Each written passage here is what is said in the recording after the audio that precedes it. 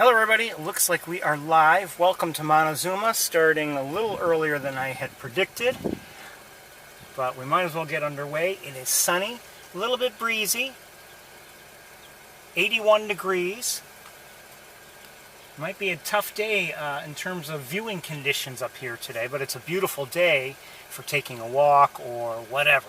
I have seen and heard a number of species, not too many so far, but they include purple martin, red Wing Blackbird, gulls I could not identify, they were in the distance, a great blue heron, seen a few eagles, and I believe a song sparrow, and also had a great look, but I was unable to record, a great crested flycatcher. It was just a very brief look, and it was down here, much closer to the ground. But by the time I got to where I could record it and everything, it had already moved on and made things difficult again. So, as I said, welcome to Montezuma. Hopefully everything is up and running properly. The date is wrong on today's broadcast. I know that. Whose fault is it? It is my iPad's fault. Why is it my iPad's fault? Because Apple doesn't know what it's doing. Period. And neither does Google, quite honestly. They don't make things easy to set things up, quite honestly, and I have no idea why.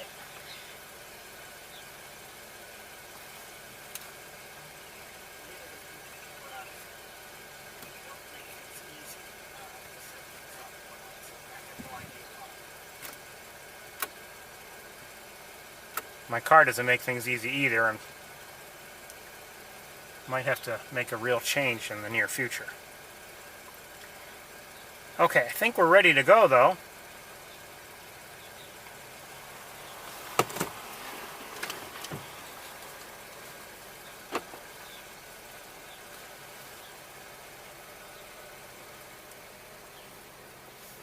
Oh, hold on, I see something large in the air.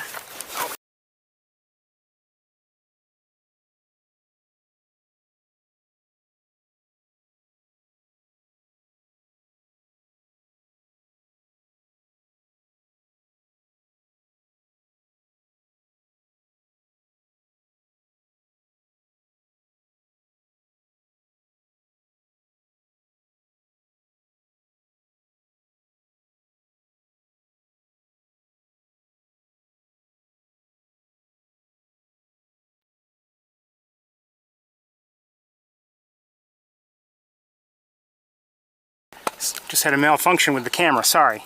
So in the air, looks like a great blue heron. I hope it's not going to be one of those days.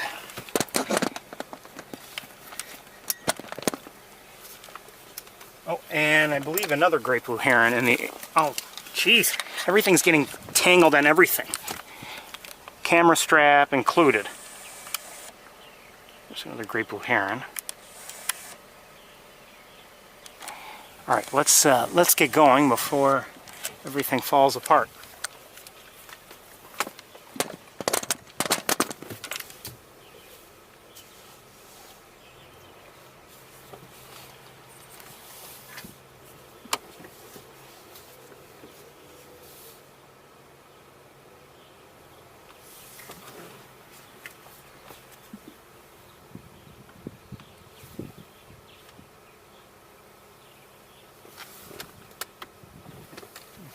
A gull just flew over us. I think it was a gull. I'm not sure.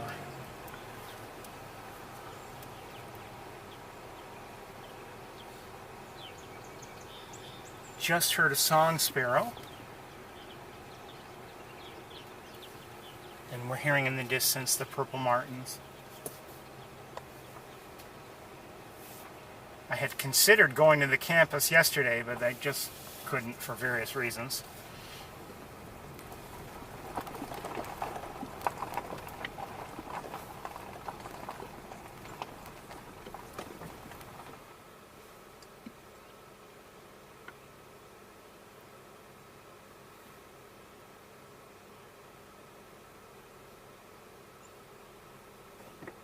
I'm not sure what I'm hearing in the distance.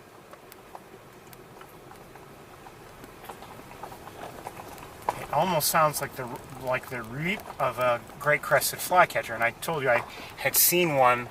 Oh, there's a robin to our right. I had seen one.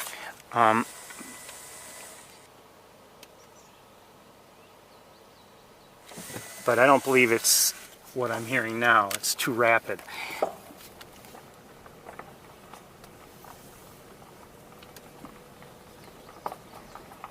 I did just hear a common yellowthroat. And it sounds like I'm hearing a catbird, gray catbird. I've put a couple videos up this week, actually 3 now that I think about it. I put up a highlights video from the 21st, a highlights video from this past Wednesday night, the 29th.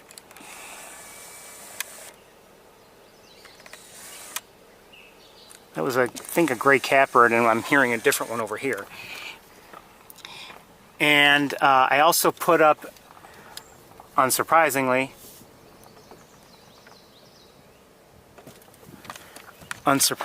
I put up also the barred owl we were lucky enough to see last Saturday.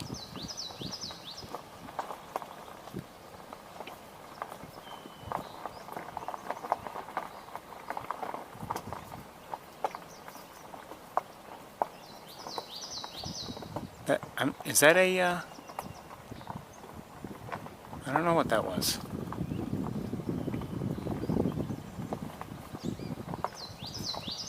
It sounds like, I guess, common yellowthroat or a variation of it.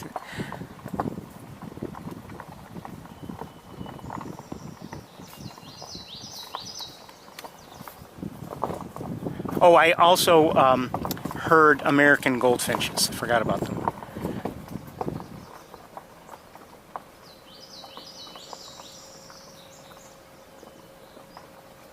Hearing some song sparrows as well right now.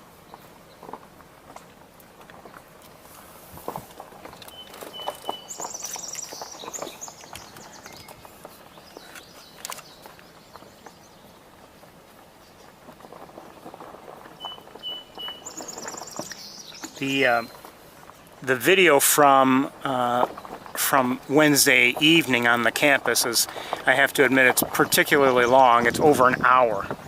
But there's just so much I felt like leaving in there for one reason or another. And oh, and a swamp sparrow. I heard a swamp sparrow on my way in.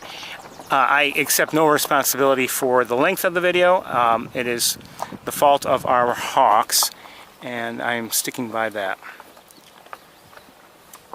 Somebody just flew across the road. I wonder who that was.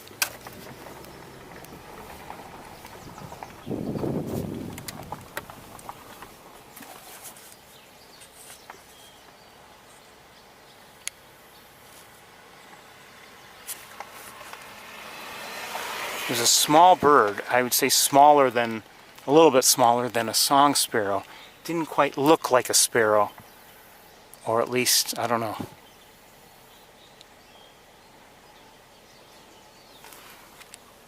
But I don't see it now.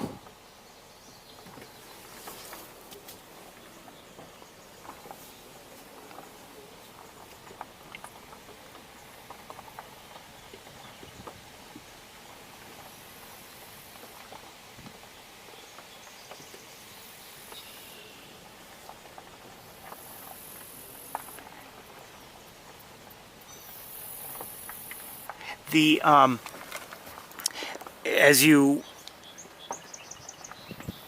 drive in off the highway, and you know, as you approach the visitor center, there's that area that is often filled with water, and where we have earlier in the season, or actually in the spring, we were in late winter, we were looking at, you know, shorebirds there and other birds there, ducks there, or even, you know, earlier. That is all dry, and it looks like they've mowed down the grasses or turned everything over or something.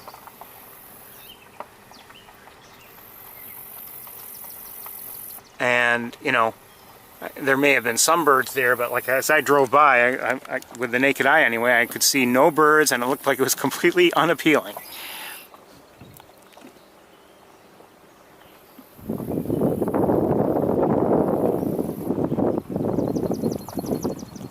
Swamp sparrow, just heard it.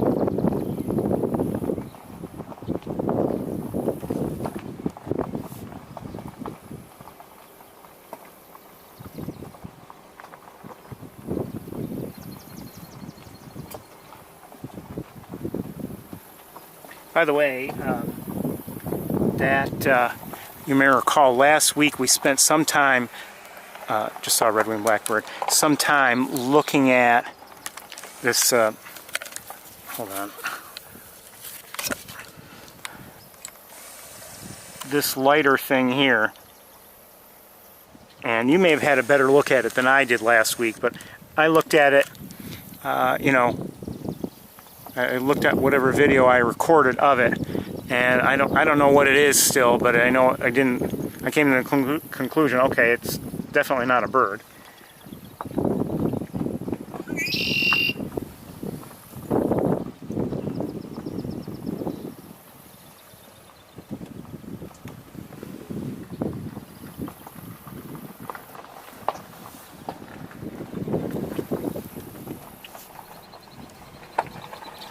Looks like they may have turned things over here on the right-hand side of the road as well, although I'm not sure, but it looks like most or all the vegetation has been cut down. Not that it had grown very high there yet, but it looks like that's what they've done. I mean, it's all uniformly cut down and everything, so turned over or whatever, I don't know. I just heard a marsh wren.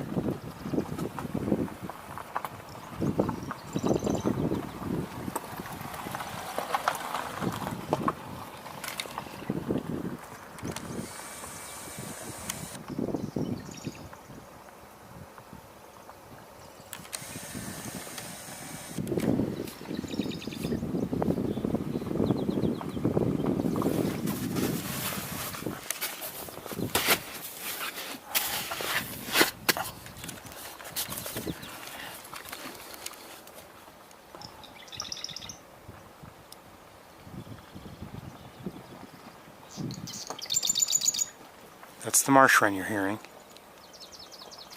And the swamp sparrow, it's a little bit quieter. Also a bunch of bugs in the car. Oh, black tern flying by.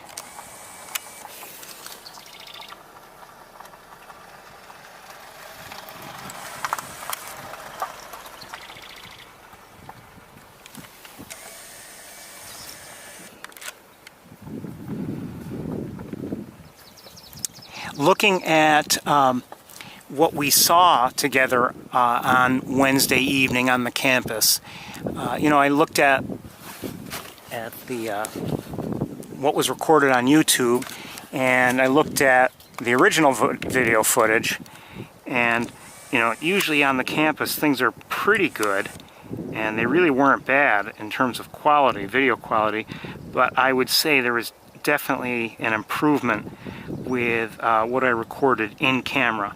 So, you know, if you missed out on Wednesday or just want to have a few more looks at those beautiful, beautiful hawks that we saw, I would suggest trying what I put up, what I posted yesterday.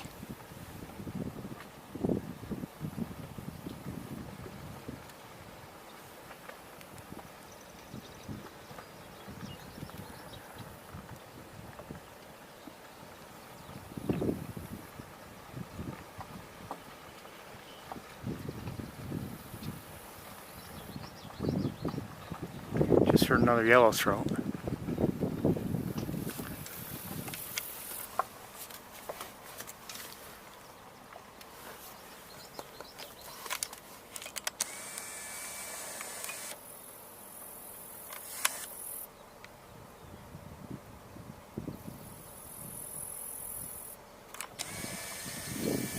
And maybe a different one?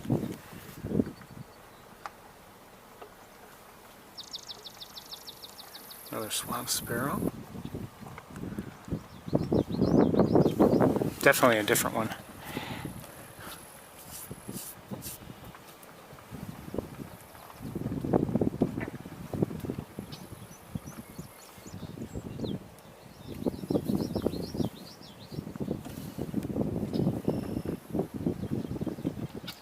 Last, I believe it was Tuesday, I also had considered going to the campus, but I ended up going on Wednesday. But I had just the nicest walk. Went to see if, maybe I would get a Betty and Barney or their young sighting. And started out just, okay, it's going to be, quiet, nothing happening. And but I ended up seeing just a nice variety of woodpeckers, and I did see one of the juveniles, and one of the Betty and Barney young. And it was just a wonderful thing. Put a smile on my face, made me appreciate how enjoyable bird watching really is.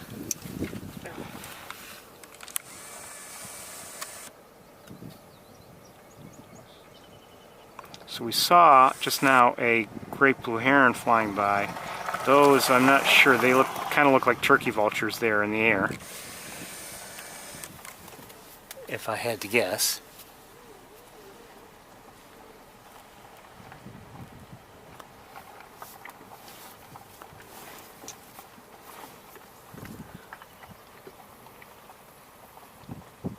Wow, looking with the naked eye over this pool of water, and I see no activity on it whatsoever, but maybe it's not surprising.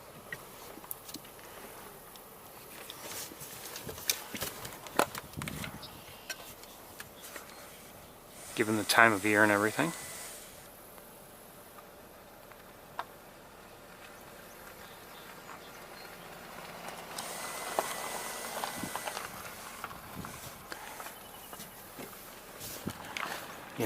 You might say, well, where are the ducks? Well, this isn't necessarily the,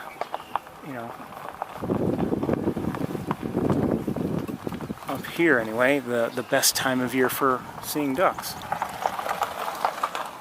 You might see a few, but it's certainly not one of the migration times.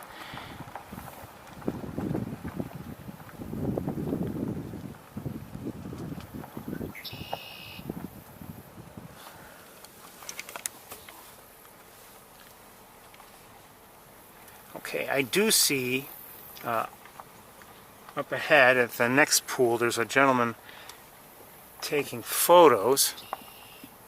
Don't know what he's photographing, but maybe he's seeing something.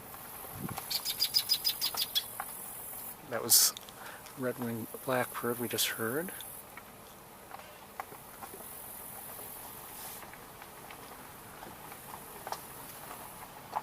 Still taking photos. Now he's put his camera down for a moment.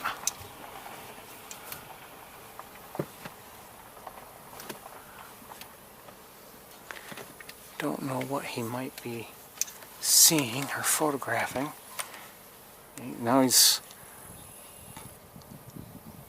pointing at something.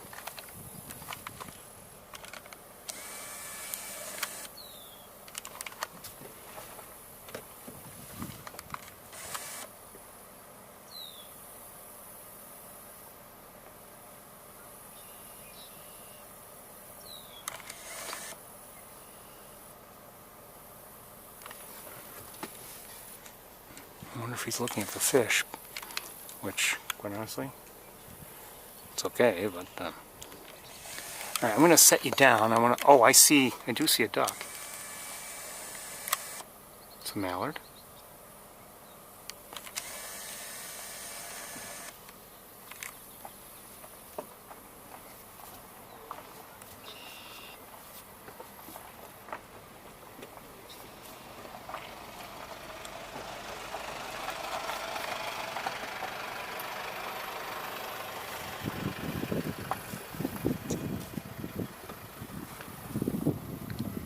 didn't get the sense when I was in the parking area that there were all that many people here today, but there are several cars up ahead.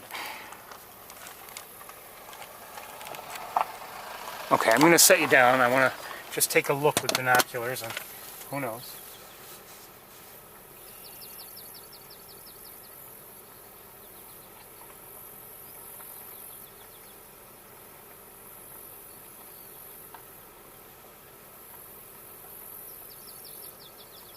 I see another duck, and it's a wood duck.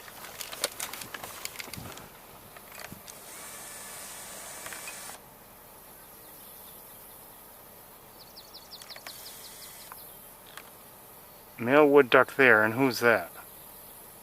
Is it a female wood duck?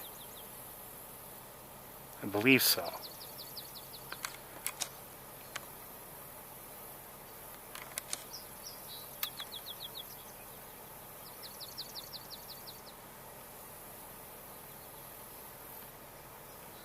Too much heat shimmer. I don't know what that is.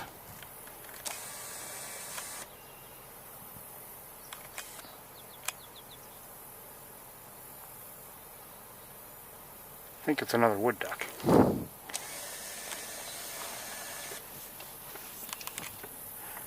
And, oh, there are a few more ducks here. They look like mallards. One second.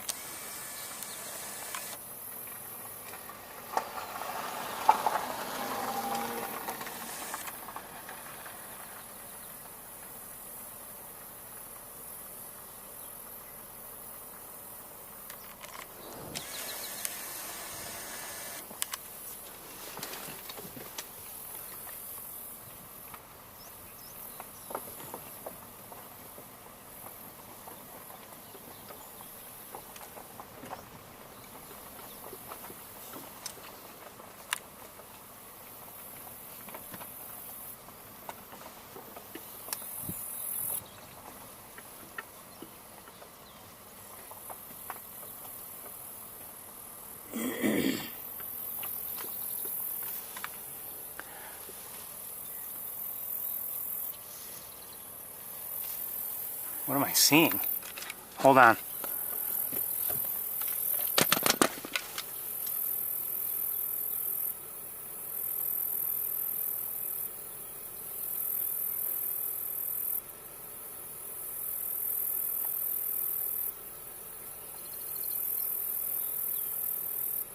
I'm not sure if it was kind of sort of chasing it, but there seemed to be something different being chased by a well, I saw a red-winged blackbird chasing something that looked a little different, but I'm not sure. It could be a number of factors making me think that. But I lost sight of whatever it was chasing.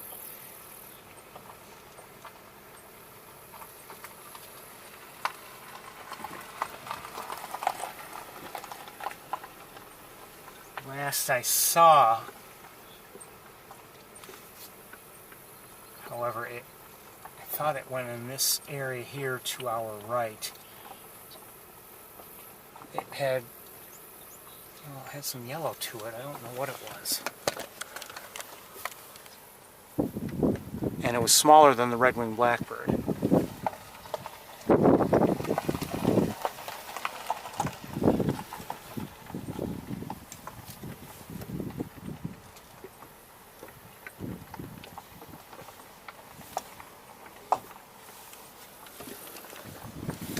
See it now, so moving on. Who's that over there? Great blue herons. 4 of them at least. See 2 there. 1 there. 1 there.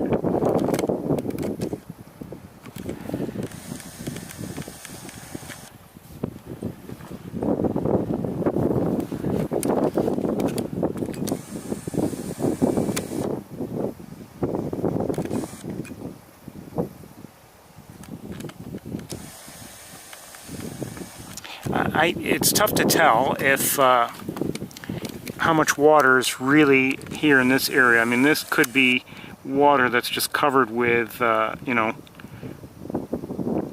whatever that green stuff is that's growing on it. Out there, is there water there as well, or is it, you know, I don't know. And I'm guessing there might be some there, and it might be of the, you know, of the sort, of the depth, of the nature that the great blue herons, you know, would use for hunting.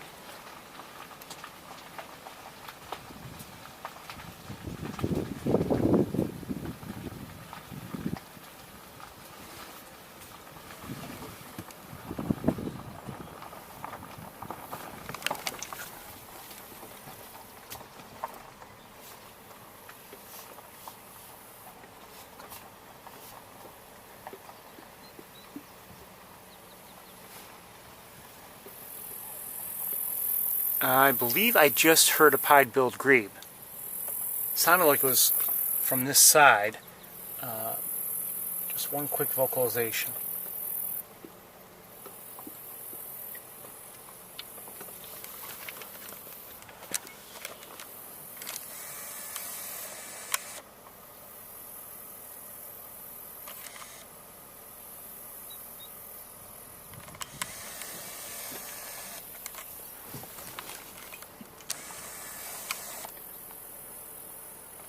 Looking at an osprey. Okay.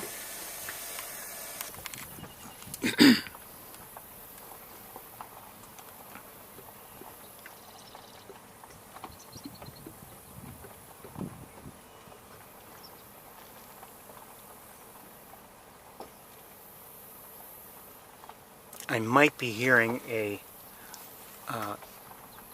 eastern kingbird. I'm not sure if I heard one or not. It might have been something else.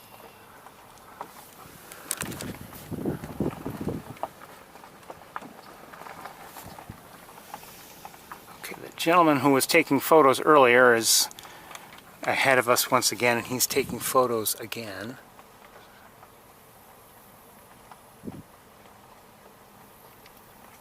Or at least he's ready to take photos. It doesn't look like he's actually taking any at the moment, but he's positioned to do so by the looks of things.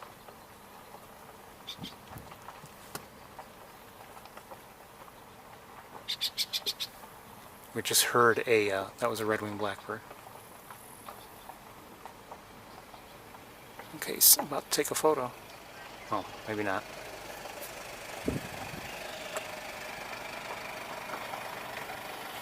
Now we turn the other way.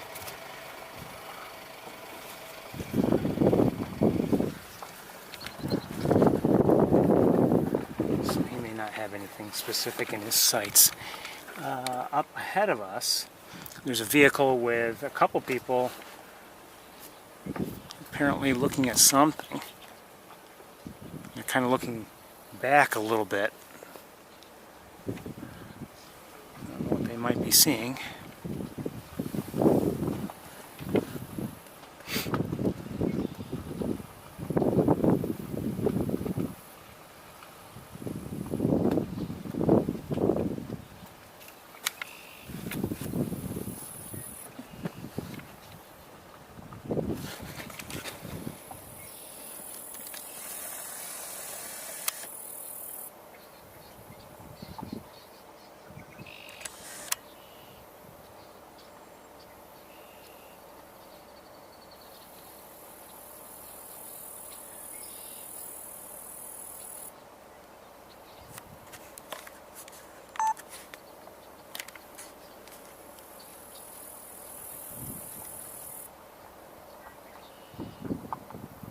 This is an osprey, by the way.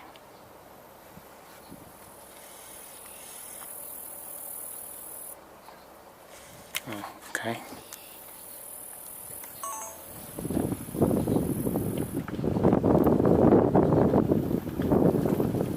Okay, so the people whom I just described moments ago, who are looking back, well, one of them is not looking in that same direction any longer, so I don't know.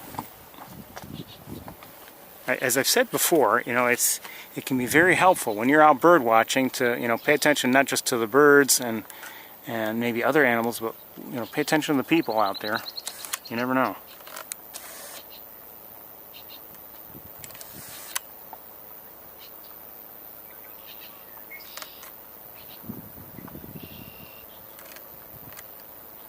Great blue heron there.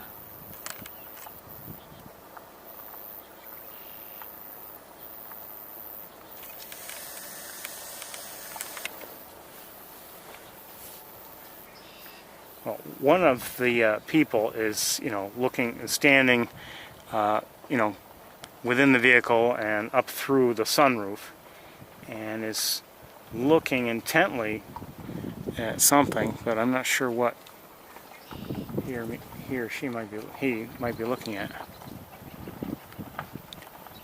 Just heard a common gallinule. Hello, seeing anything special? We're trying to figure out if they're great blue herons or if they're cranes. There were like 4 of them? Yeah. They're great blue herons, I believe. Thank you. Mm-hmm. You're welcome.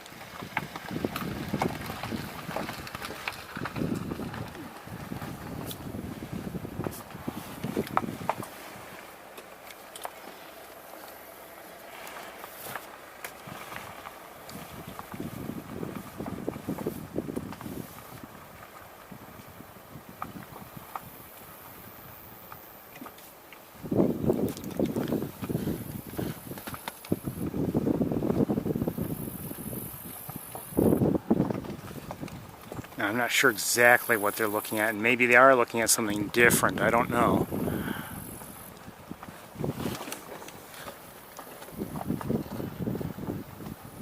We saw a few, you know, birds in relatively close proximity to each other, and they were undoubtedly great blue herons.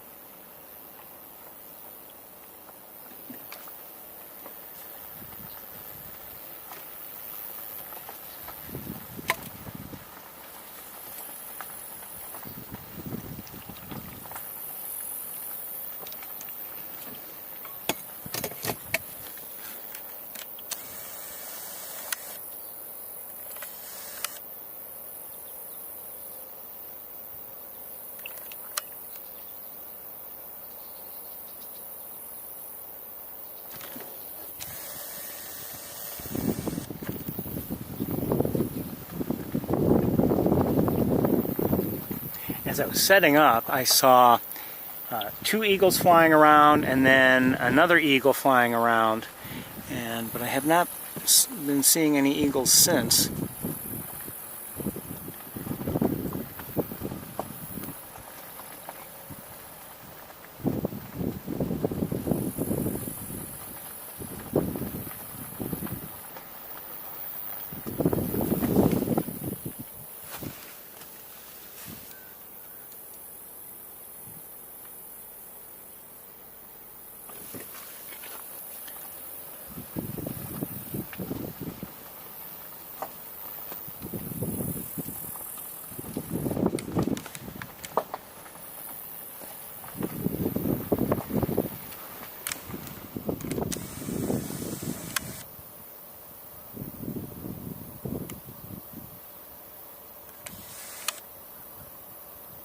I can't get it.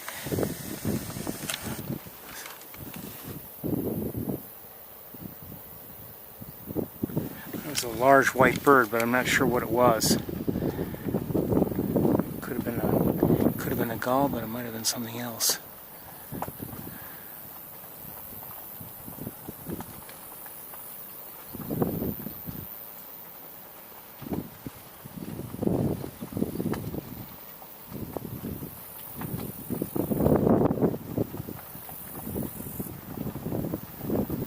It's quiet here, you know, overall. We're not seeing, you know, thousands and thousands of birds, but again, for this time of year, yeah, missed it. Anyway, that osprey just caught a fish.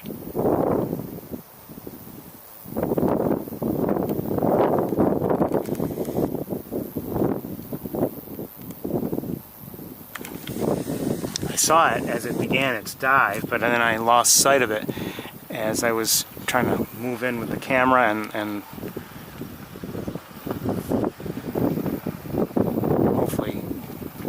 hopefully show you.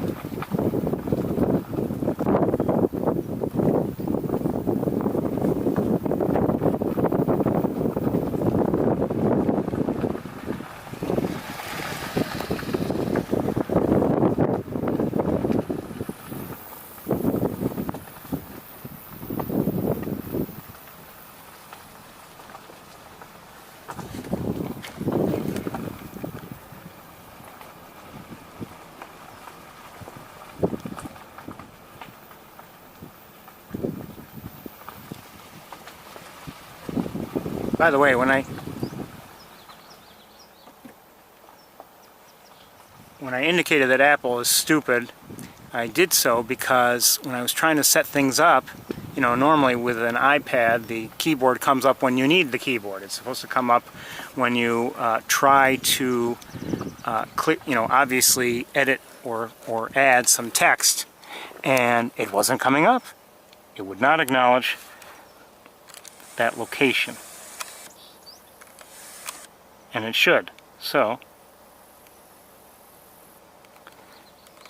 hence my blame for Apple. These are pied-billed grebes. There are other ways, so we're going to keep moving.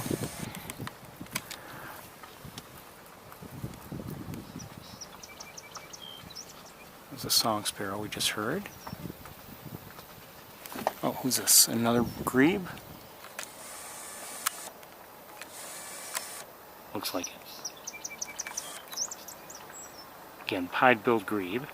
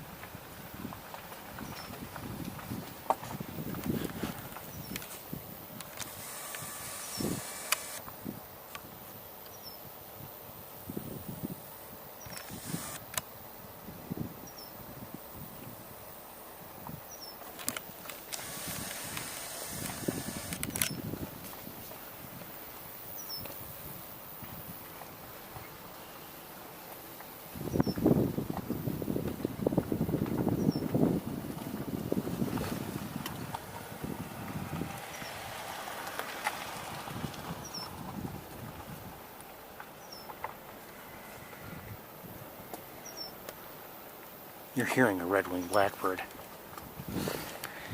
by the way.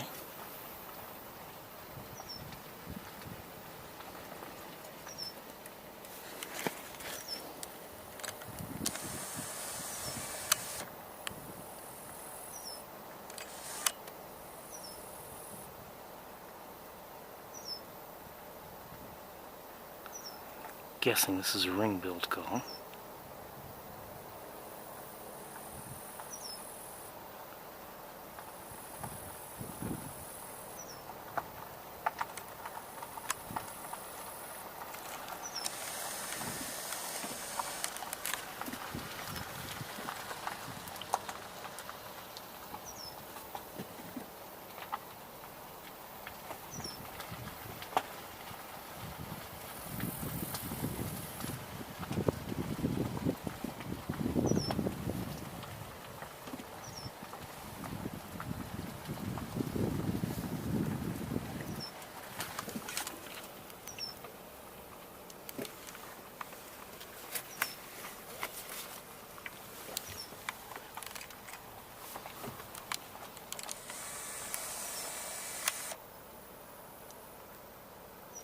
I've been seeing this for a while, but there's an osprey up there.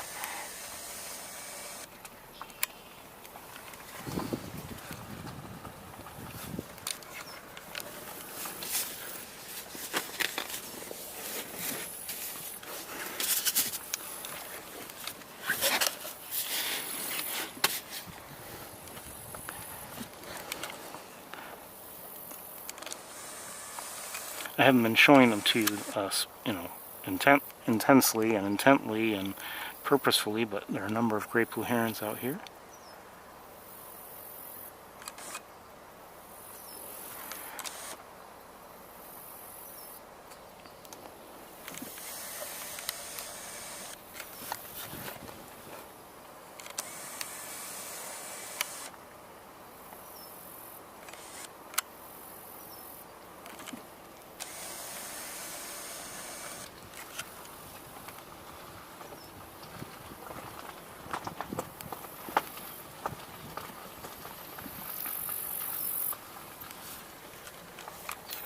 Not exactly sure how warm it's been here, you know, last couple days. You know, I know in my neck of the woods it was warm.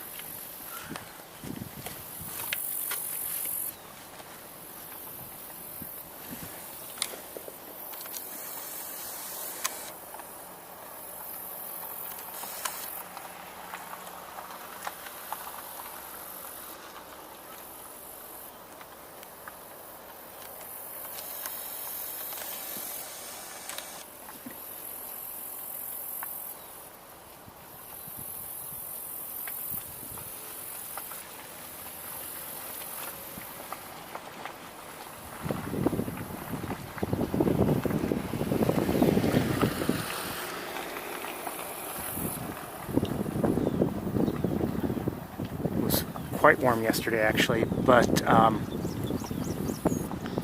did get some rain overnight in my area. Again, I'm not sure about the Montezuma area.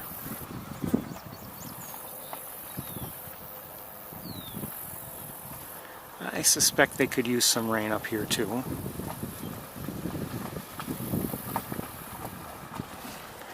I'm not sure if they received any in Ithaca yesterday or not. It's another great blue heron right here, but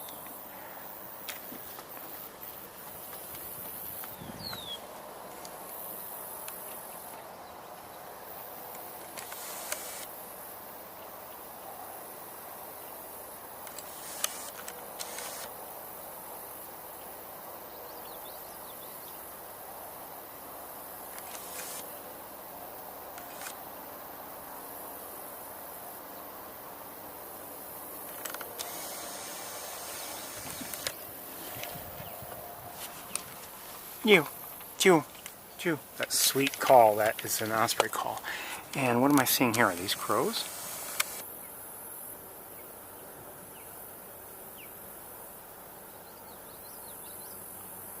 I would guess so. They look like American crows.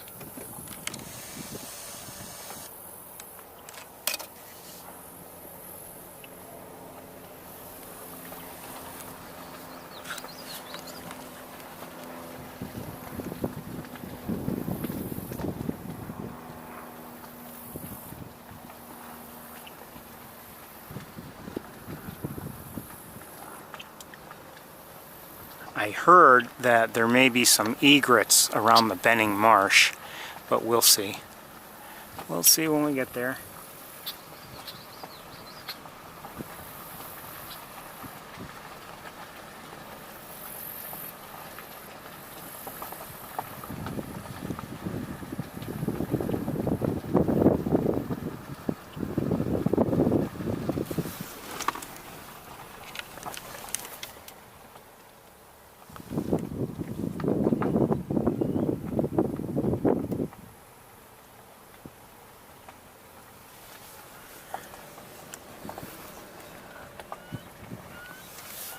Something's calling over there. I'm not sure what it might be though.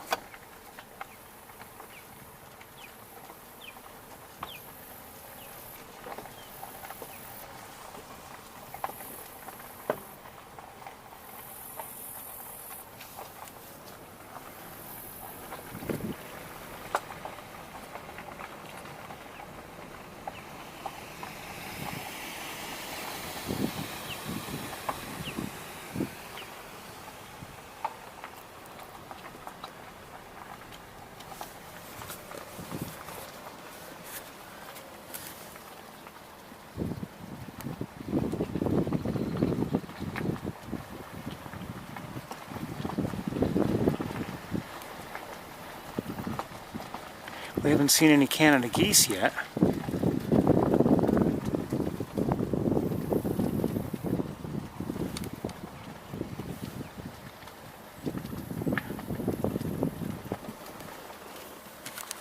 What do I see? Is that a killdeer?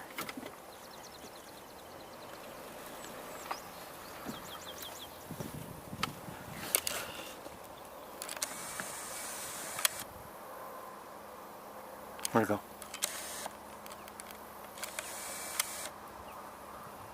It is indeed. That's a killdeer. And there's a red wing blackbird nearby.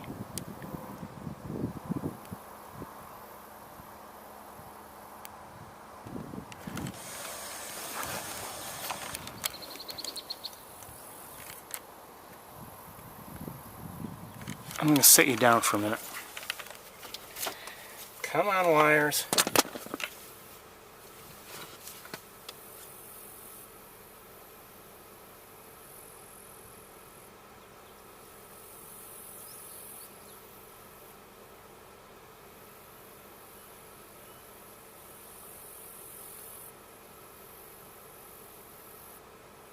Okay, we're moving on.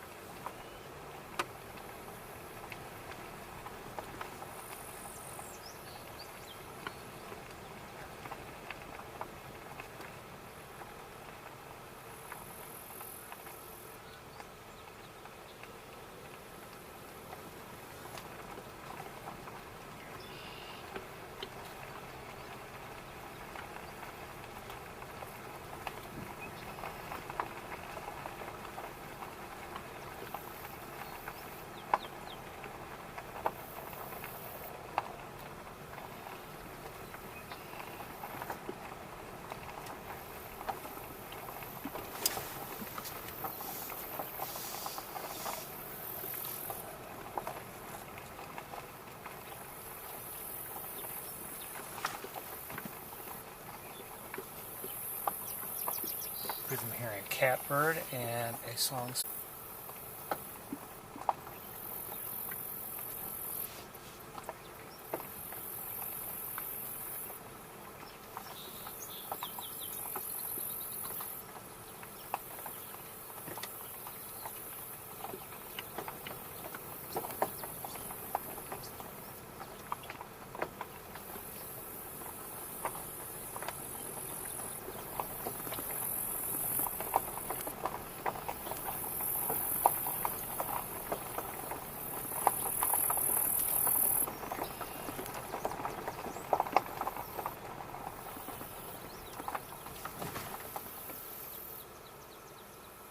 Great blue heron in the air. Just heard also and again, a common yellowthroat.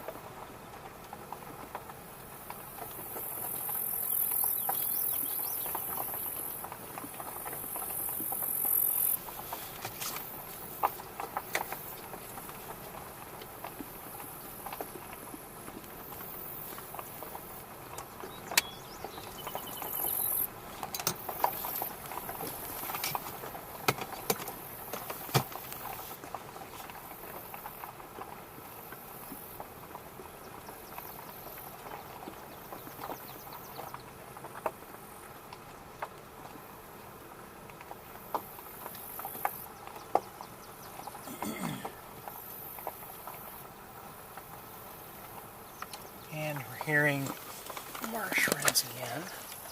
And, well, a swamp sparrow at this moment, but just heard a marsh wren moments before. A couple of them at least.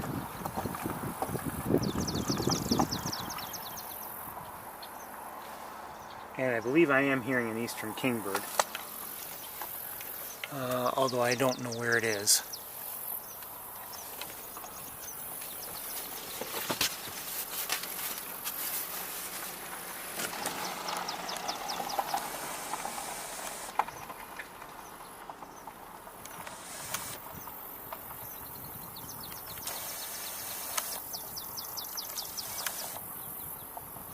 It's an osprey.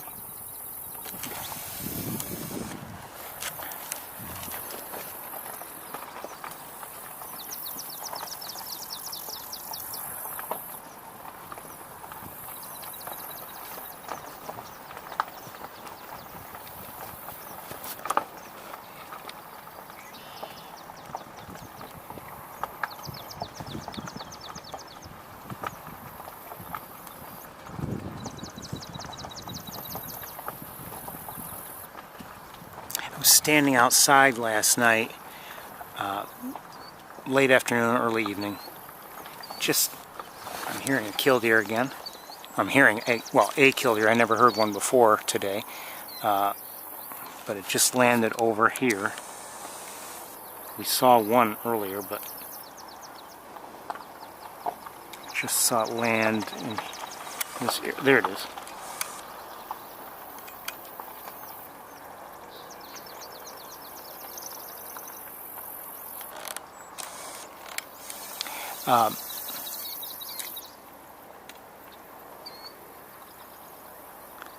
Anyway, I was just standing outside, just maybe hoping I would see somebody, like, one of my hawks or somebody. And I was thinking just, how important the audio aspect of bird watching is. And I mean, sure, we want to see the birds, but how really, truly important is hearing them in terms of, at least for me, in terms of locating the birds and everything. It's terribly important.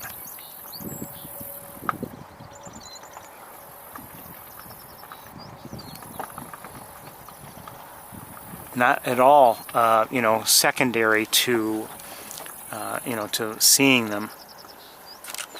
Okay, I do see an eastern kingbird just landed here.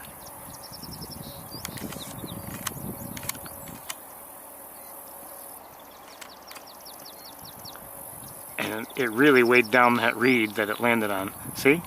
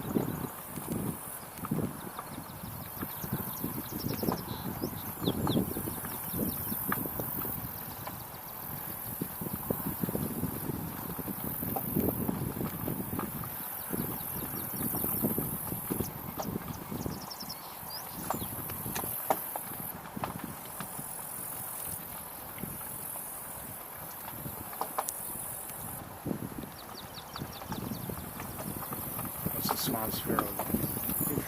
We've been hearing them today.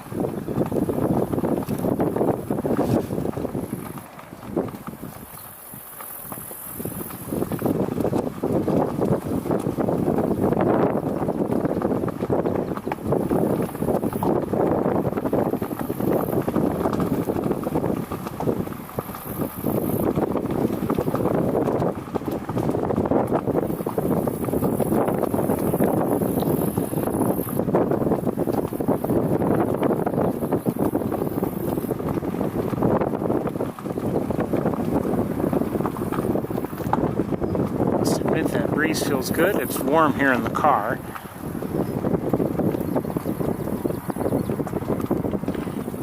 It's still showing 81 degrees. I don't know if I believe it.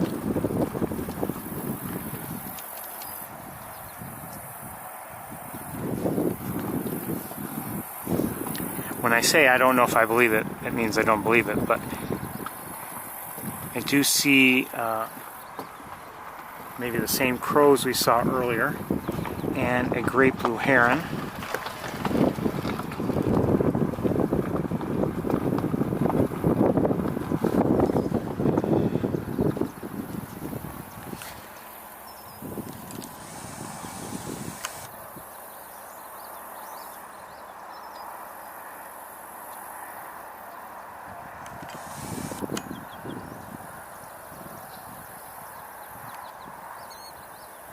Who is that? Not the mallard, the shorebird that's with it. We'll take a closer look if we can. 1 second. Hearing an American goldfinch.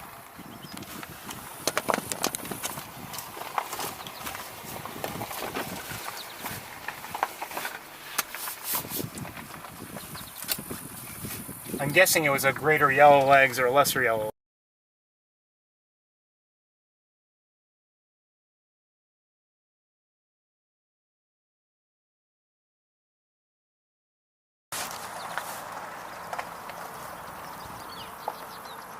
And I'm hearing a northern flicker somewhere.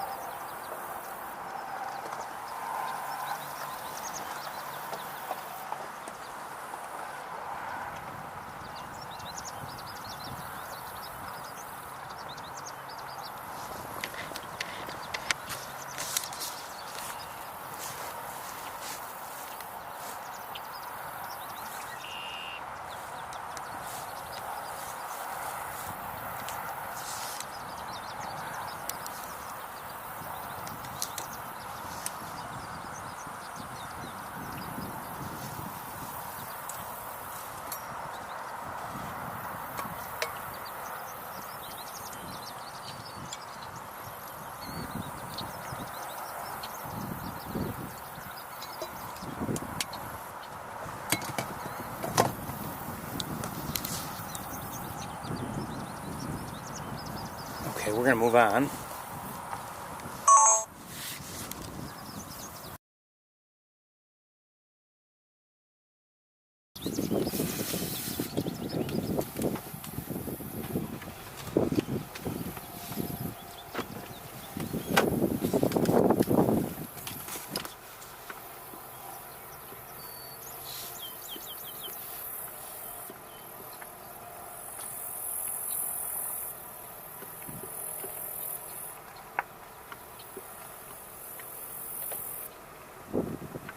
I see a turkey vulture up ahead in the air, just gliding along.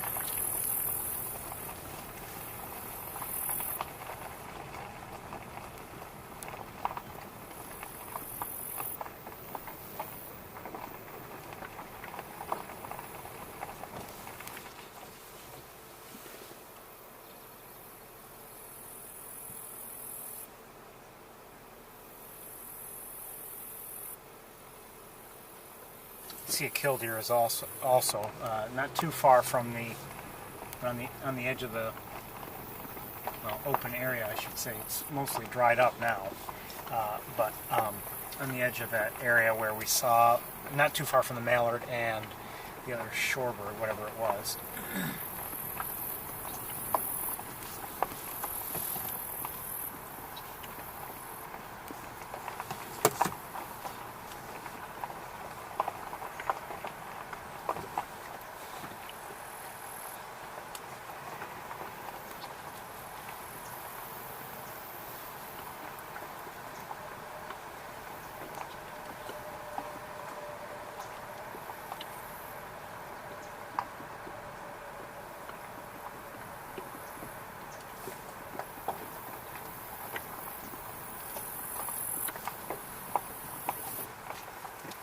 Saw some starlings.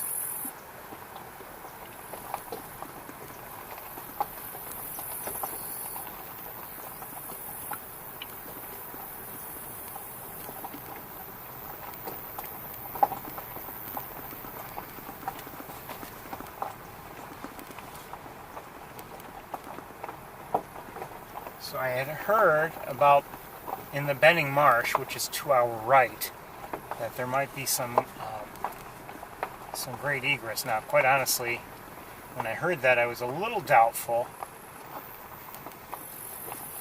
right off the bat because, you know, looked like there isn't much water around. Not that it has to be very deep, but I would expect there to be some before you draw some egrets. And I don't see any egrets right now.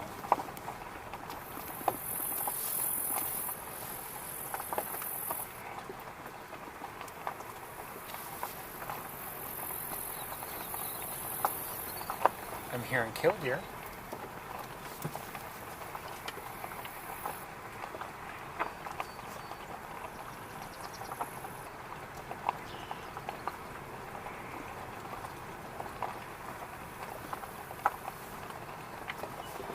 It's funny how things work. You know, the last couple of years, I, from my own home, have had good looks at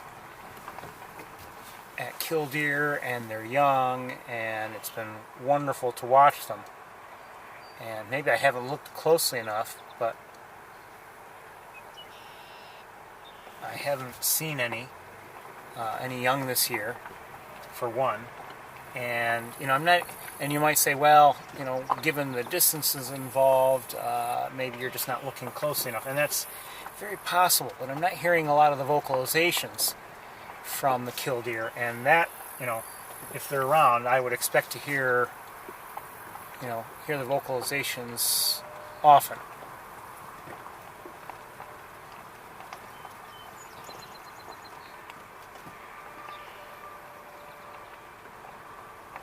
I can't remember the exact name, the Latin name that was given to the species, the killdeer species, but it's influenced by the fact that they are so vocal. I think it might be something vociferi, but I don't remember for certain.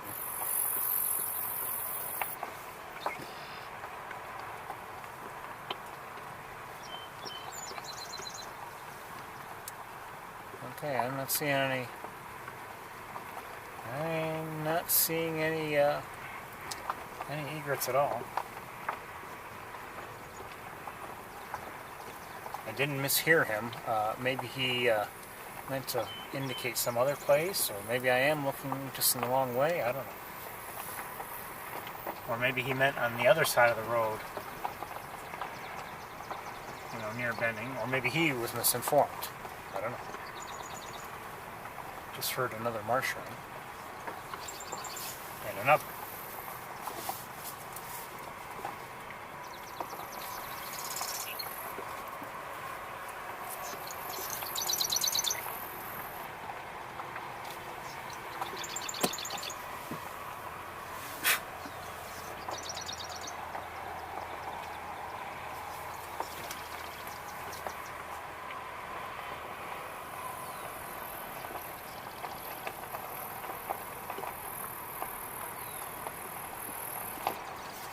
One thing I regretted last night, you know, while outside, I walked outside to look for birds, and I saw very quickly that there was an adult red-tailed hawk in the air. I don't know if it was Betty or Barney or possibly even Phoenix. I don't know, but there was one flying around, and it was a little breezy at the time. So it just seemed to be flying around, making, you know, good use of those breezes. And I did watch it. I had my scope with me. I did watch it, but I didn't have a camera with me. And while watching it, I was like, well, I wish I were recording this. And finally, I went and got a camera. And by the time I came back out, I think I got to see it a little bit more, but not as well, and the locations, the ideal, distance and everything that I had before, and it was really just some beautiful flying and good looks and everything.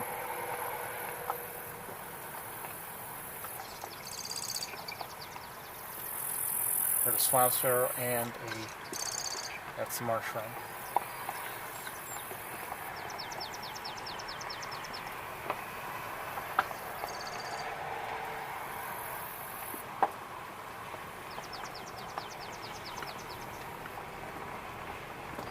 we're not having, I mean, these last few weeks really here along Wildlife Drive have not been all that great in terms of bird sightings. Seen a few things here and there, don't get me wrong, but haven't overall seen all that much.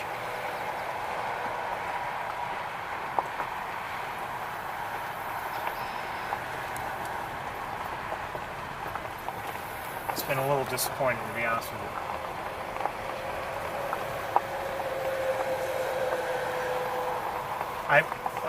I think some of it has to do with how the area is being managed. You know, as you begin Wildlife Drive, and you know, as soon as you get into the open area, you know, that one area to our right that I showed you earlier, it looked like they tilled it all over or did something. I mean, there's like no water there, and I'm not sure exactly why, but if it's a deliberate thing or what, but it would be nice if there were some water there.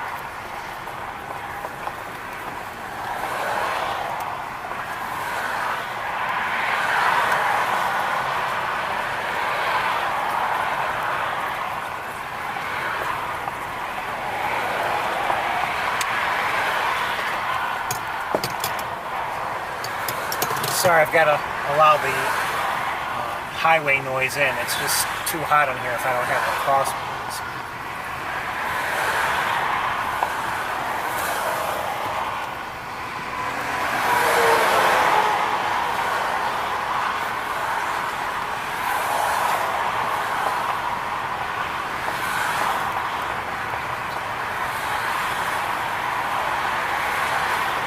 I have not been seeing too many reports on eBird of you know, rare bird sightings. I mean, a few here and there, but nothing like it was earlier in the spring. It's not really surprising, but anyway, in that respect, it's things have really quieted down.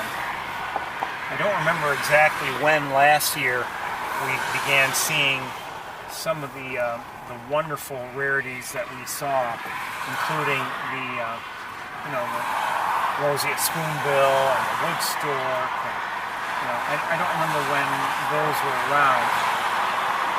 When they were, you know, you would get not just one report, but many people reporting them.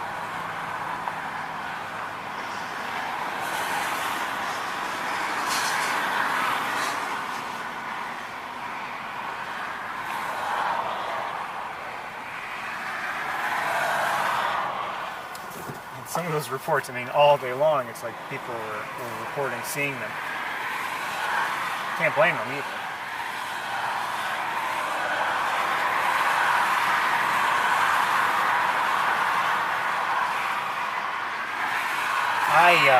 You know, I saw them too, but generally I didn't report.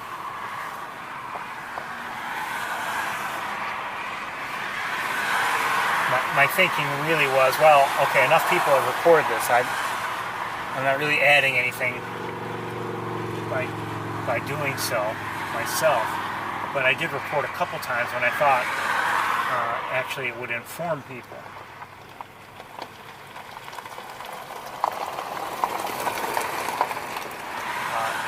And I think of one that the time when I did find the roseate spoonbill, and it seemed to have kind of disappeared from everyone's view for a bit, and so I reported it on that occasion. It was a rainy day, as I recall, and we were at Shocky Pool looking in the distance, and we couldn't be certain. And you know, I shut down to head to Ithaca, but before I left, I kept looking, and eventually I had a good enough look to confirm it was we're hearing a common yellowfoot by the way. I eventually was able to confirm that it was a you know, roseate spoonbill. And the other time I can remember was one of the weeknights I came here, and I reported having seen the wood stork because it hadn't been reported for some time by anybody, and no one that evening you know, at looking down from East Road onto Knox Marcellus, no one was talking about seeing it. And I thought I was going to drive away without seeing it, but I saw it at the last, really the last moment. And it was, hidden in plain sight, so to speak.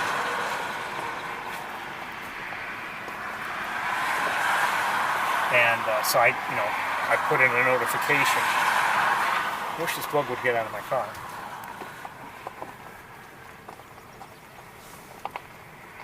And anyway, soon enough after reporting it, and I don't know if people saw that and decided to go there, or if it was just coincidence or what, but the next day people started reporting seeing it again.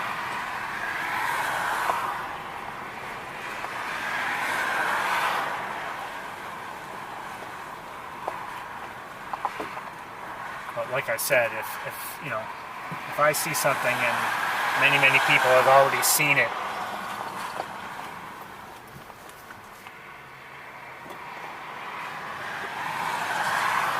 then I don't usually bother to report. The other time I might report is, in such a situation, is if maybe I feel I had a better look than most other people did get, and maybe I might post that plus a link to any video I might put up there so that people can see.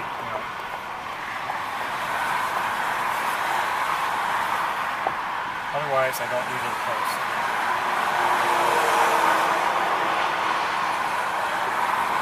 I haven't been showing you much as I've been driving through because there hasn't been much to show you. There is something across the road.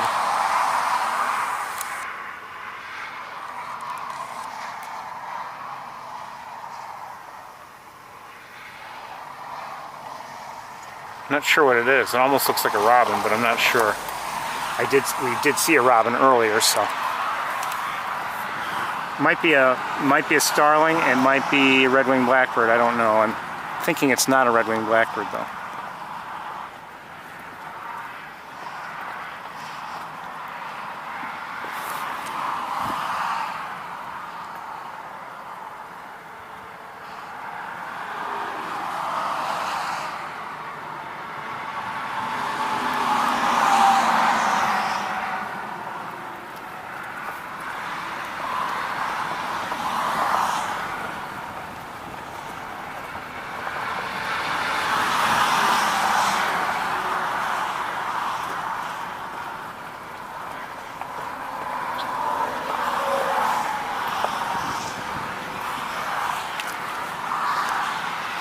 Another great blue heron over here.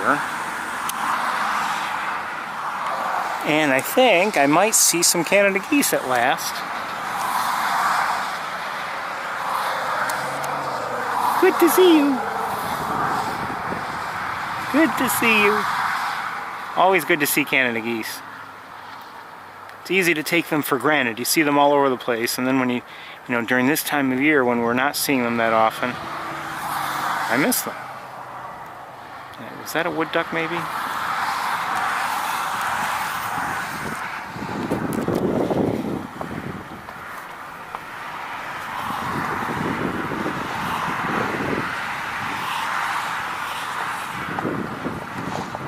There were in my own area 3 and then down to 2 Canada geese that were still coming into my viewing space, and just in the last 2 or 3 days all of a sudden they're not coming around either. So my guess is just about everybody is molting, and so I'm not seeing them much in my travels anywhere.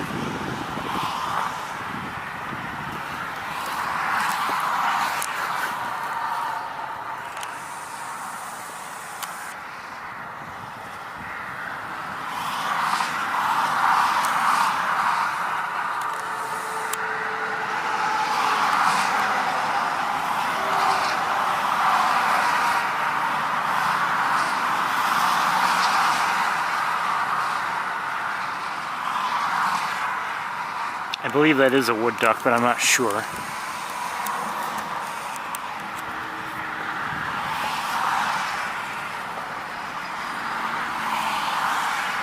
I'm going to set you down for a moment.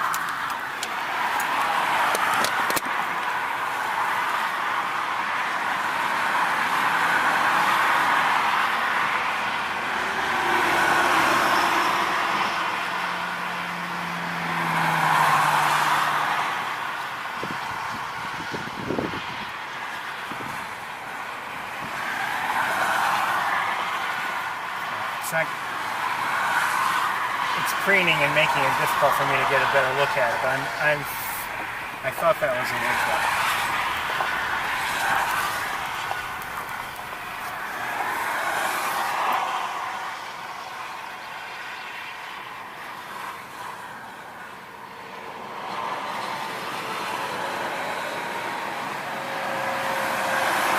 In the distance, there are a couple more Canada geese. Not close. Not at all. We're hearing a common yellowthroat.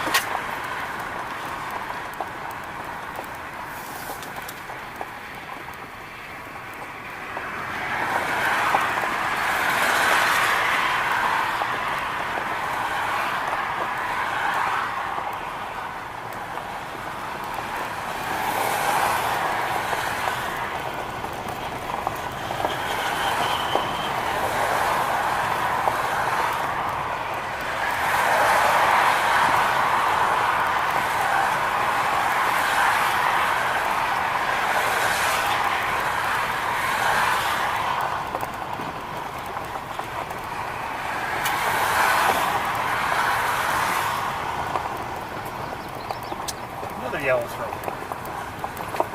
Still haven't seen one this year.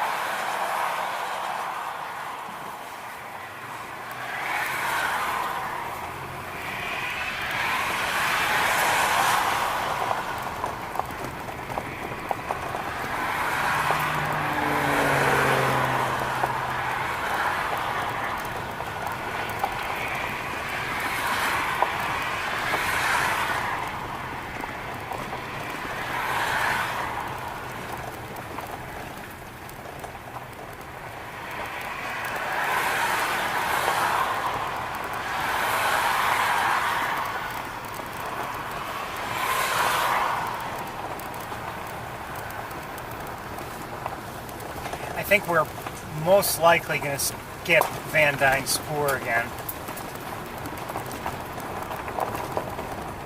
That may disappoint some of you, but I think we'd be better off spending our time in Ithaca.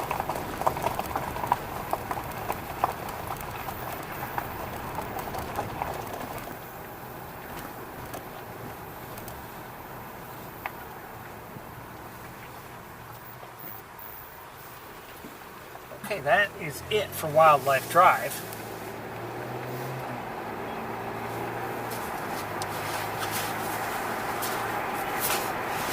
Not our best visit there, but not our worst either.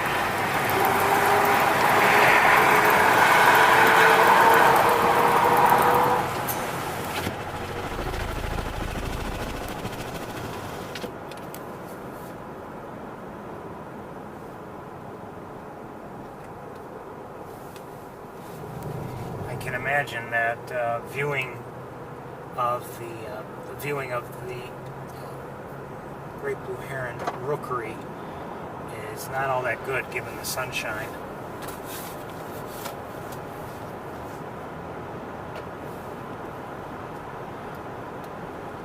I was thinking earlier today, I wonder,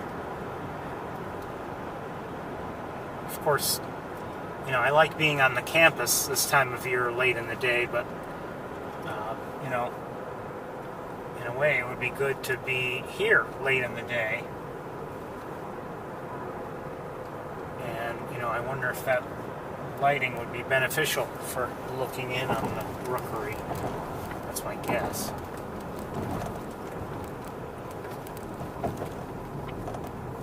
I just saw a double-crested cormorant in the tree. Basically the same spot where I was seeing one last week. Has it been there the whole time?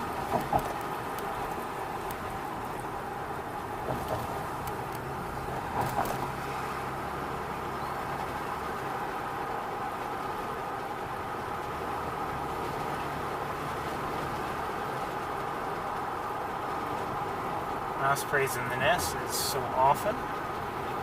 No surprise with that nest. It seems to have good activity year after year. Luckily for us.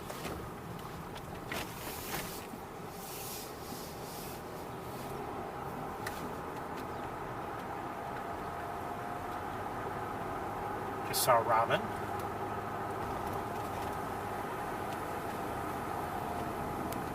It actually rained briefly on my way here today. Hold on the ground I see some house finches, and I just saw an American crow.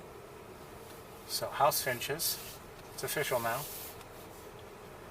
And on the utility lines, I see, oh, you know what, I also forgot to mention house sparrow for Wildlife Drive and the Visitor Center area. I did see one of those. Forgot all about it. I'm only reminded because we see house sparrows here, and I haven't heard one yet, but we typically see them and hear them. So, you're hearing a crow. I'm seeing a wire that won't cooperate, and we have tree swallows. And now I'm hearing a house sparrow.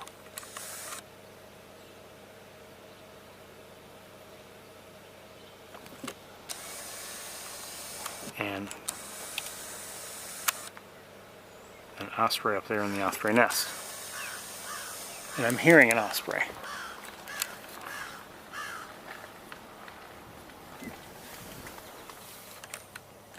And an American goldfinch. And a robin. And it sounds like a chipping sparrow.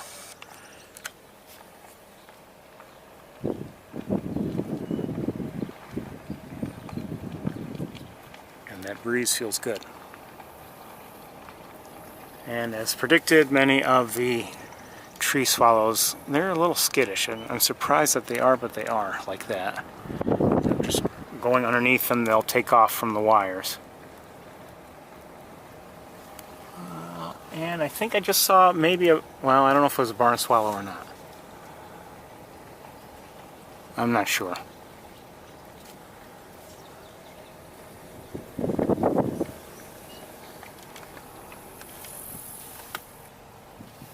Great blue heron.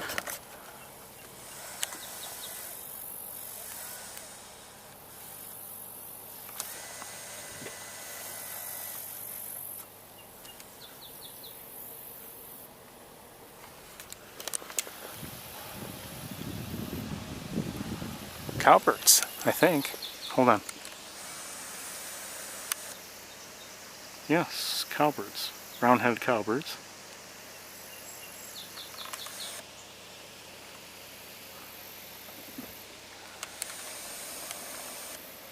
I think that's what they are.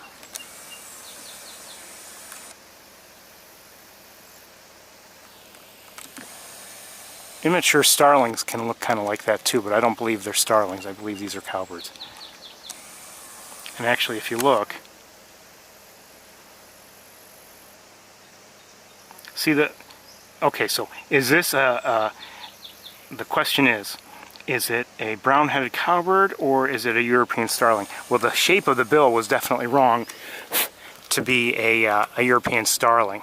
Like I said, an immature starling can be lighter in color like that and have some other differences, there's no doubt. But if you're not getting a good look at color, but you can see like a silhouette or whatever, you could see that the bill was a shorter, more rounded bill, you could say, than the starling would have.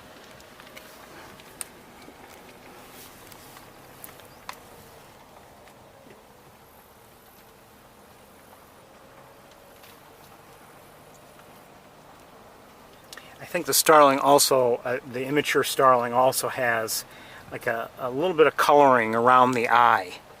I don't remember exactly what it looks like, but it almost looks like a line to the eye. And we definitely were not seeing it there. But again, if you can't see colors, and I'm not an expert on bill shape or anything like that, but very often bill shape is key to the identification of a bird. We're hearing purple martins. And we'll take a look at this osprey just very quickly up in the nest. Through the windshield, so it's not great. Could be worse.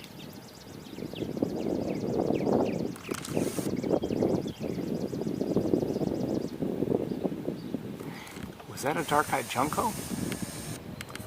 Maybe. I'm not sure. Kind of sounded like one. I didn't realize until recently, or at least I didn't remember until recently, that the dark-eyed junco can call, with a repeating relatively high frequency, not just high pitch. I'm talking rarely, I should say, high repetition of just a long trilling sound. Not all that different from a chipping sparrows, but the chipping sparrows will be a little faster and a little bit more mechanical sounding, less smooth.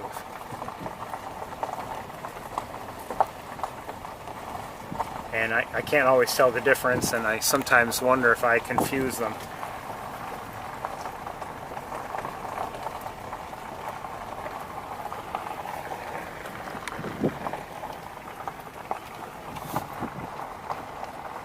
I see a couple white spots down there. Well, a few white spots down there. Maybe not a lot of white spots, but let's see from here if we can kind of sort of get a look at things. 1 second here. It won't be great from here, and our distances are long. 1 second. So you definitely have some great egrets down there.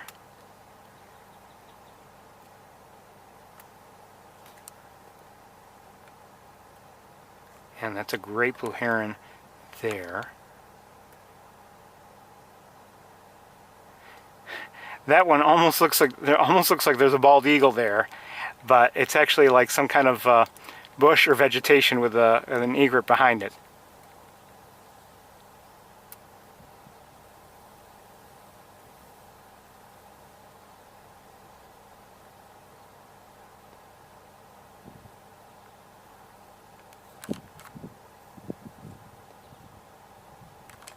Just heard an American goldfinch.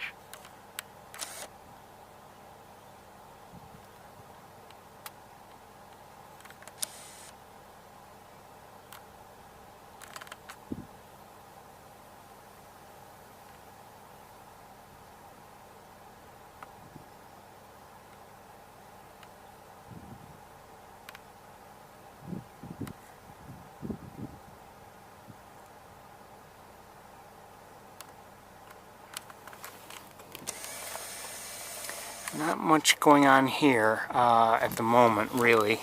Nothing terribly exciting.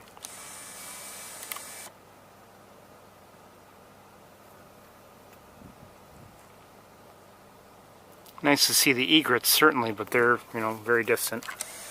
And it's just about everything is down there. And I don't think we're going to stay here much at all.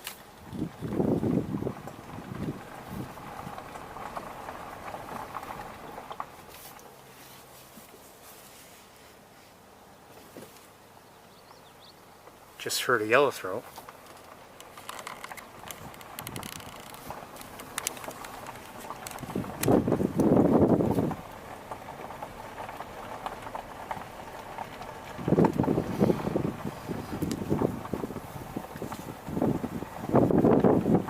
There's really, here it is, July 2nd. The water's down quite a bit. And it's not just that the water is down, the vegetation is up. So who knows what things are going to be like in the autumn.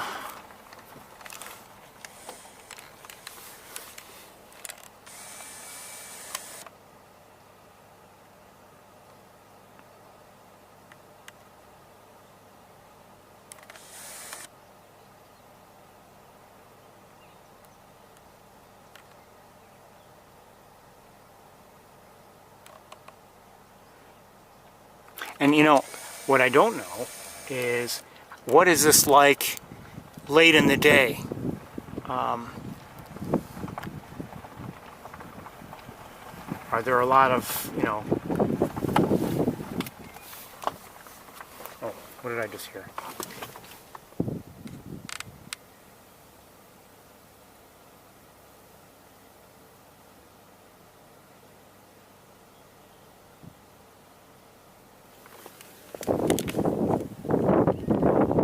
I think I'm hearing a wood thrush.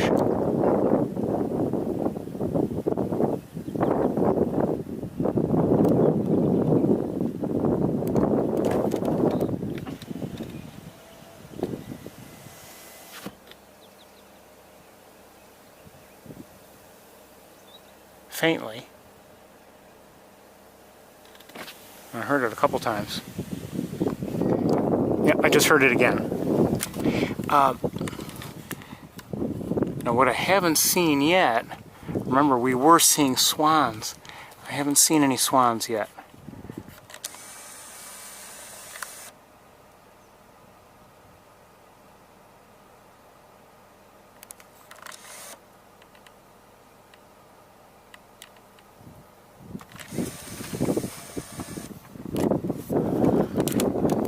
We're going to leave. There's not much going on here and not much sense in staying here, I don't believe.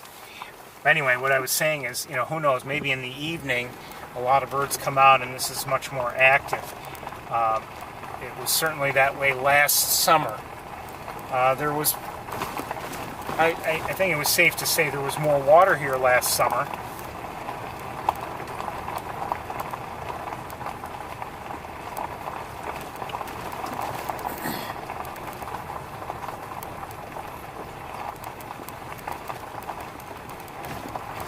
But that may have been actually a little bit later in the summer, and there were a lot of great egrets around, and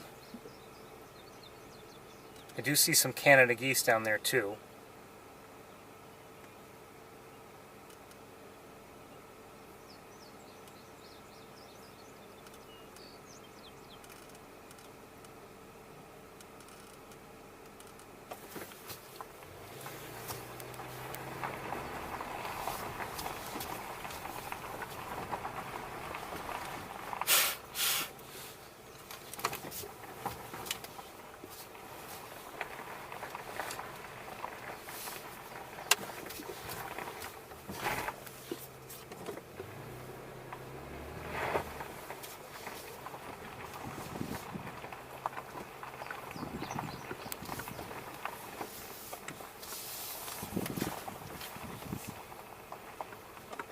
Okay, I think we'll stop right here. We're going to take a little bit of a look.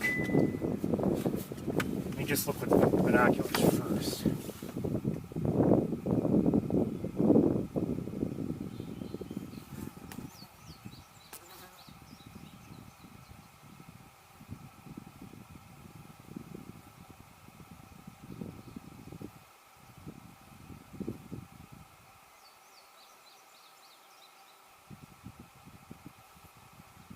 Well, I don't see the swans.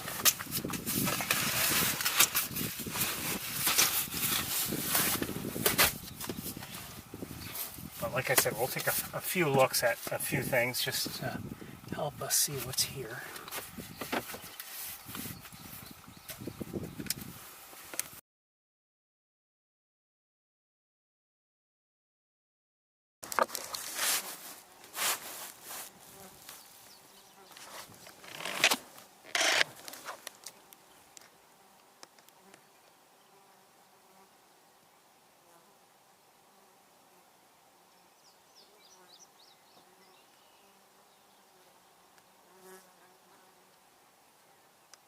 Just heard a cardinal, northern cardinal.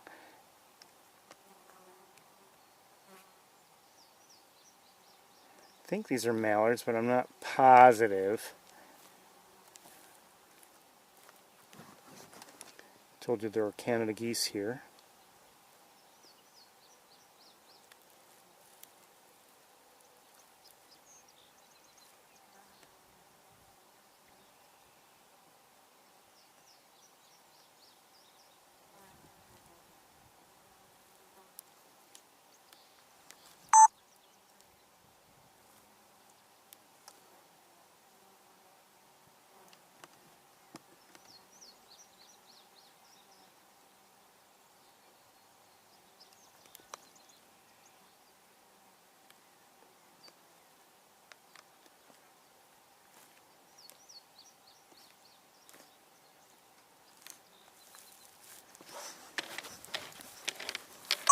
Okay, let me look around just a little bit more, and I think we might just be getting underway very, very shortly.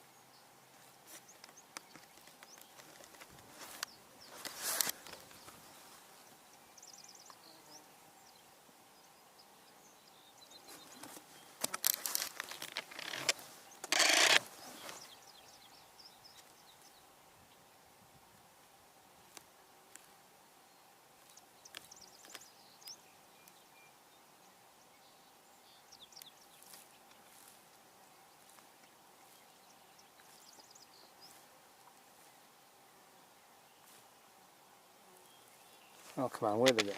There's a couple small birds I saw in the water. They look like, I don't know if they were ducks or not, but I'm trying to find them.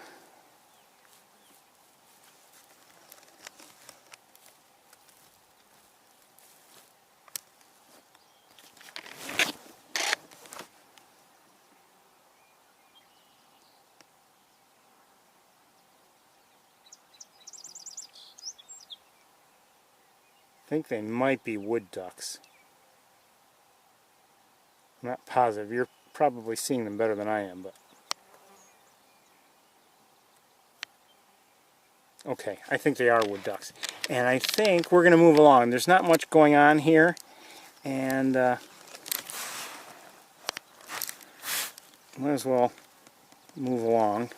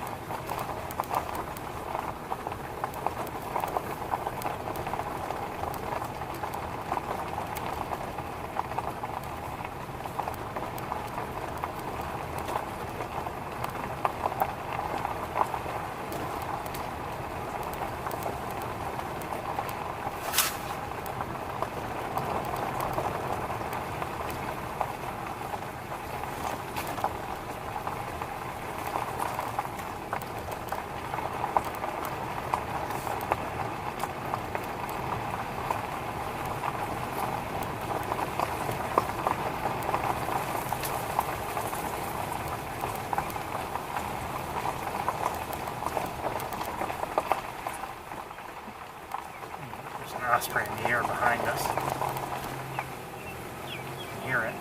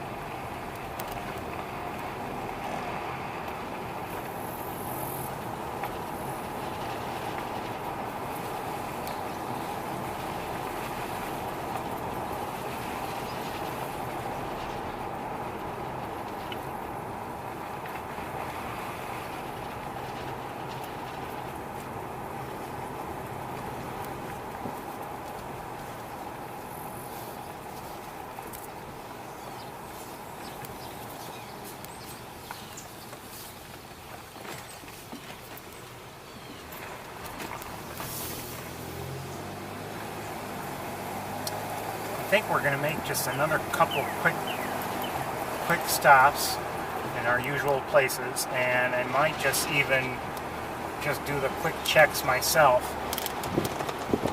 I hate to, shortchange you, but it would save us time. And if I see anything, I'll come and get you. And if I don't, well, we'll move on and maybe head to Ithaca. Not together.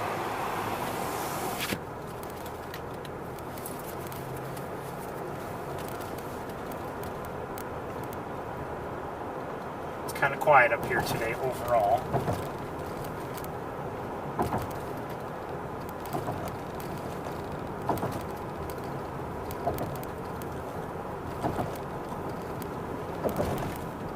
Canada geese in the water to our left.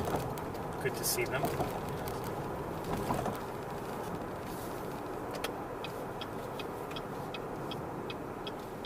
You know what they say, don't know what you got till it's gone. Although, I knew. Okay, someone's parked where I would have parked, but that's okay.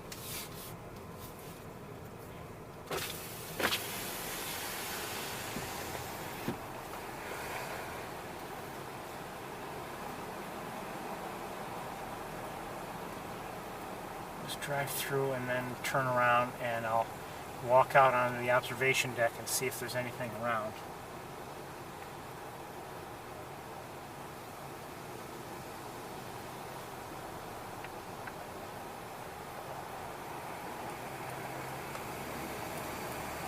Suddenly, out of nowhere, there are two cars behind me.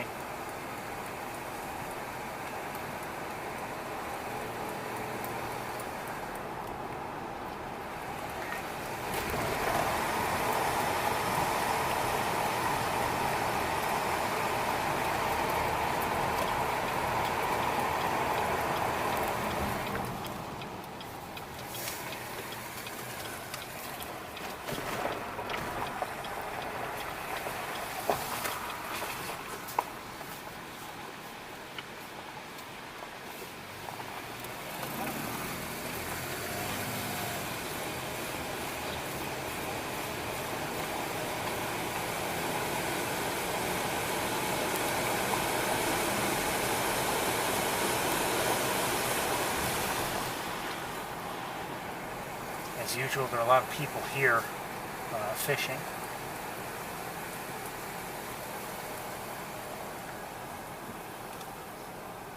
Must be a pretty good spot for that. Just heard red wing blackbird.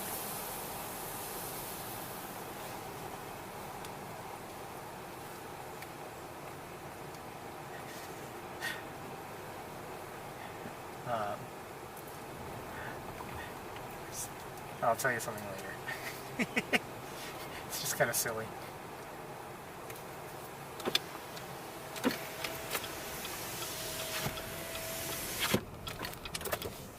Oops.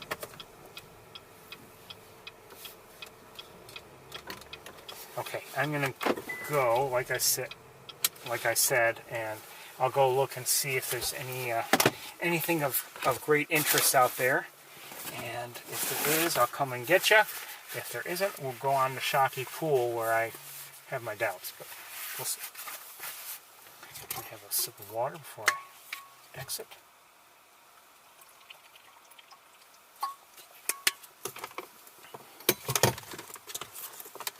Be right back.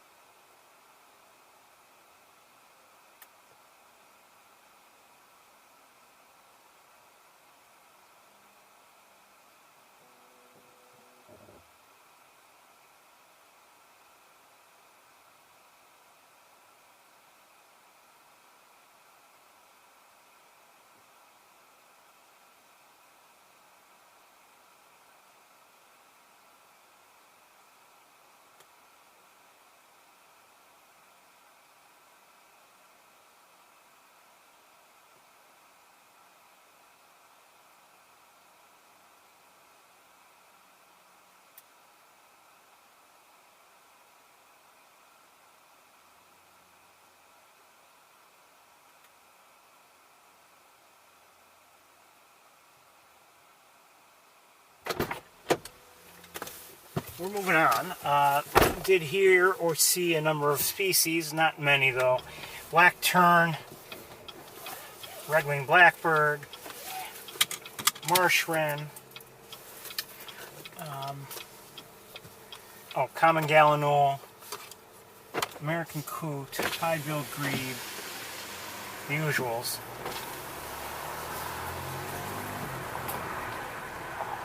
I can't remember if I heard a song sparrow or not.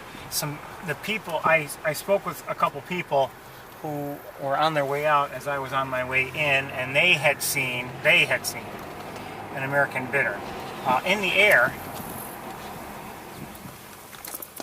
Come on. I swear I'm going to cut this cable. Oh, that's an osprey. Okay. One of these days I'm gonna cut the camera so this one got caught on the thing that's holding the camera. It happens all the time.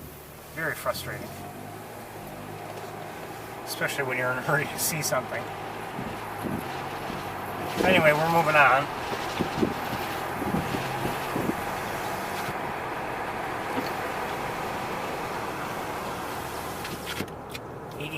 Degrees, and it feels it at least.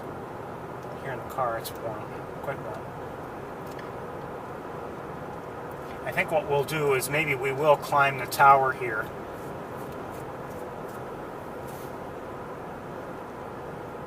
With this camera. I'm not going to take the scope and everything up there. If we see something that, you know, for which we would, you know, benefit with the scope, we can come and get it.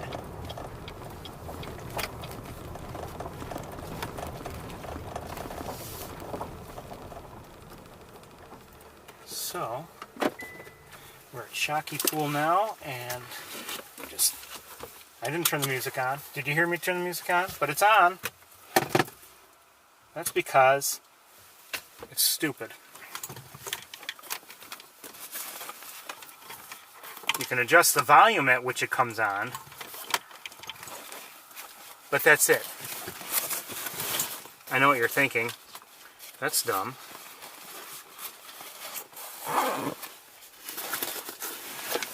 It's just a terrible system. It's very capable in the car. It's a very capable system, but it's very badly implemented in my opinion. In my not so humble opinion. Well, my opinion's humble, but I share it freely. I do that when things are badly implemented. Anyway, so okay. Alright, I'll be right around to get you. Be right back.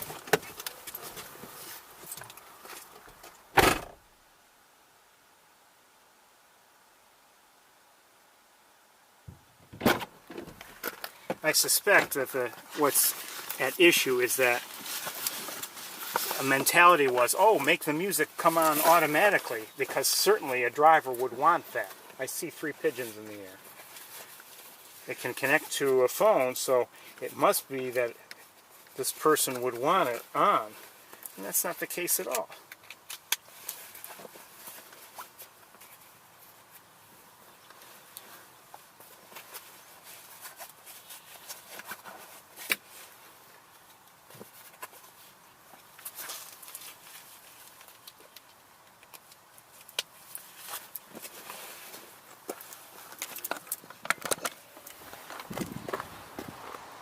Terrible assumption if that's what is going on, and there's no way to make it stop.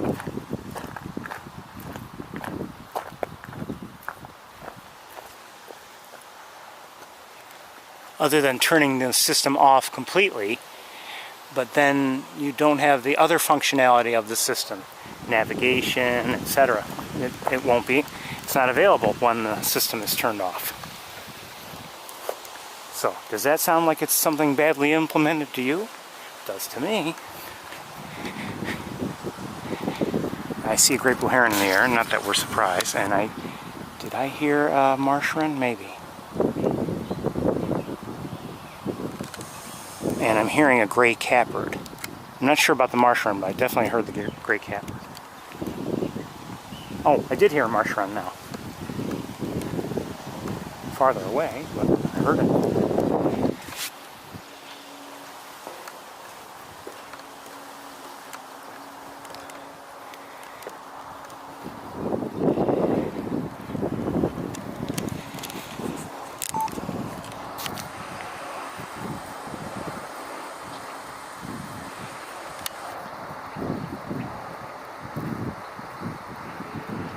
Just heard a common yellowthroat.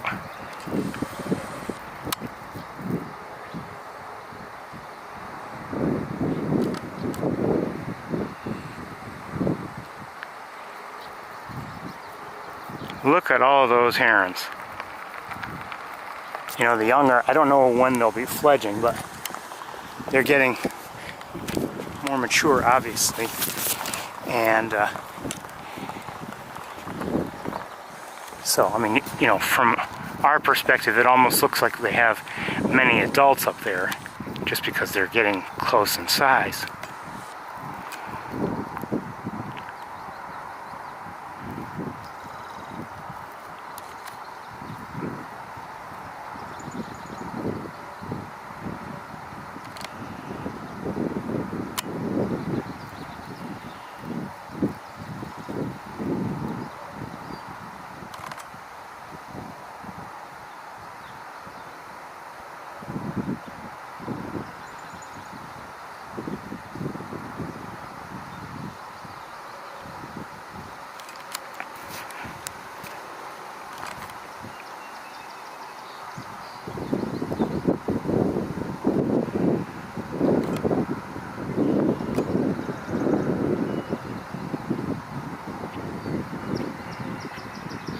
I think I'm hearing a song sparrow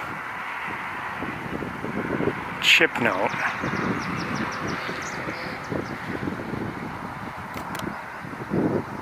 No. I'm not sure if that's, I think that's actually a catbird I'm hearing.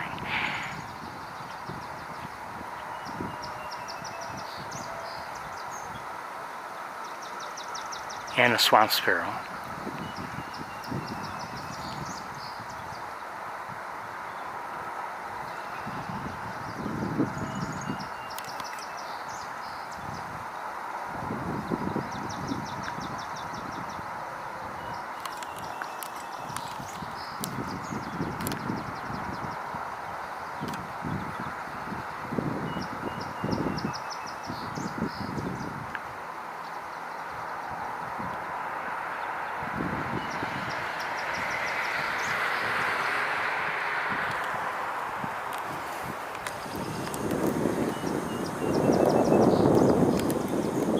So, what else is going on, if anything, here?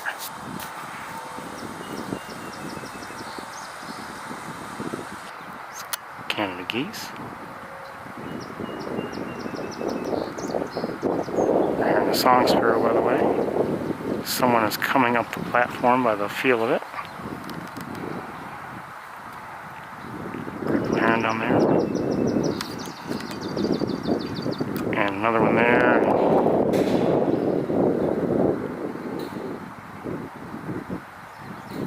Anyway, did I tell you, did I finish my thought that the people who had been leaving Mace Point said they had seen an American bittern, but, you know, I didn't see it. Hello.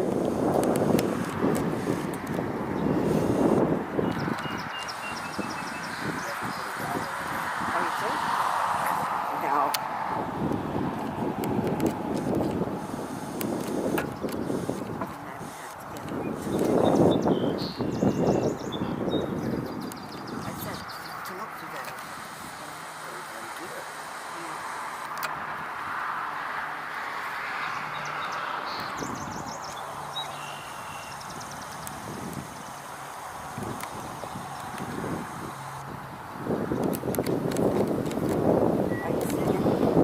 Have you been up here before?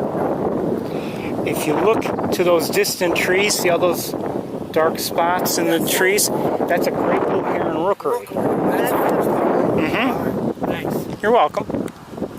Unfortunately, they're far away and not easy to see. Thank you. You're welcome. Okay, let me put this in. No, I'm going to see if I can see through it because it goes to 13 times. In the air in the distance, there's an osprey flying around. Actually, it's the very distant tree line. A little bit above the tree line, there's a dark spot. That's the osprey. Well, Without optical. Yeah.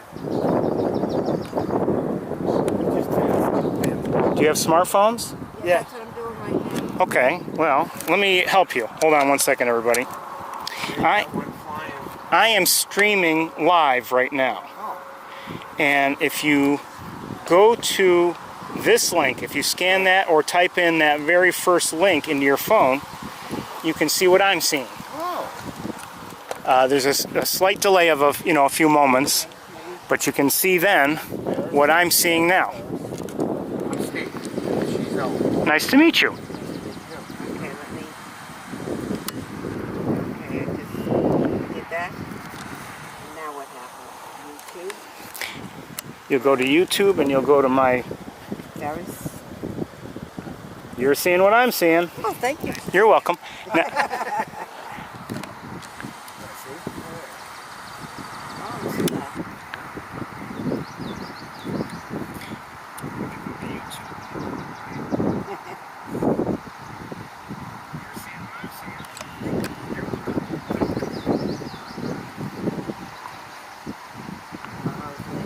so this will give you a look at the rookery. Oh, yeah, look. Was that an eagle Yeah. flying? No, those are the great blues.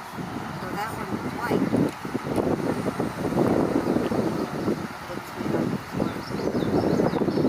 No, That must be great. it was a great blue heron. Yeah. You can tell by the legs and the S. I know, you're the one color. Oh, look how nice. Wow. And you were doing the streaming this for class? I'm doing it for fun and because I'm crazy.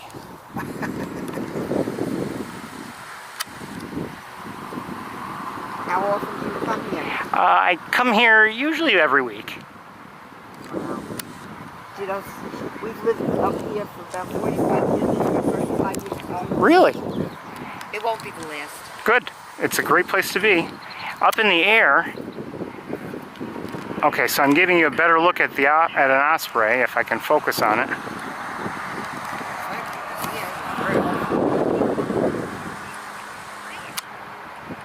It's a great place to be.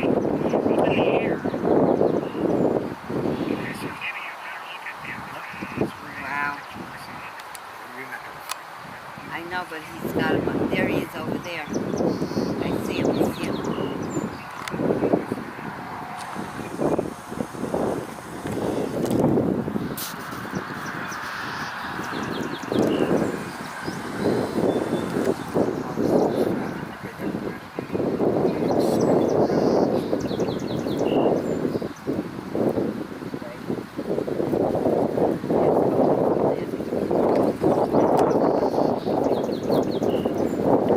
No, I'm looking at an osprey right now.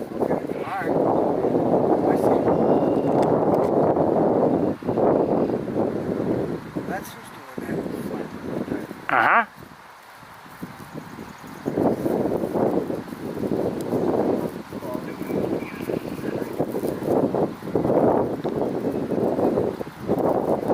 That feels great.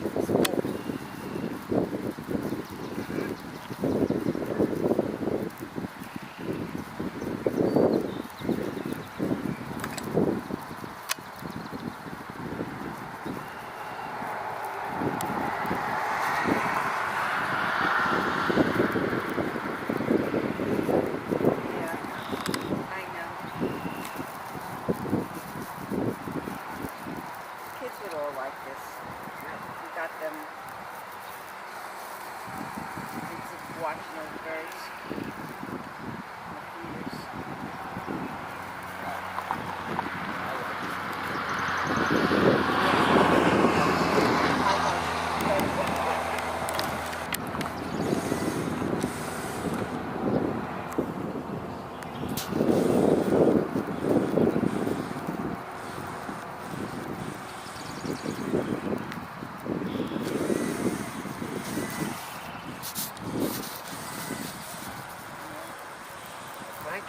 You're welcome. Tune in anytime. I'm usually live at least once a week, and there's a chat room involved. So there are people who are tuned in and talking right now, and it doesn't cost anything. So you're welcome to join us.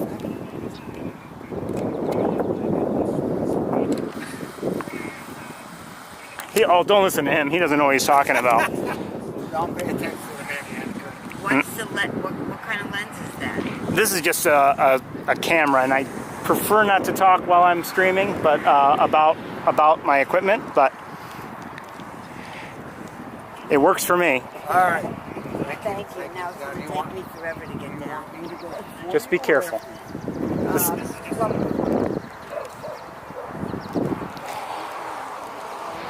Take one more look at the rookery, everybody, and I think we're going to move on. Or actually, I'm going to close up here. Honey, what? I have a full foot on the step.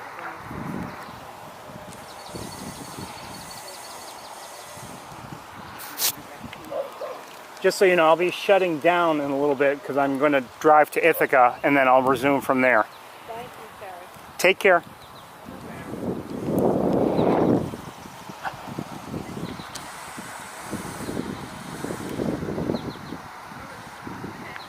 So we've got people descending and I believe people ascending. I thought I saw some people were coming to come up the platform, but I don't know. Anyway, there's not that much going on here. I mean, the rookery is certainly interesting, and we actually get a semi-decent view with this setup, so I'm not all that unhappy.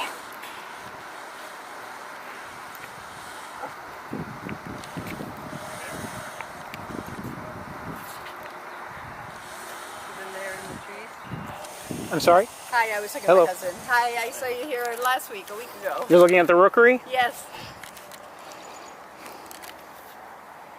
Great blue heron right there. You can follow it right to the rookery. Yeah.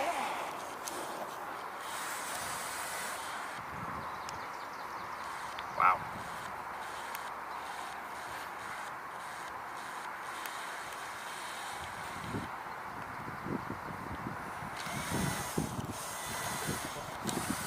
Do you think they do that themselves, or is there any interventions? No, I think they do it themselves. With their nests in the trees. Around and they do it together? Yeah,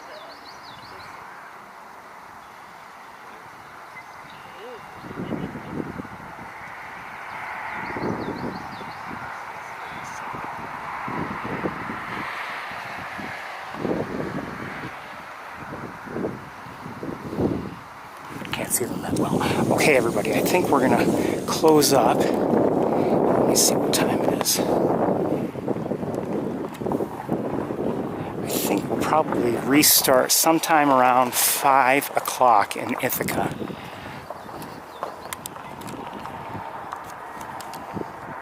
Somewhere around then.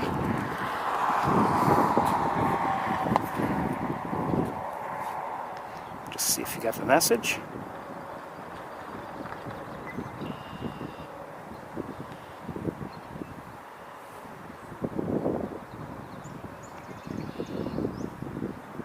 Okay, got the message. Okay, everybody, I will see you all in a little while.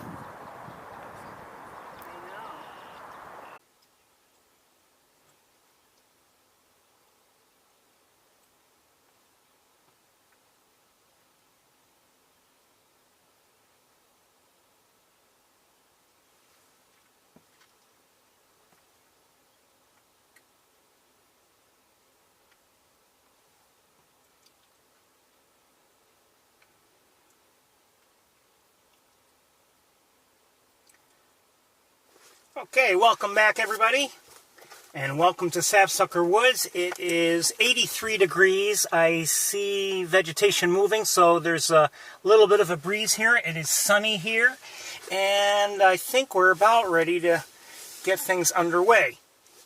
So let me just get a few more things, and then we'll do our best to take a walk.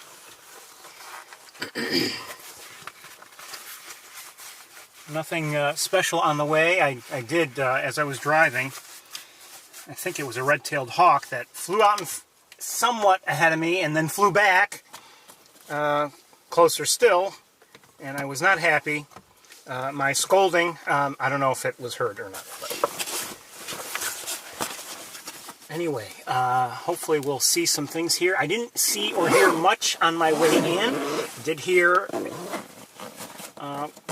gray catbird or two, red-winged blackbird, American robin, song sparrow, and that is just about it. Hopefully we'll have some luck as we walk around.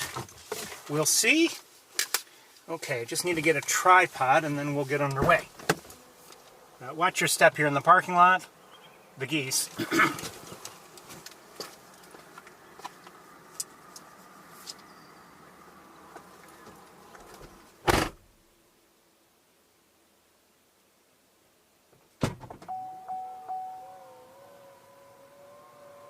I just heard a blue jay.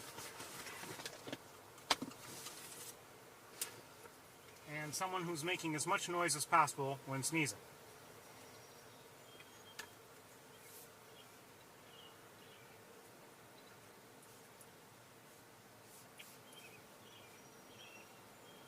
I am hearing a robin sing.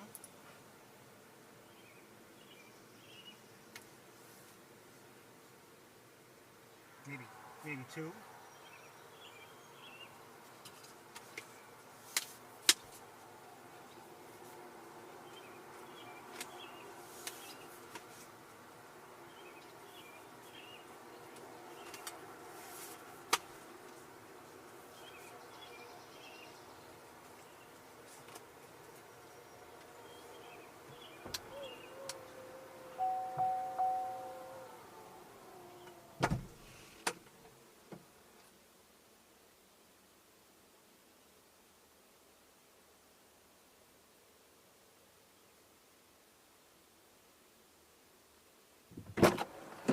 Just heard a common yellowthroat, red-winged blackbird,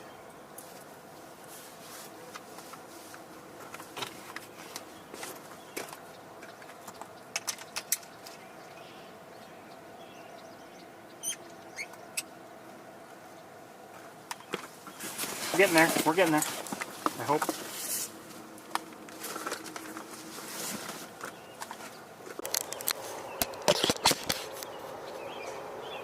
Actually, I might as well leave you like this.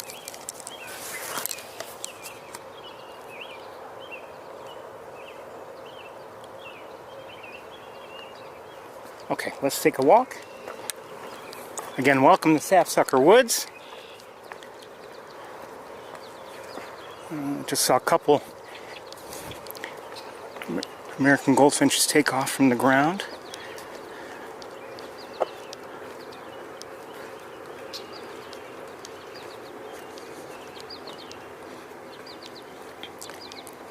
Potato chip, potato chip, potato chip. Those are American goldfinch calls. And I say potato chip because the first time I ever came to Sapsucker Woods, went on the guided walk, and the guide described that flight call of the American goldfinch that way. Potato chip. And really, who doesn't like potato chips? I know someone who claims to not like potato chips, but she lies because she eats them. I won't say who it is, it's a relative. I'm hearing a blue jay.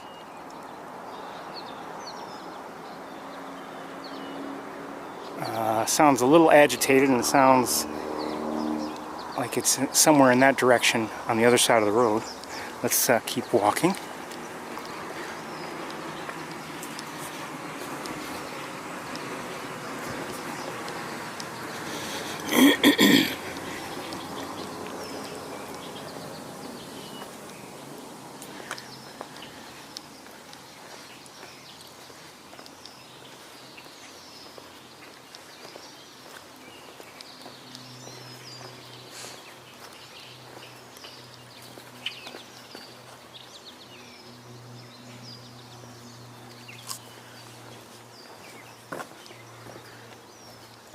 Not sure what I'm hearing ahead of us. I see, hold on one second. I see common grackles on one of the feeders. Oh, hold on. I don't know if we'll, someone just popped up above me. I can't tell who it is yet. I think it's a chickadee.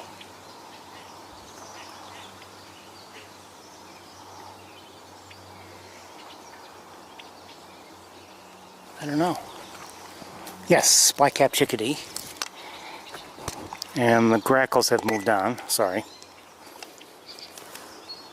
Did the chickadee poop? I don't know. We're going to move on.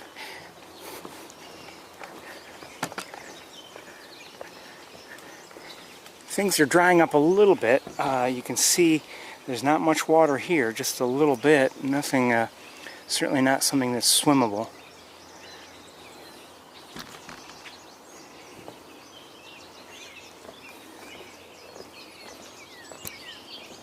Just heard, I believe I heard a northern cardinal. Oh, and what am I hearing? Let me look. Baltimore Orioles, I think. You heard the rattle, and I don't know if I can get one or not, but let's see if we can. Oh, there's one, I think.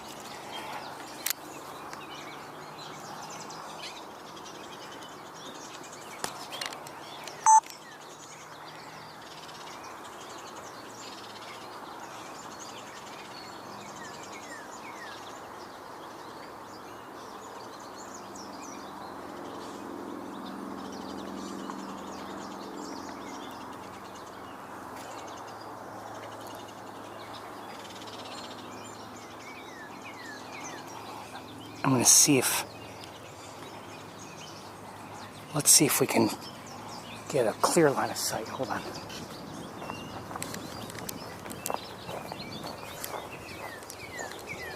Yes, definitely hearing a cardinal.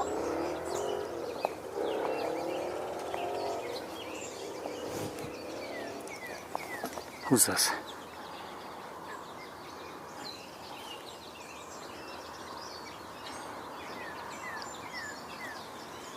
Tough to find out. I don't know how. I don't think I can get it. I should say I think I missed it.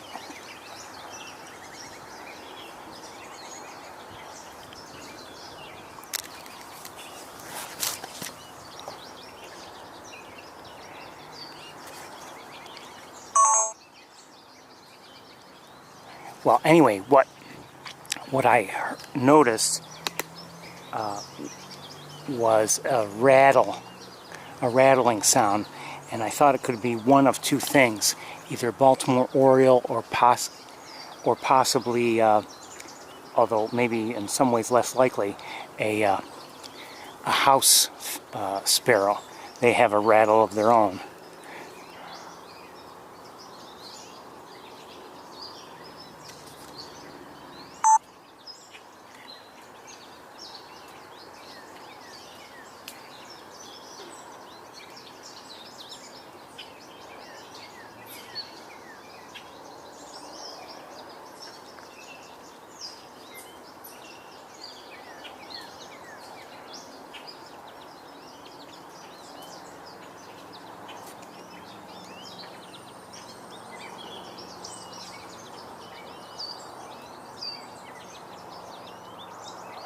I believe that's an adult grackle, and these I would assume are young grackles, common grackles.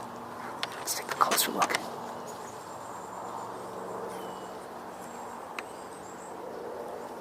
Oh, okay, that's that.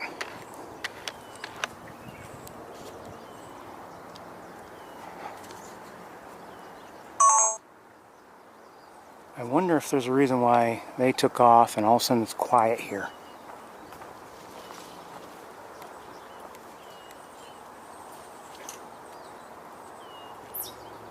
Maybe not, but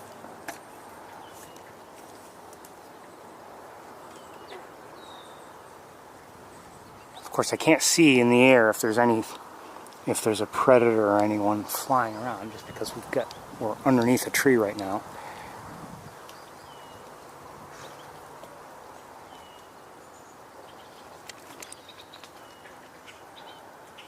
Let me look around with binoculars a bit.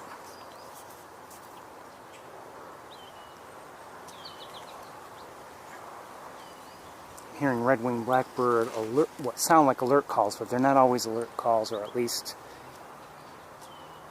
in my experience, they don't always mean there's a hawk in view or anything like that, but you never know.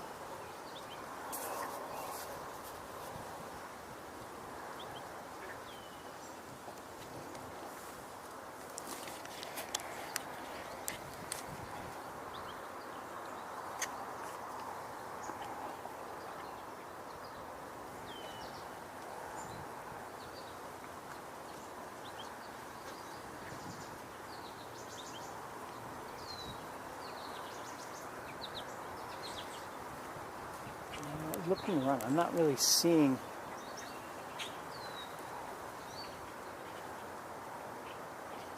anything. Again, I can't see too well because I've got tree branches in our way nearby, and then it's really sunny otherwise.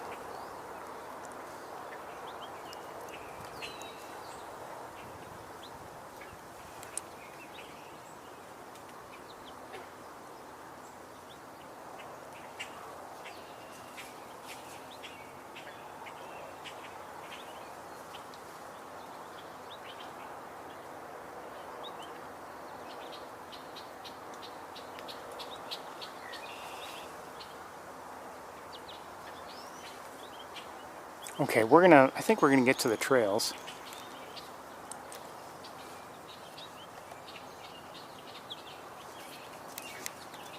I'm not really seeing anything from here anyway.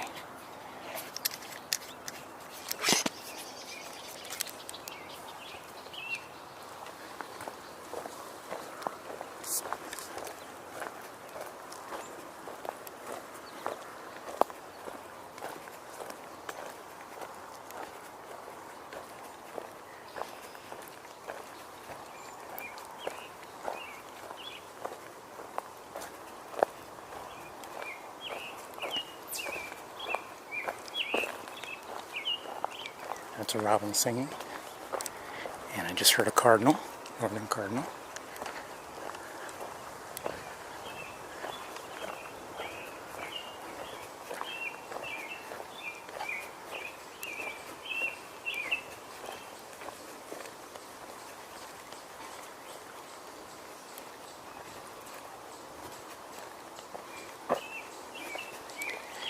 That sound you're hearing,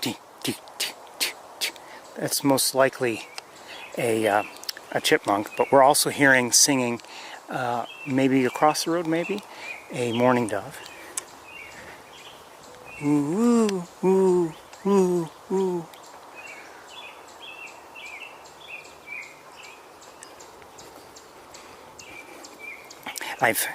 Over the years, I've heard from one or two people, they've heard mourning doves and they didn't know what they were hearing, and they thought it was an owl or something like that.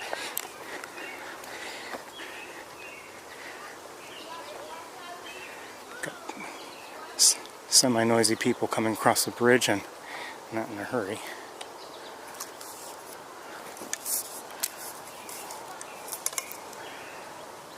Oh, I see a nuthatch nearby. It's going to take off though, I'll bet.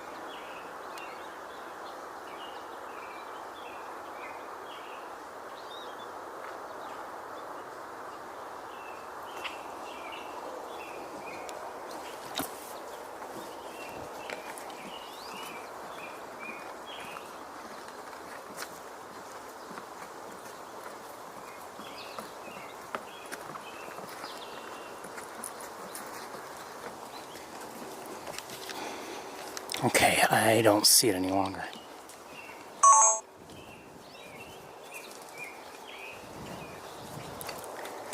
Okay, let's move along. There may have been two of them, I'm not sure. It was a white-breasted nuthatch. Are you familiar with them? No, we have, I think, the regular, I don't know, is that a nuthatch? The regular ones? We have them at our house, but I don't know if it's a white-breasted or not. Could have white-breasted, could have red-breasted. Not red. No, not red. Probably white then. Probably white. Yep, kind of a bluish. Mm-hmm. Yeah. White-breasted, Yeah, that one. most likely. Nice. Did you hear it? Did you hear it? It just called right now.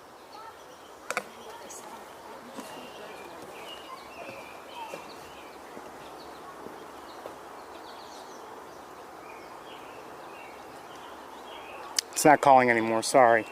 Good luck.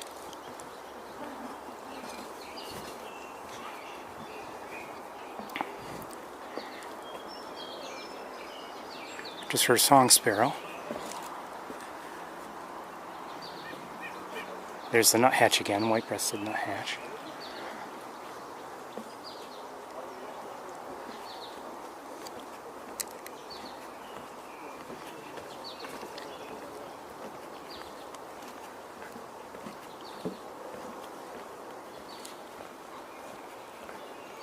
Hearing a northern cardinal, American goldfinch, noisy people,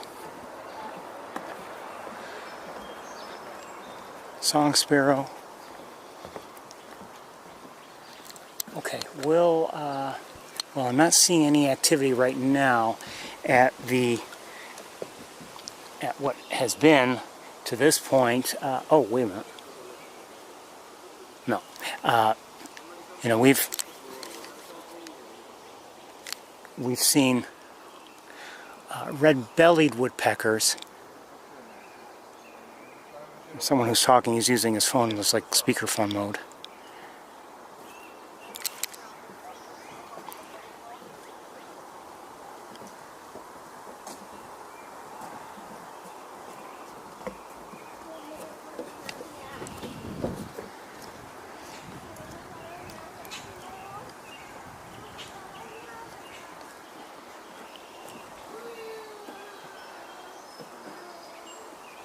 It's a nice day, so I can imagine a lot of people wanting to come here, especially if they have nothing else to do. But, you know, again, I would remind everybody, this is not a park, it's a wildlife sanctuary.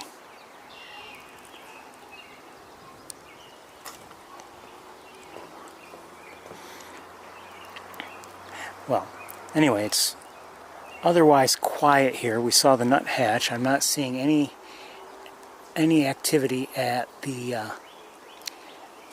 red-bellied woodpecker nest location, and who knows if that ended up being a successful nest or not. I have no idea, and from here maybe no way of knowing.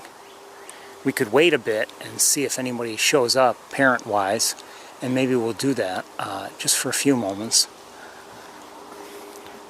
Now I could and maybe should maybe get set. You know what I'll do is let me point the camera at that location just in case anything happens. One second.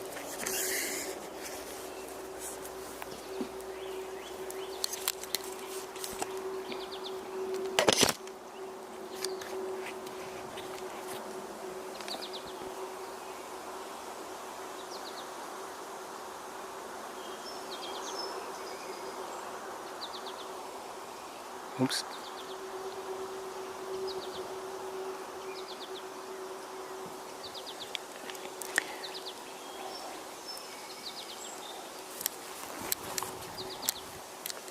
I'm not recording.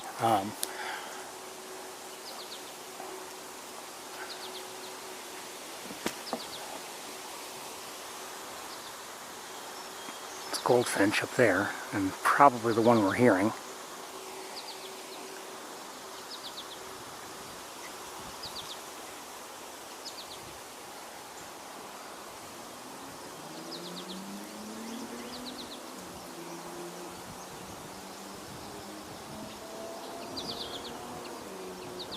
The goldfinch took off.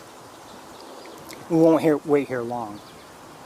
We've done enough waiting and looking at nests here at Sapsucker this year to know sometimes nothing happens.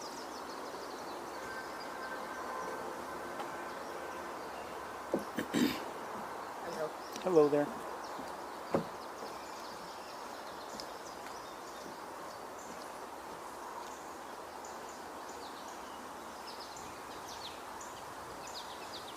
Hearing a very high-pitched sound. I'm not sure who's making it. It's a high-pitched chip note sort of sound.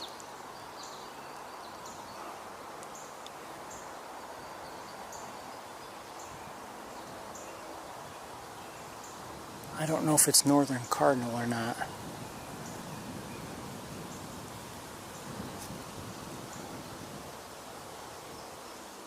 Well, I think we'll get underway. I don't, granted, an adult red-bellied woodpecker could come along any moment, but I haven't heard anything, haven't seen anything.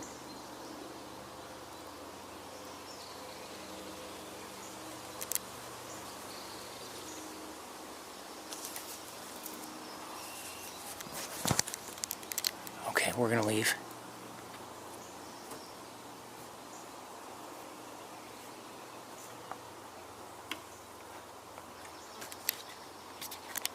I think I just heard a swamp sparrow.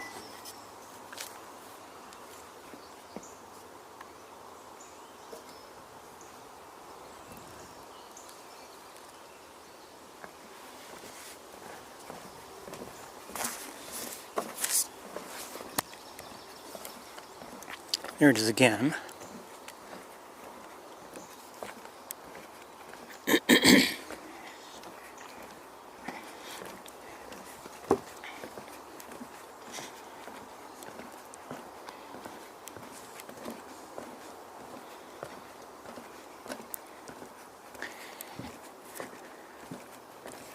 We're lucky in that because we do come here regularly, we can observe how things change throughout the season. Now, who would leave behind their shoes? Those look like small shoes. So what kind of parent allows their child here in the woods without shoes to lose the shoes?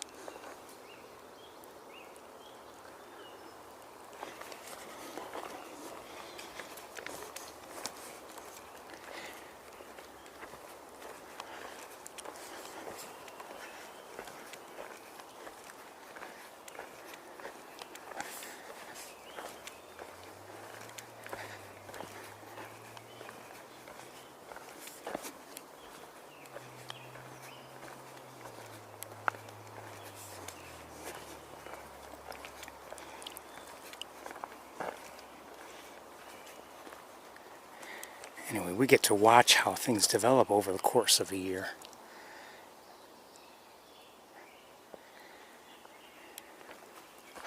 In some ways, maybe it's a little gradual for us to notice, but I notice the changes. I'm sure if we were to come here just like once every 5 or 6 weeks, we would really see, dramatic changes from visit to visit, but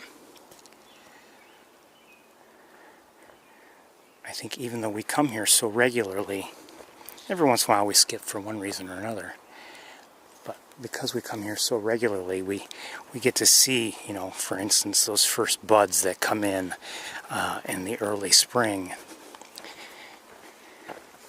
and eventually growing and filling out the woods with, fully sized leaves, and then getting a little tired towards the end of summer, depending on how much water it rains down, and of course, then the leaves change, and we get them dropping.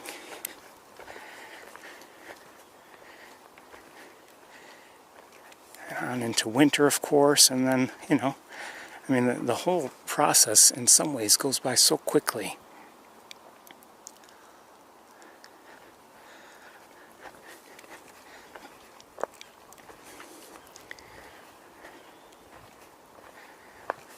Or at least it seems it in a way to me. some of those times, you know, let's say early spring or mid-spring maybe, when it becomes comfortable here to walk without maybe a jacket, or at least with just a light jacket.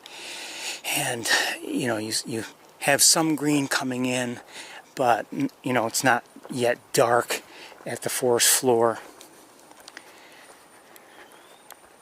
I think I just heard an eastern wood pewee. Yes, eastern wood pewee in the distance.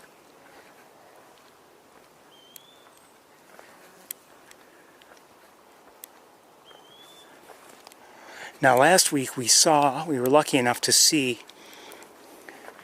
and I'm certain because, you know, we were told that there was one around, at least one around. We were lucky enough to see a barred owl. I'm just taking a walk this way, you never know.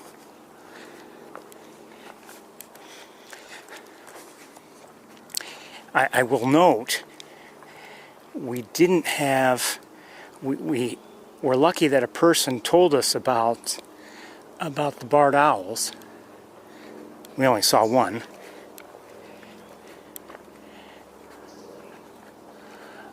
But, you know, I'm hearing a veery alert call. View, view, view. It sounds like it's somewhere towards the road a little bit. Anyway, as I was saying, speaking of alert calls, there really weren't any to speak of because of the barred owl last week. Now, the veery we are hearing could be calling because of either an owl or a hawk or maybe some other reason. I don't know.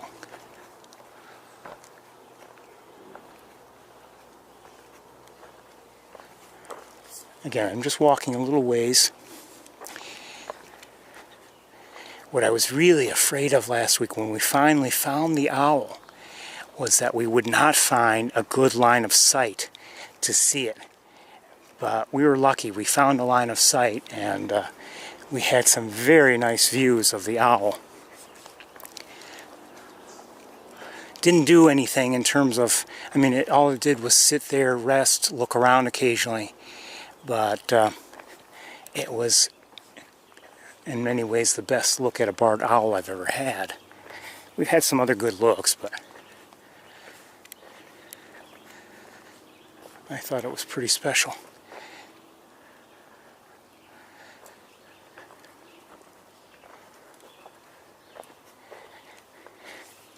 When the time came to post the video, or, you know, put together everything, I knew I would essentially include everything, even though it means long, and it was just sitting there. It was just a pleasure to see.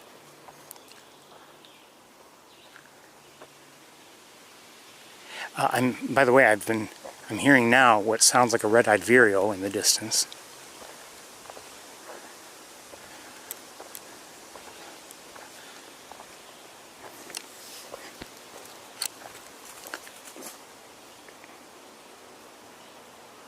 Oh, hold on. I see a bird. No, that's a chipmunk, sorry. Never mind. I thought it might be like a wood thrush or a veery, but no, it's a chipmunk. No offense to chipmunks, but I'm not that interested. I will say this, I did see a red squirrel the other day. That was kind of interesting to watch. It was eating.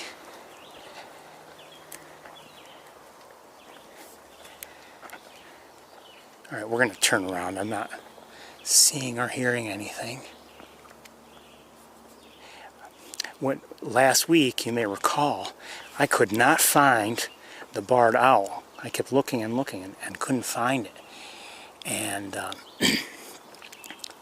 luckily, eventually, and that person that had told me about the barred owls, I did come across her again.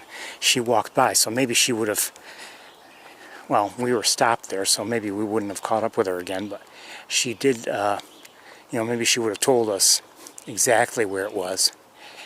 But anyway, I struggled to find it, but luckily it vocalized just a short vocalization of one sort or another, or at least that's what I thought I heard, and it had me looking in the right place.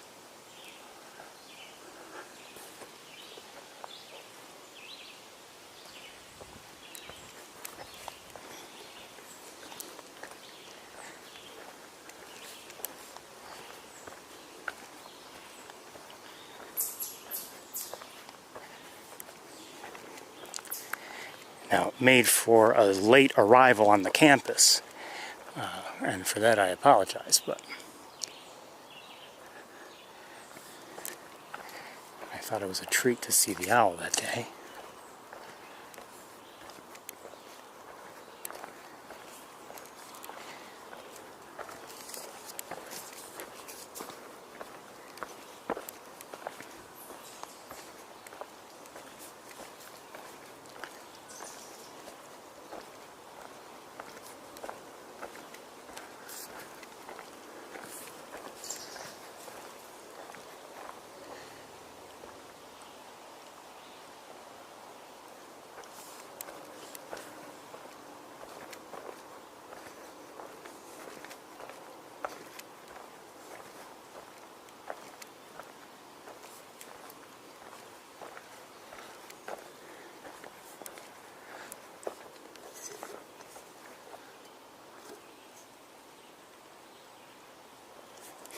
The other thing that made that sighting so enjoyable, as I mentioned last week, was the fact that, hold on, I'm hearing a great crested flycatcher, reap, reap, in the distance.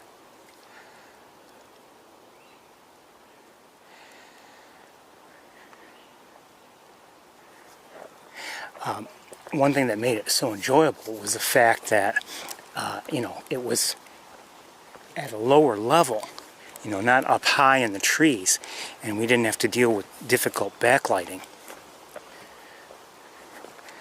Often when we have seen barred owls, usually there's been some kind of a dark background, or I'm sorry, an overly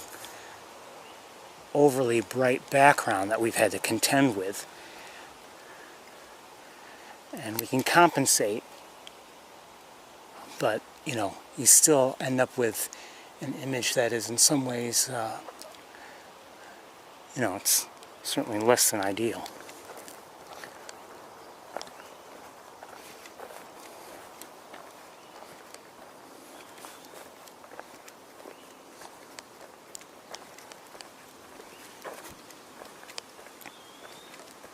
Pewee. That's the eastern wood pewee.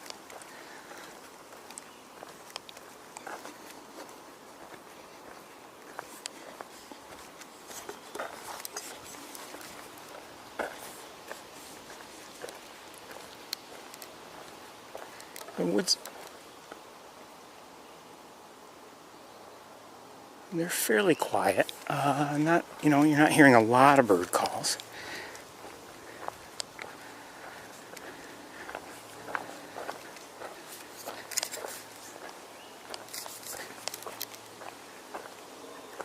I'm hearing a robin. And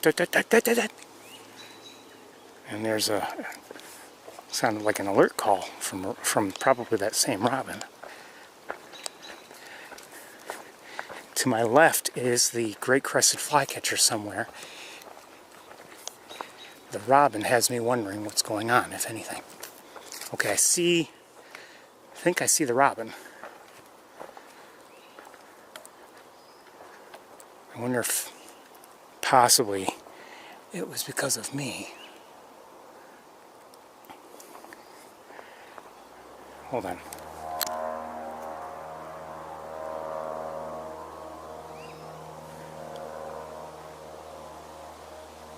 Well, the robin's quiet now.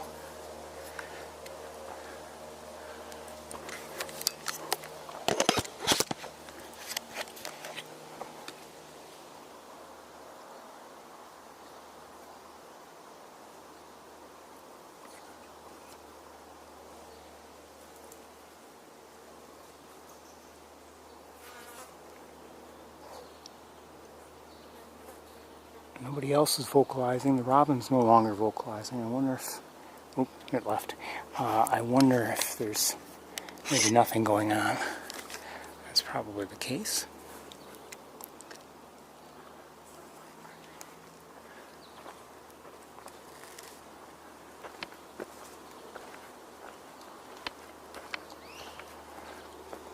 That's the great crested flycatcher again. As I said earlier today, when I was setting up at Montezuma, had just arrived. I'd parked the car, and shortly after that, I saw one down just a few feet above the ground, and maybe even on the ground. And but I couldn't get it. Couldn't get it on camera. Now, where is this great crested flycatcher? I don't know. I have only a rough idea.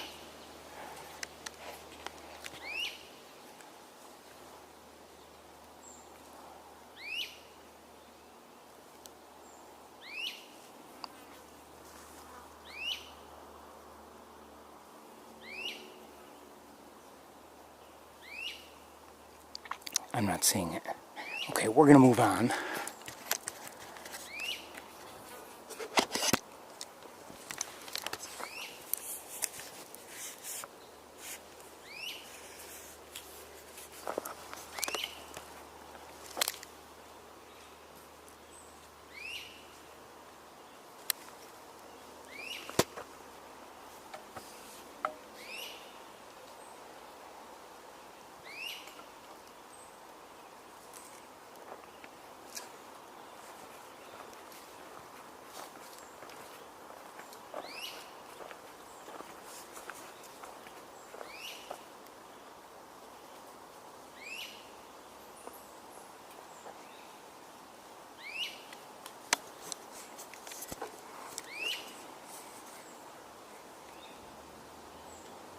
Just listening.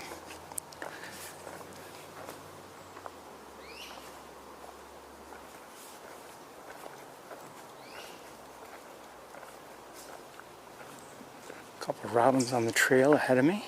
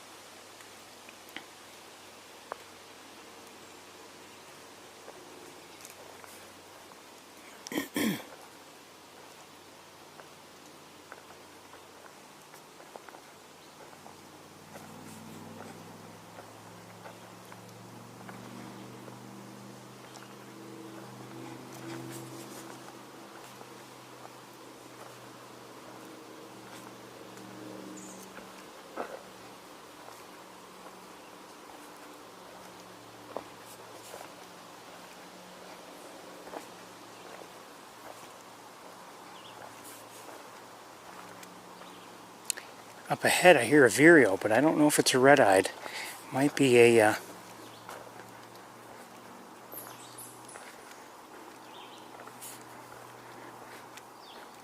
yellow-throated, maybe?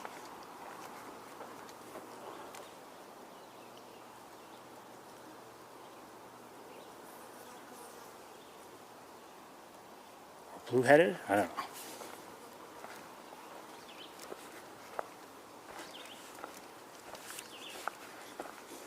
For me, I can't remember all the details. One sounds a little hoarse. One has a more rapid. Well, I mean, that could be red-eyed, but it sounds like it's a little slow in terms of the pacing between vocalizations. I could be wrong. I don't know.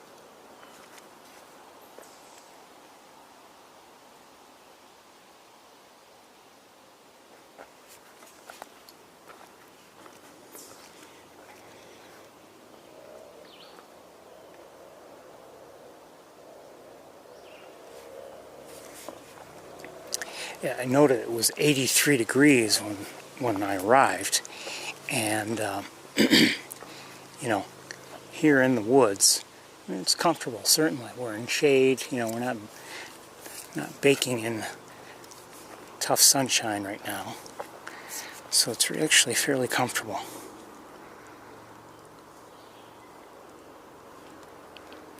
Not much activity bird-wise.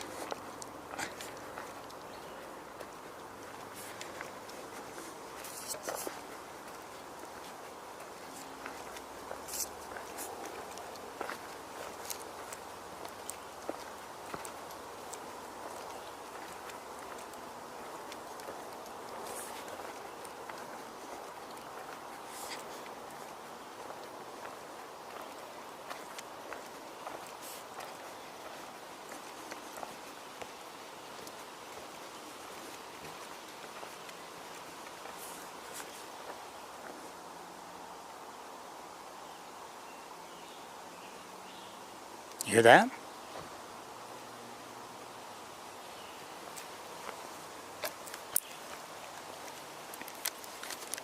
Listen for it again.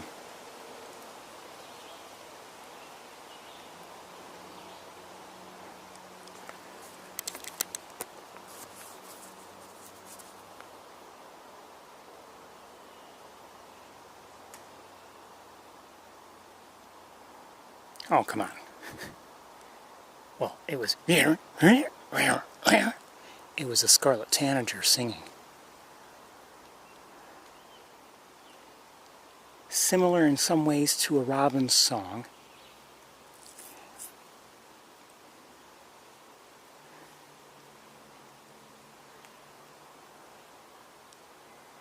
But I would say, hear it? Strong separation of phrases, okay? And definitely more hoarse than a robin is.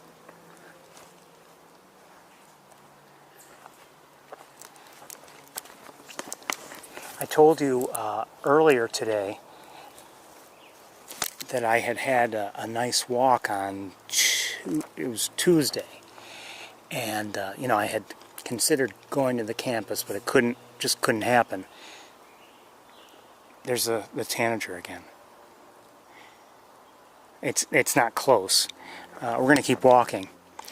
But anyway, on that walk that started out with me thinking I wouldn't see much, one sighting I had was of a scarlet tanager singing. And the conditions weren't perfect for recording it for various reasons. And I'm not sure how good the video I recorded actually came out. I still haven't looked at it. But it was a nice close look at a scarlet tanager, but the lighting is what I was concerned with.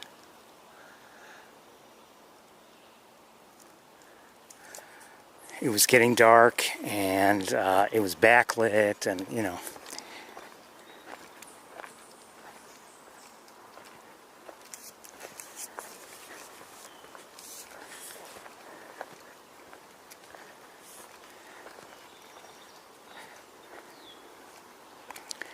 I'll tell you, I had a lot of things going on leading up to Tuesday. And, you know, basically got through them all, and I was done earlier in the day on Tuesday. And I rewarded myself with just a walk to go see either my neighboring hawks or anything else that I might. And I tell you, it was just a nice way to end that day. And the point is, you know, bird watching can do that if you give it a shot. Again, it's not for everybody, but it can be rewarding, enjoyable, and I wouldn't force it on anybody, but I would encourage people to give it a try. You might like it. You never know.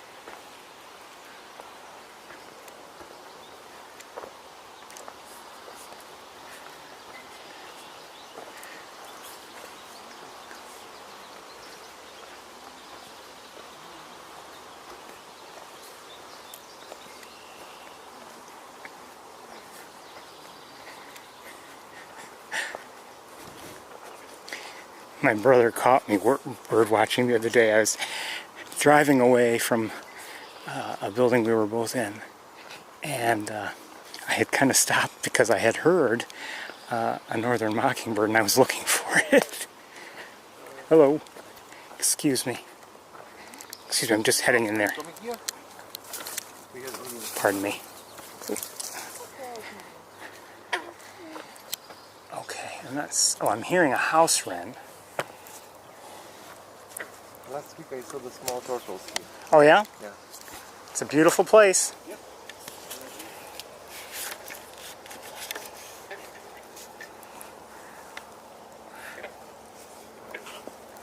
Okay, let me just make some further adjustments. It's been quiet here today. Haven't seen much, haven't heard. Oh, who's that in the air? Who is that in the air? Is that an osprey?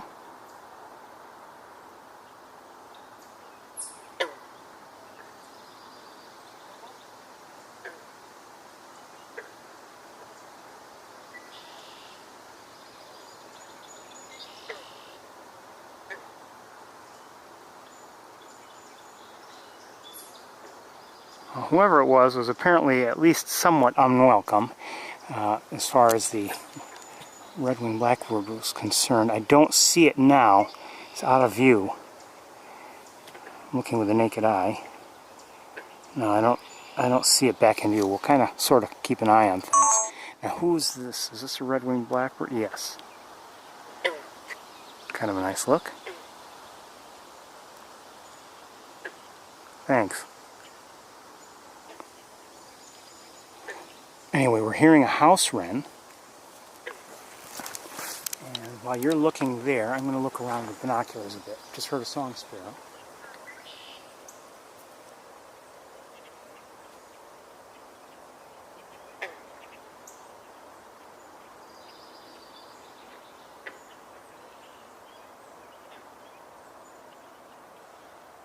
Not much else going on that I can see. Just heard a common yellowthroat. We continue to hear the house wren. And let me just see if I can get this in view.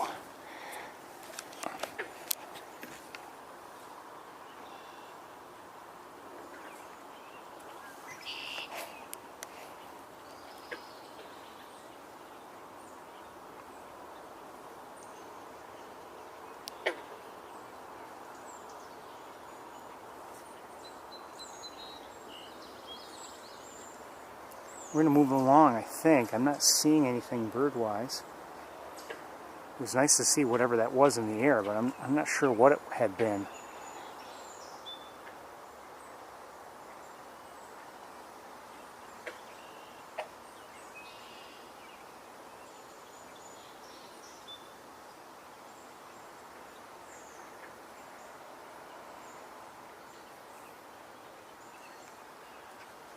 Okay, let's continue on.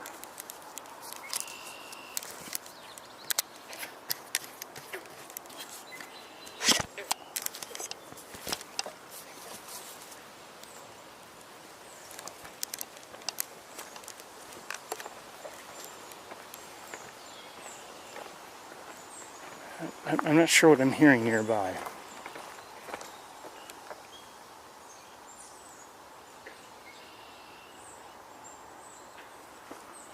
Hold on, what do I see?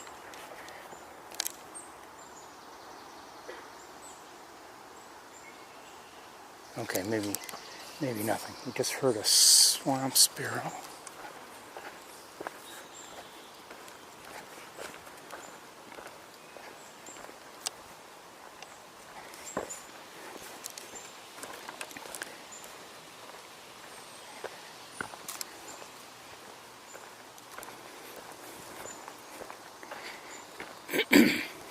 You know, we've been using this particular setup for some time now, and I've really enjoyed it. As much as the other camera I thought was an improvement over the other other camera, which we have not been using lately, you know, for walking here. This is an improvement over that. It has its drawbacks, though, to be certain. And, you know, I don't know if we'll be using it during the winter, for instance. Hold on, what do I see?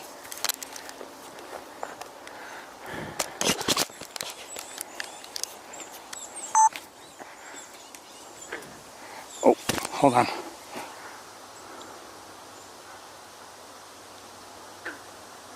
Tough to titmice. A few of them. Hold on, I gotta adjust things, okay.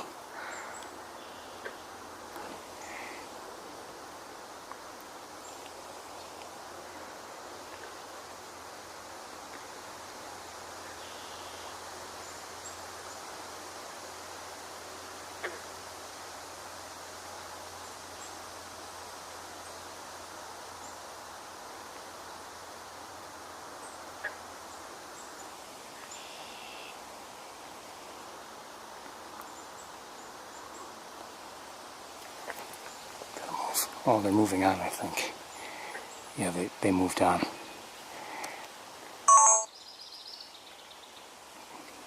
There's a house wren we just heard.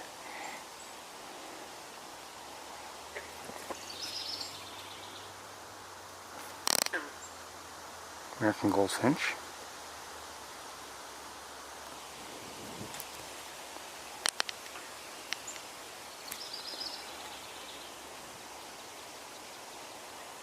Okay, we're gonna move on. All the birds have moved on, so we're gonna move on.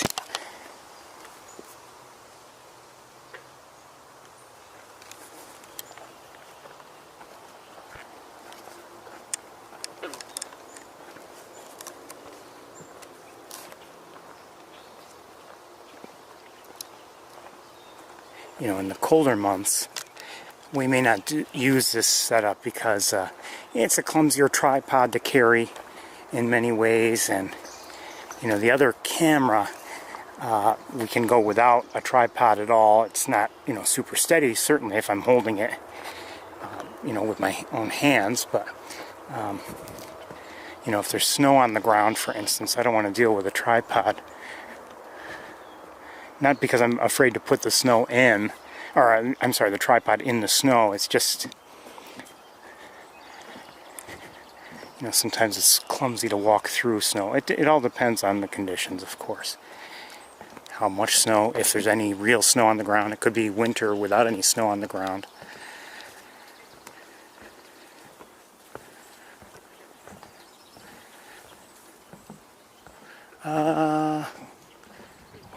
Do I see something ahead? Maybe not. Maybe not. Okay. Things are definitely different. I mean, here it is. It's July 2nd. And sure, we've seen some lily pads, but not as many as I would have expected. And here in this area, let me show you. Really, not much. It seems like there's some smaller ones. Maybe my recollection as to timing is wrong, but I would have thought we would be seeing more by now.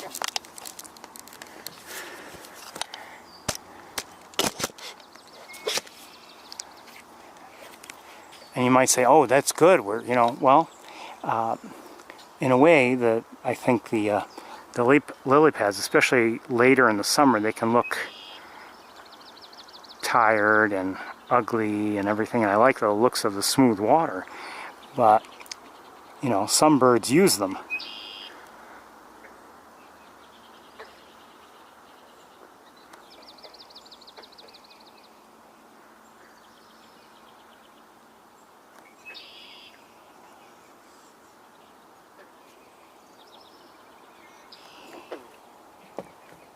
Okay, I'm just going to leave you here for a moment, looking at the fake heron, and I'm going to look around with binoculars.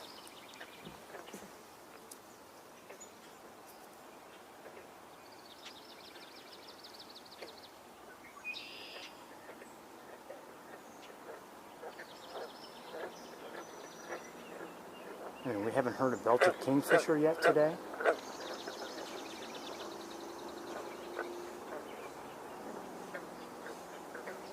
Usually we see them or hear them or both. Nothing so far.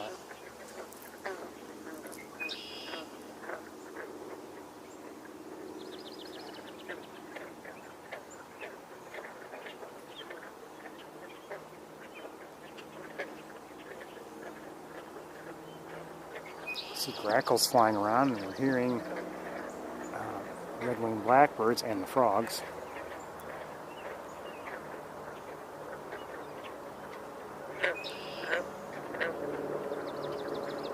Swamp sparrow.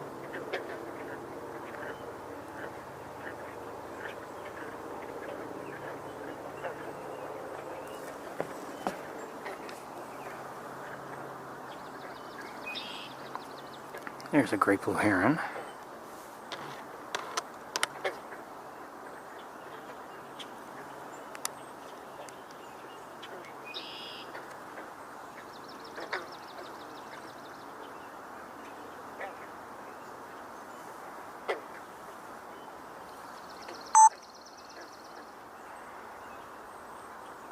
Turn around, would you?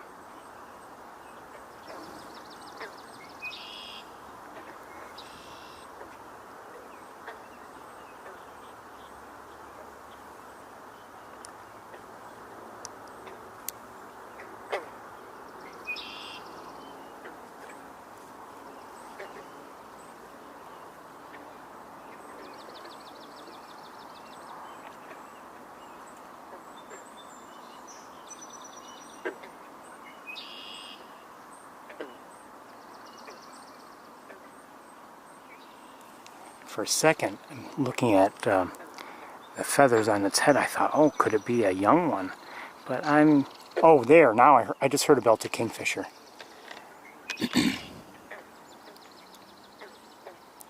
I don't know where it is.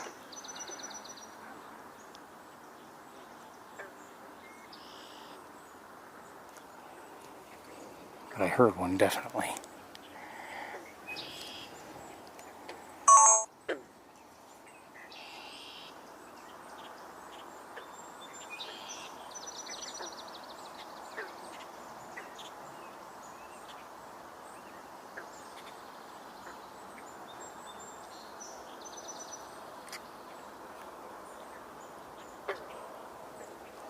Anyway, with the feathers on the great blue heron's head, they're kind of spiked up, and I thought, could we be maybe seeing a young one? But now I'm rather doubtful.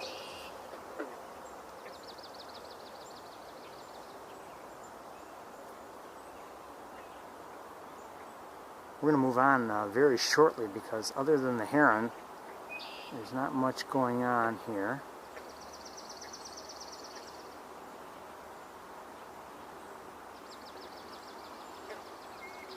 Well, we might as well go.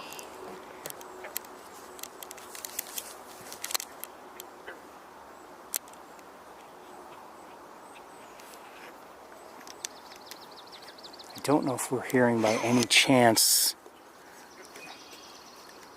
I don't know if they're cedar waxwings or not. I don't think so. No, I doubt it.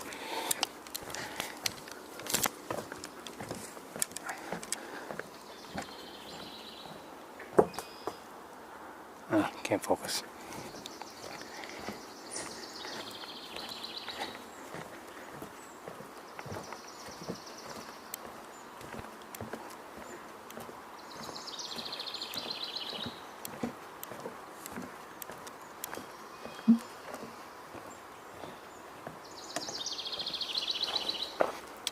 So the house run is in that area somewhere. I'm not sure where.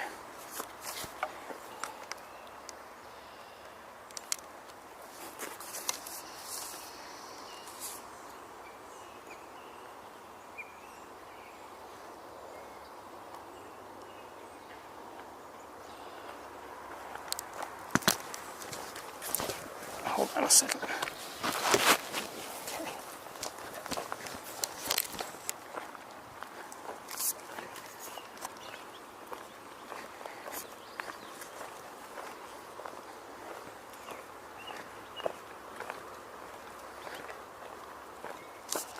We haven't, oh,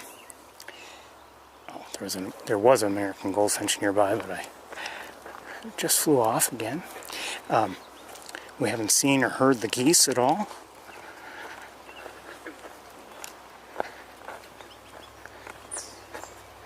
But we might still find them somewhere. Hopefully we will. I do see goose droppings here on the trail.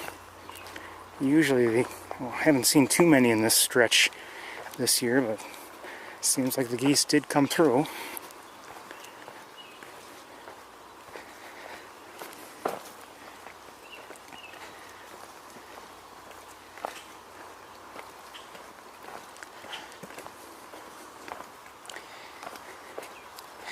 It has been nice that some vegetation has grown over the various trees that were cut down because of the emerald ash borer. Now, that vegetation is probably, you know, it's the kind that will die off for winter. So maybe the whole process will have to start all over again. But if it leaves behind, you know... Oh, speaking of geese, they're here. They're here.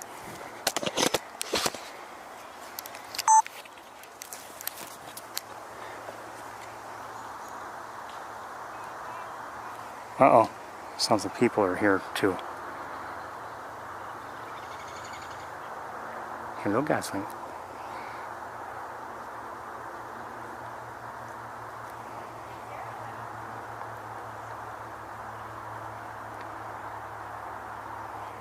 Now, I don't know how many geese are here.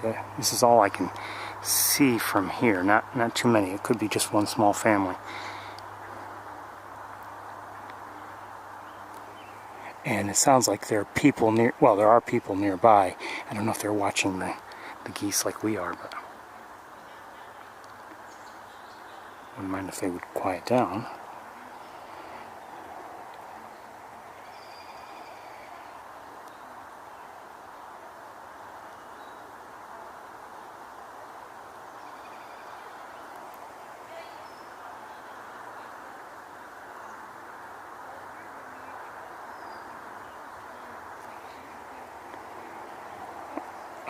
The people are moving along the trail here.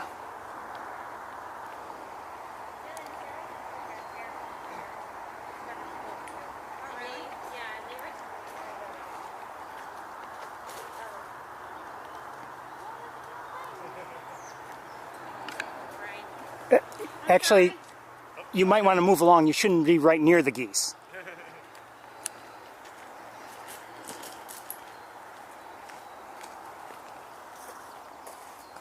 Thank you. Yep.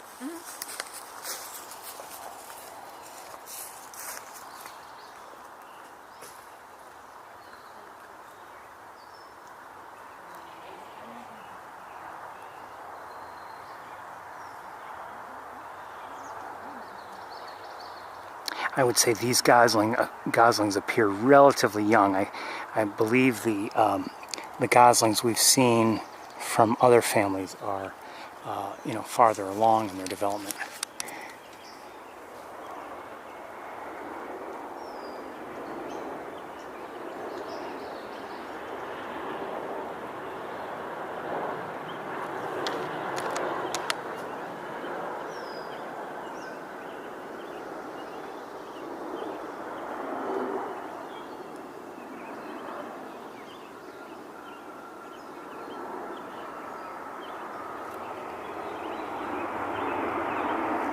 Okay, let's move along. Hold on, I gotta make an adjustment. Okay.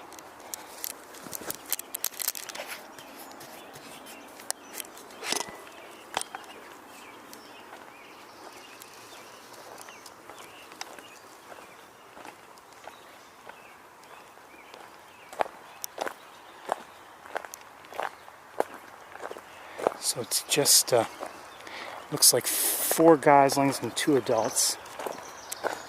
And I'm not seeing any others nearby. There may be some, but I don't see them.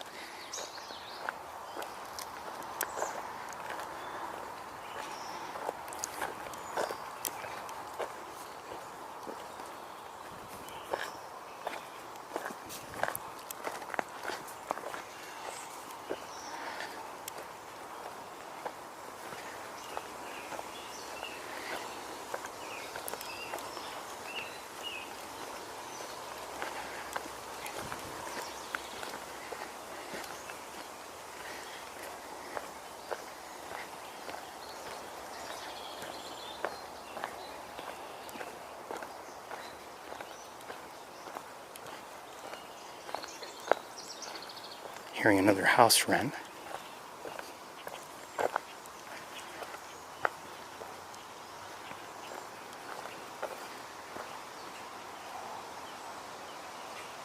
Okay, I see a grackle, common grackle up ahead on the ground. Just took off.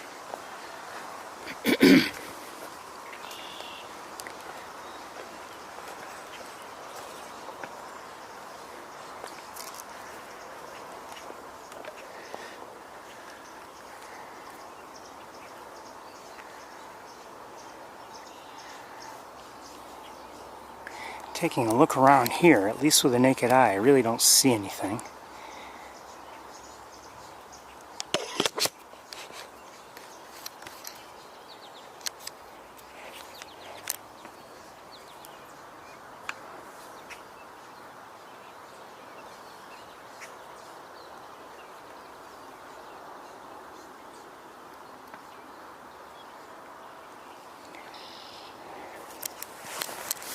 I'm going to look around with binoculars a bit. 1 second.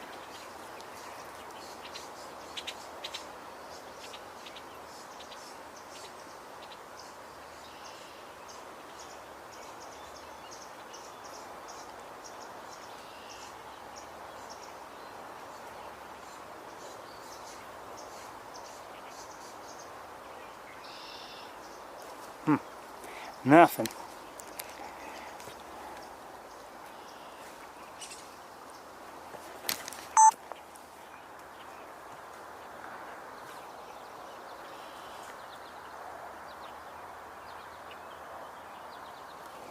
That was a yellow-bellied sapsucker, I believe. Just landed there, and there was another woodpecker, I believe another sapsucker, but they interacted or something. I think that's what it was, and then obviously that one just took off.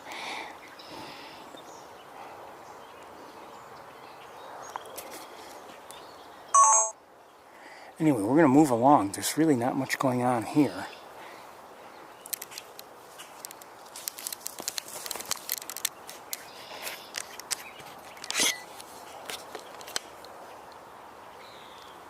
Not even seeing the beavers or anything.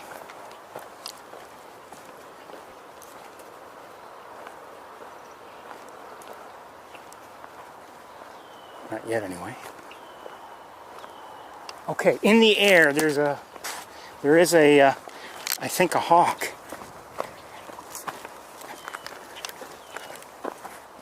Shoot. Hold on, let me look at it with binoculars. It looks like a red-tailed hawk to me, but it's flying that way, out of view now. I didn't know about it until I heard the red wing blackbirds.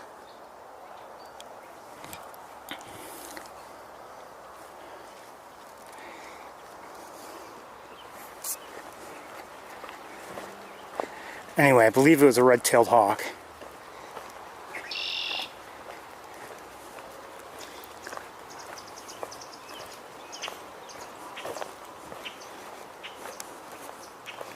Looks like one to me.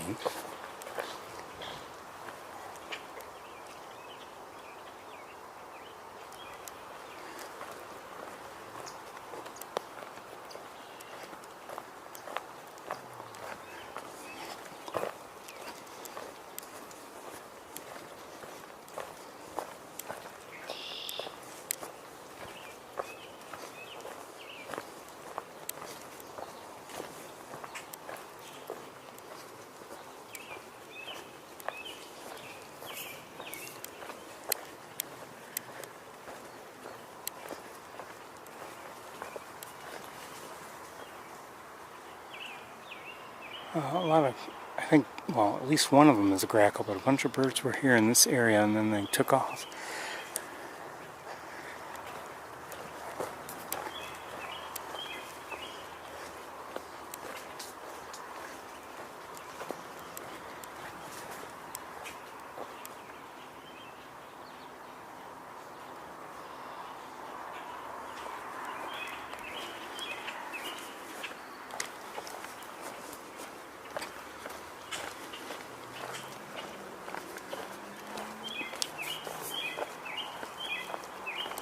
That's a robin singing, of course.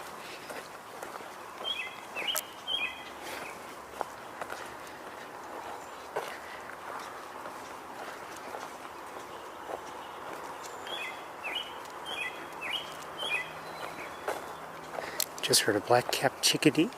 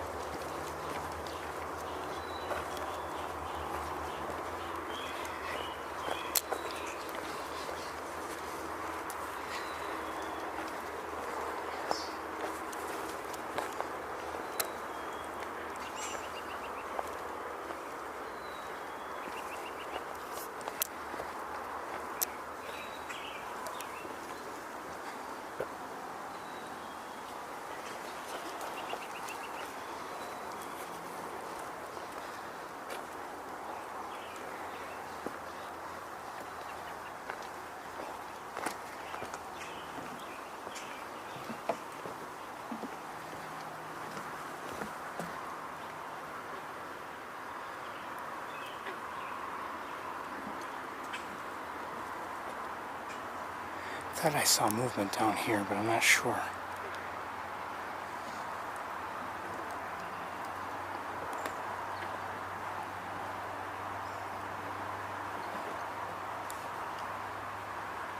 Maybe not.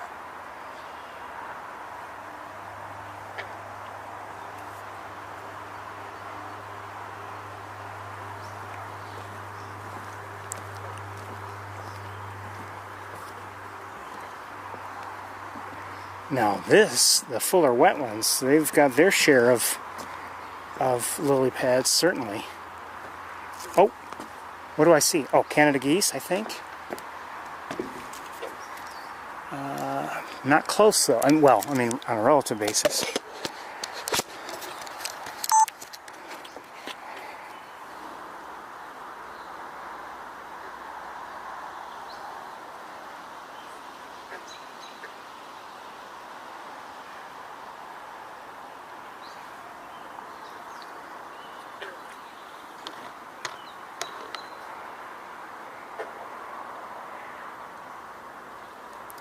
Looks like a young one there.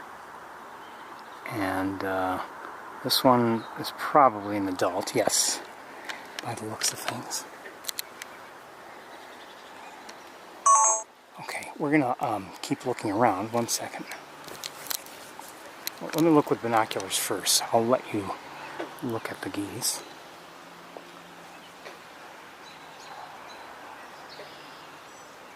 You know, I'm hearing a robin alert call, and given the direction that the red-tailed hawk had taken that we had seen, it might still be nearby. That's a very definite possibility.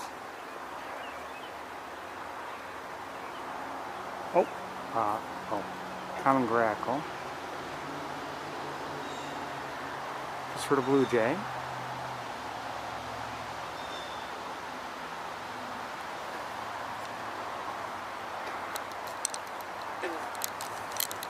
We're probably going to skip going back to the water.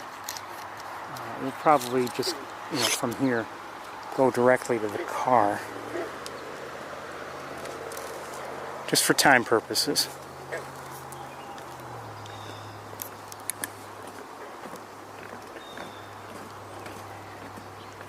It's been a quiet visit here on a relative basis today.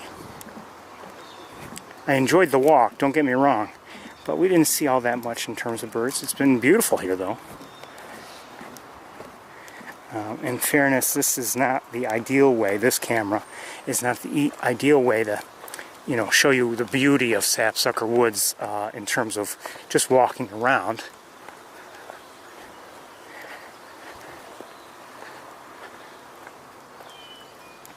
As I said, this setup has disadvantages, to be sure, but I think we often benefit from its advantages, so that's why we've been using it. A couple robins on the trail ahead of me.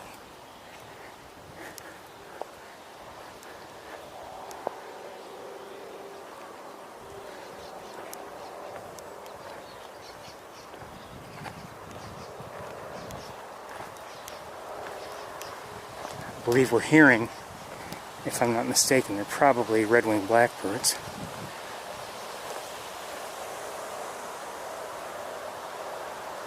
And I see more geese. Hold on, let me see if it's safe. Oh, shoot.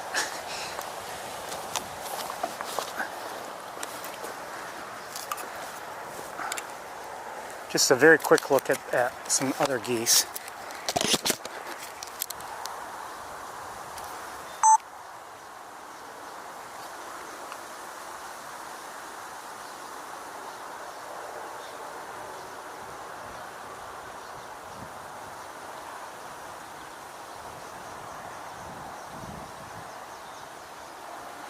I think, yeah, I mean, they're not all adults, clearly. Like that one that just sat down is definitely smaller than the adult behind it. Okay, we're going to move along.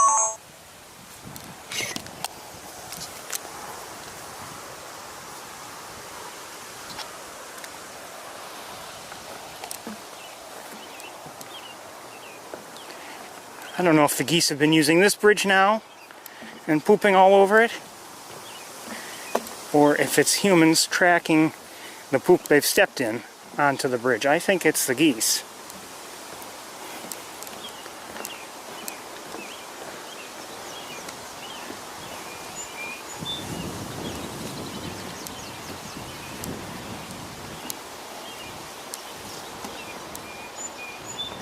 Hearing a song sparrow and a robin.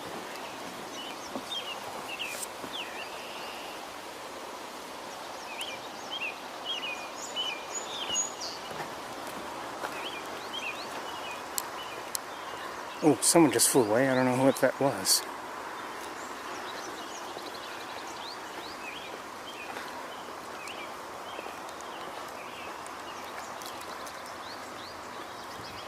It was a smaller bird of some sort. I don't see it now. It flew over there.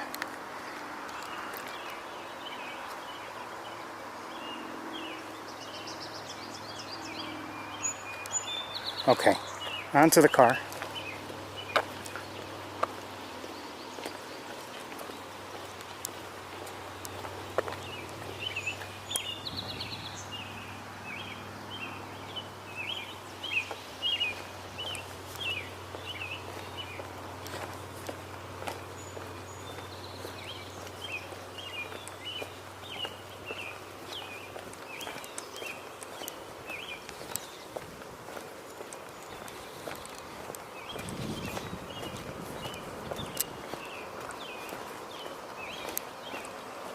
We'll need a few moments, of course, to get situated, and then we'll be underway.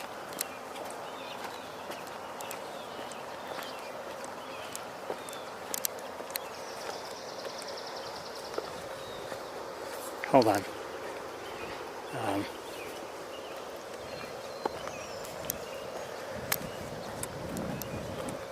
No. I was thinking I might have been hearing some alert calls up ahead, and maybe we'd continue to walk towards the water, but I think we're not going to do that. Okay. Alright, let me get you in the car, and like I said, we're going to head to the campus, but I need a few minutes just to get things situated.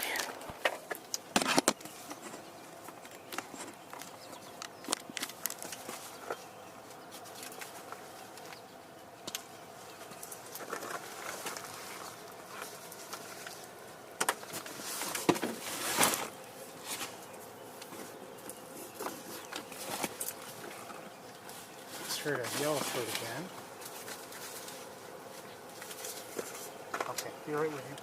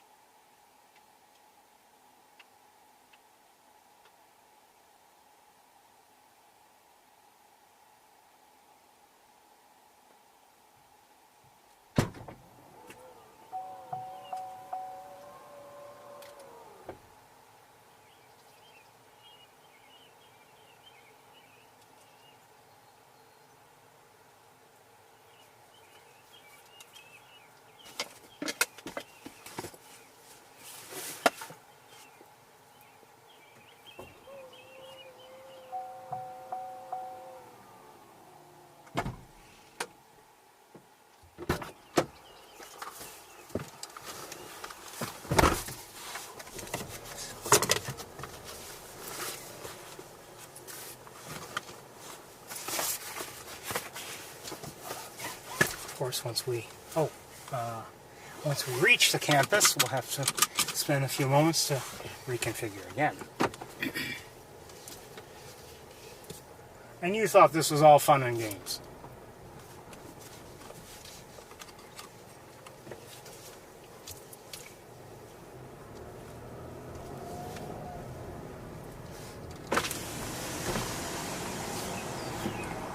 Hi, sapsucker.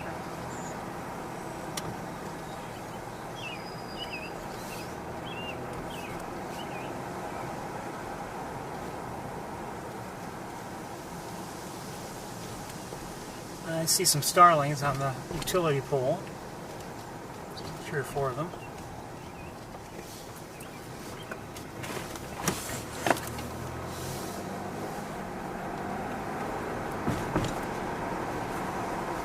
You know, actually, I mean, we saw, I don't know if we saw an osprey or not. I think it was red-tailed hawk each time.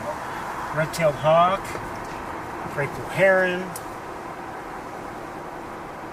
starlings, grackles, Canada geese, red-winged blackbirds, robins. We heard a veery, black-capped chickadee, tufted titmice. Heard a common yellowthroat, white-breasted nuthatch, yellow-bellied sapsucker.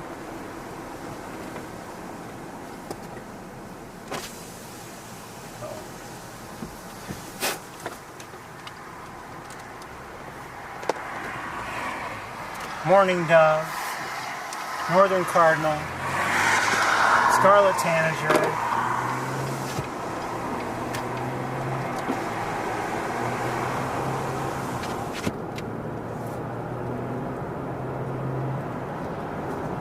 so we actually, you know, heard or saw a fair number of species. Oh, hey, that was a red-tailed hawk. I just took it. I don't know if it caught anything, but I just saw it take off from the road to the trees. But that was I don't know if the same hawk.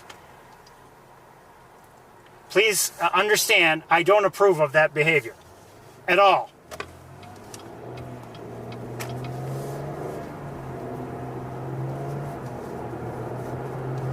Jeez. And it, you know what? It went to the ground quickly and right on the asphalt, well, to the side, but you know, in the shoulder of the road. But it went right there. It didn't land like, you know, I'm not saying it landed hard, but it, you know, I wouldn't want to do that and land on the ground like that. It was, you know, it was a controlled, you know, I don't know if it was a strike or not, but it flew to the ground, and clearly a deliberate thing. And but I saw it, and then I saw it take off again. So it did still able to fly and everything. I'm not going to say it was a crash or anything like that, and obviously we didn't hit it. If I had to look, I mean, looking at it in my mind's eye right now, it did seem to be a juvenile, but I may be wrong. I didn't see any red tail, certainly. Could have been an adult. I don't know.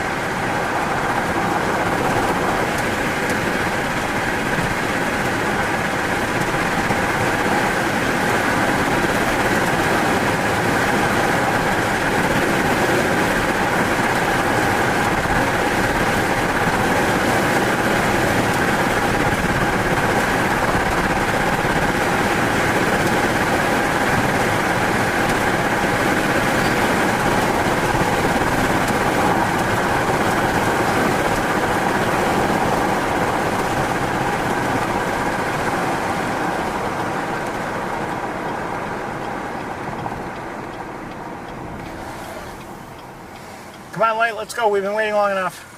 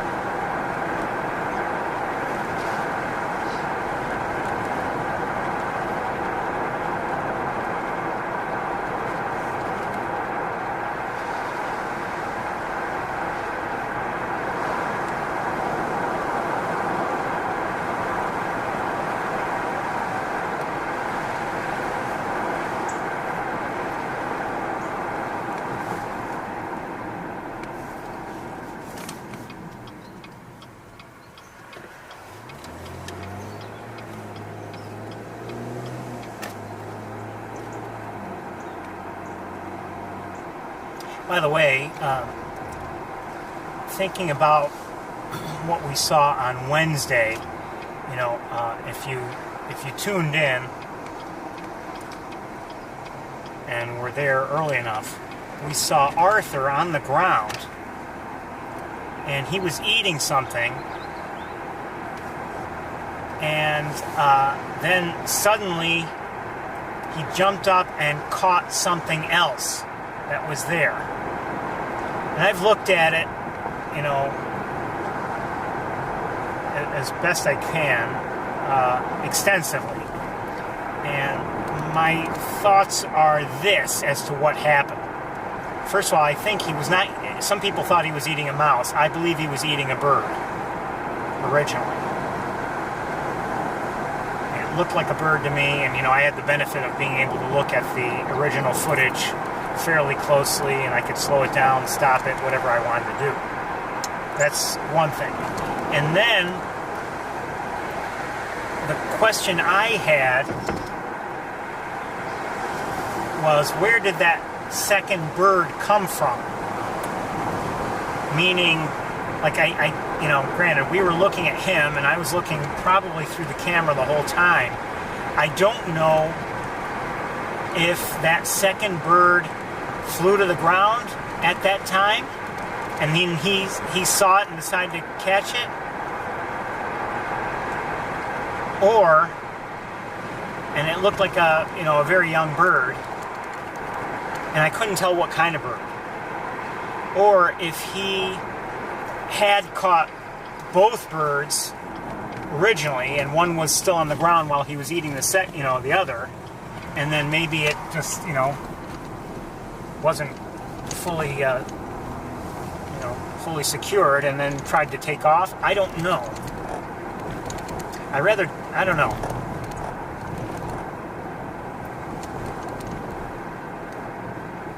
But anyway, the first prey item was I believe a bird, and the second one was definitely a bird. And I put that bit of sequence into what I posted for part of the highlights video, and I put that particular section in slow motion, so you can look for yourselves if you'd like.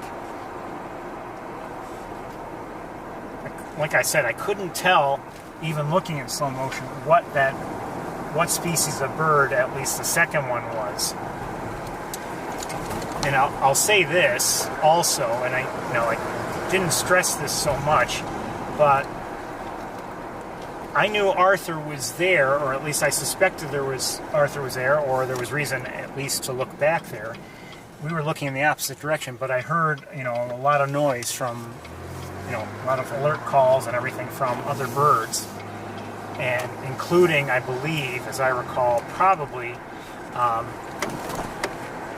house sparrows.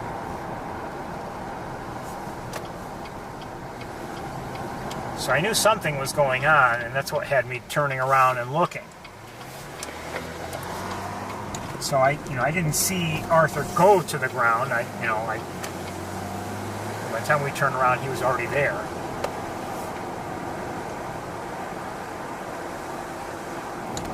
Just, it goes to show you, though, what I said earlier today, stressing how important sound is to bird watching. I mean, I'm not going to say it's impossible to go bird watching and enjoy it without, if you were unable to hear. It's not impossible, but it's certainly a lot easier if you are able to hear.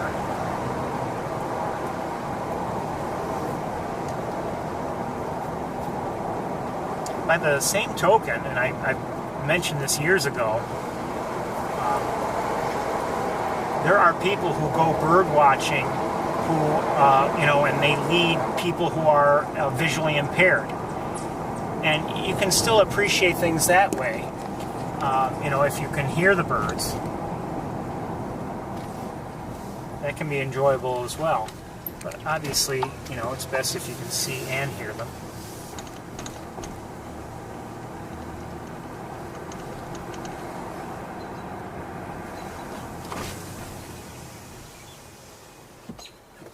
hear a robin, and the robin's to my left. So let's see if maybe we can see somebody else in here without the sun in my eyes so I can take a look.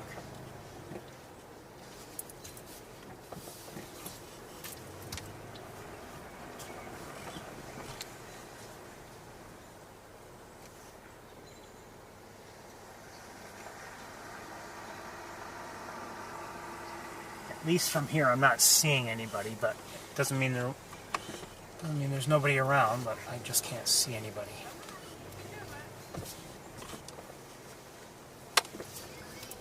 And if you think about it, I mean, we're not far from Ferris Hall right now. It's just as a matter, you know, as the hawk flies, we're close by. We have to do some driving to get there. Just heard a song sparrow as well.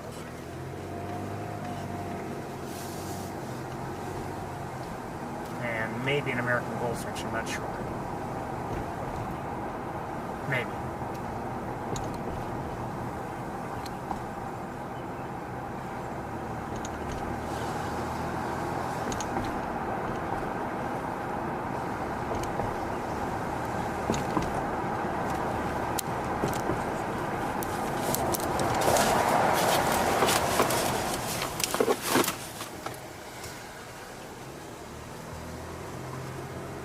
Nobody on the throne.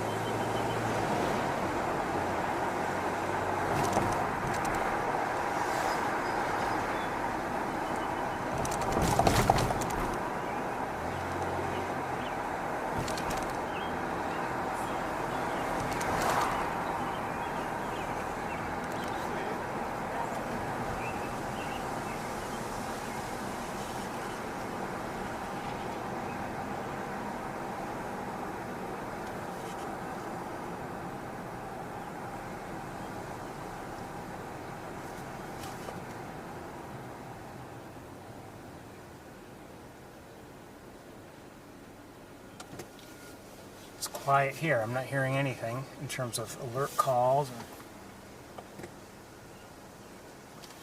juvenile hawk calls. And they've been expanding their range, certainly. So who knows, this could be a bad place to park.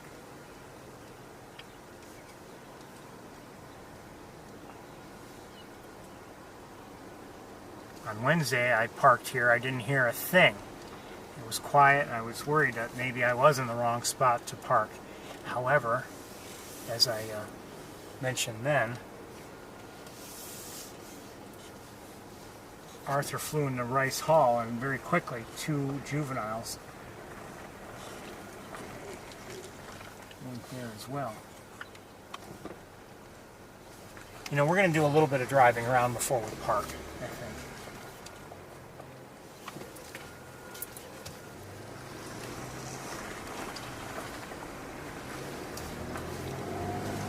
Oh, hold on, I see something in the air in the distance. One second.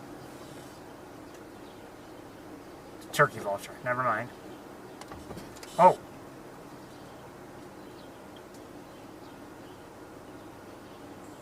But I likely see somebody on one of the central heating plant stacks, but not at the top. It's at one of the, I don't know what they're called, the rings. Rings that are much lower than the top. So let's go that way and see if maybe we can get a look. Could be an adult. It could be maybe one of the youngsters hoping that an adult is nearby with food.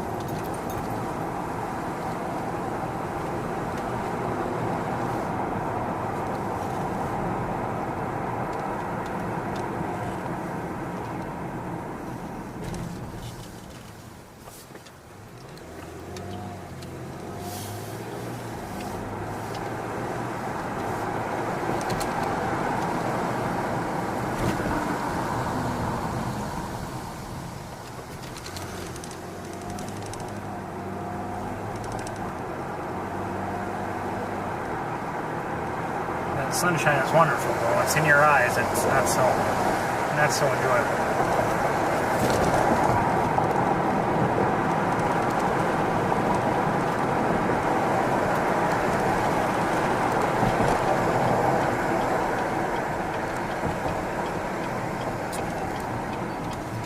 I'm still not sure who it is. It's a hawk, but I'm not sure who it is. It might be, I don't know, it might be a juvenile.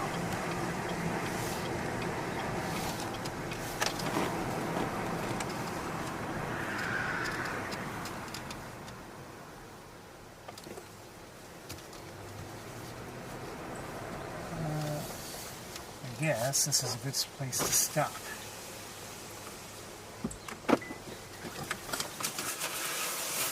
Okay, 1 second.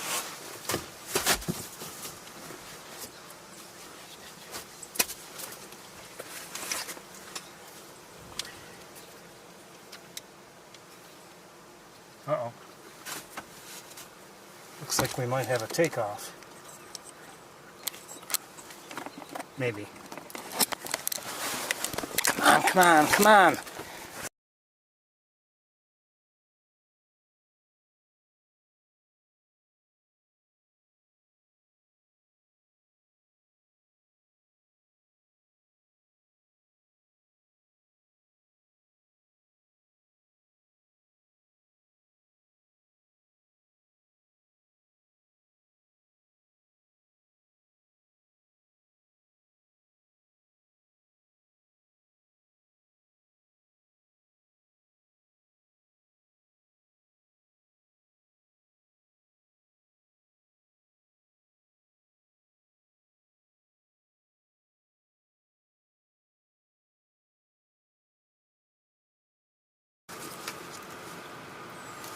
Okay, sorry about that. You'll never guess. A wire, because everything has to be this way. A wire got pulled. Anyway, who is this? Is that Big Red? It is. Hi, Big Red. Good to see you.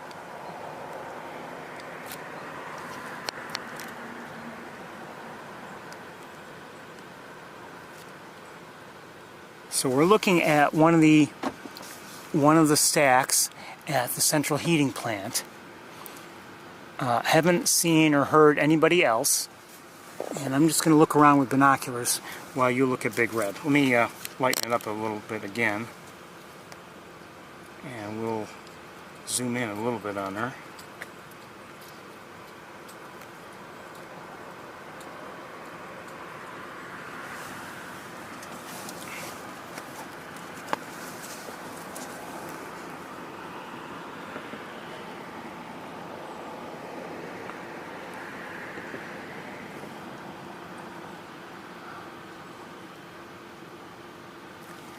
It's good to see her, certainly. We didn't get to really see her on Wednesday night. I saw her, I believe, in the air very briefly, but that was it. And I never showed her to you. Never had the chance.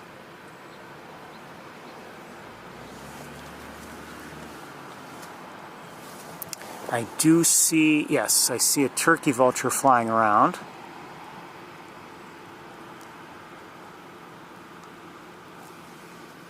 To the right of the right-hand smokestack.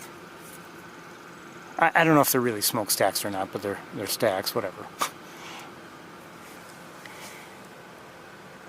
We're going to move on pretty soon. I want to see if we can find the young and Arthur, but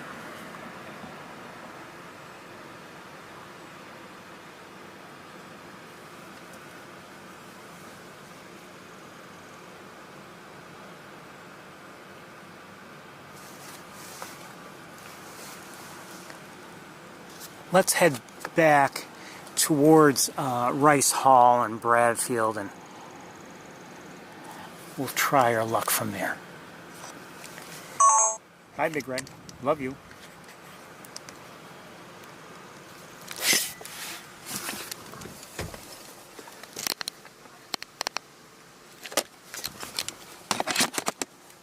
Naturally, the wires got all caught up, and that's why you were disconnected for a bit. because that's how the wires have to be.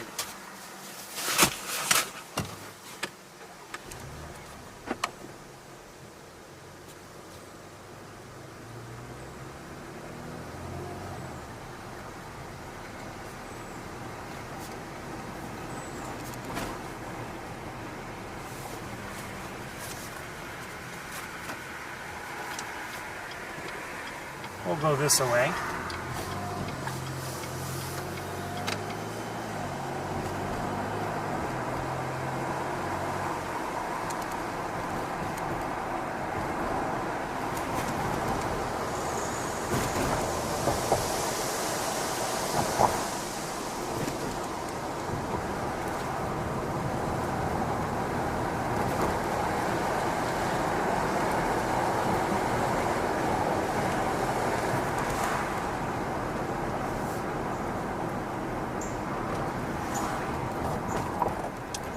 Heard a cardinal.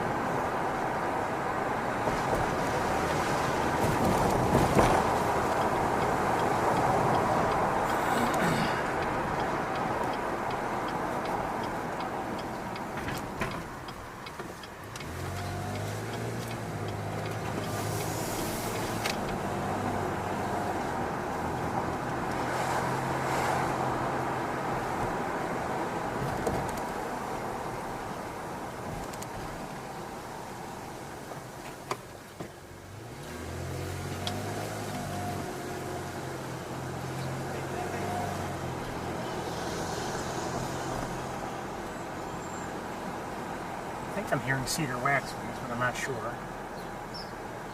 House sparrows, which I am sure of.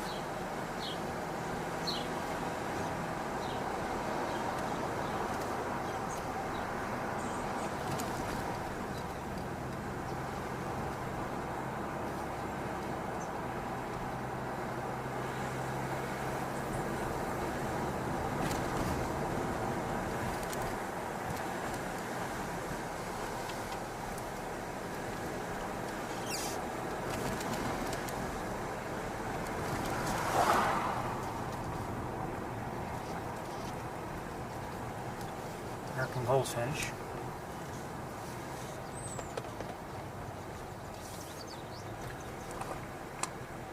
Big Red is still where she was.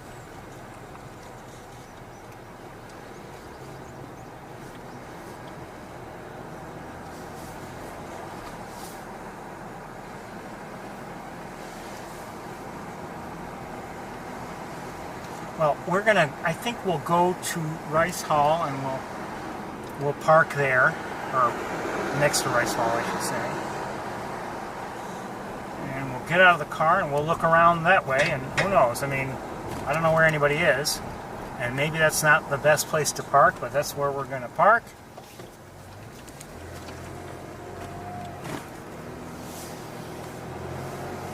Maybe we'll have some luck, maybe we won't, I don't know. Just heard a gray catbird.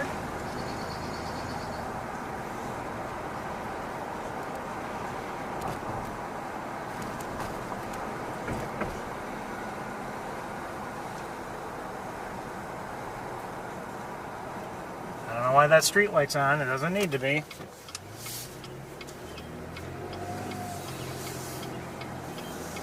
One of the lighting towers is also, or at least was, on earlier. I don't know if it still is. Yes, it's still on.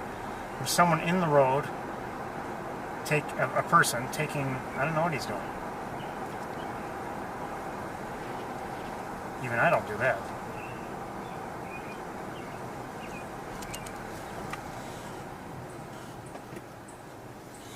Oh, I see. Oh, no wonder. He was taking a picture of a hawk. See, I told you, pay attention to people. There's one of the juveniles, I believe, in one of the trees there along Tower Road. Let's get out of the car as quickly as we can, and let's see if we can see that hawk as well.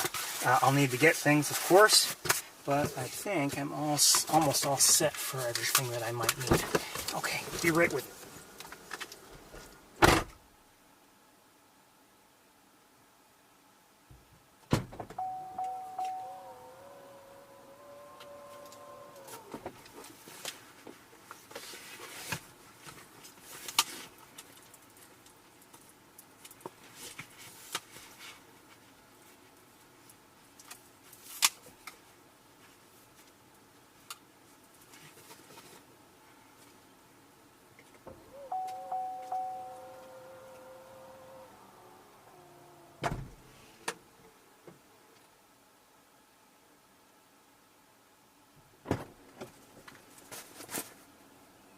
Where'd that go?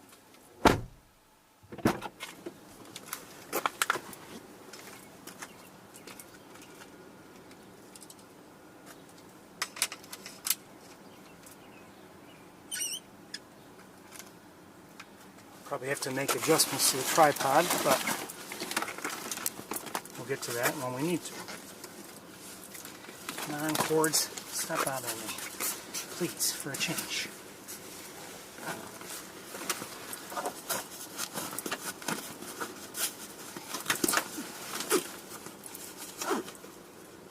And I think I'm hearing somebody call.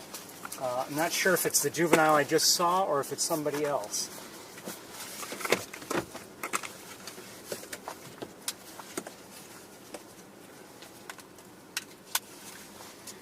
If they want to reach Big Red, she's farther away than that.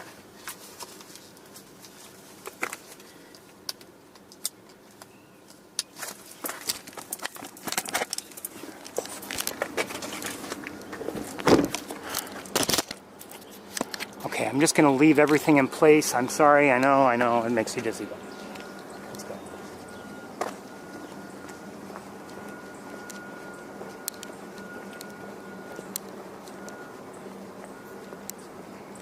The gentleman who was looking at the hawk is now on the other side of the road, but still in the road, and I think he's... Oh, there we go.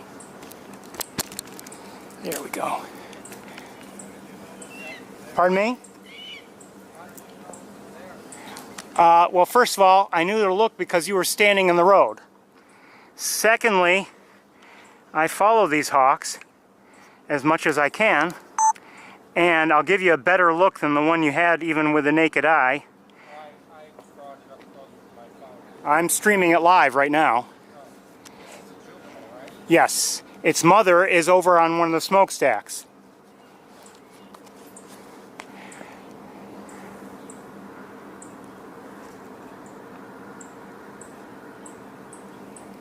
And another juvenile is nearby. I heard it call just moments ago.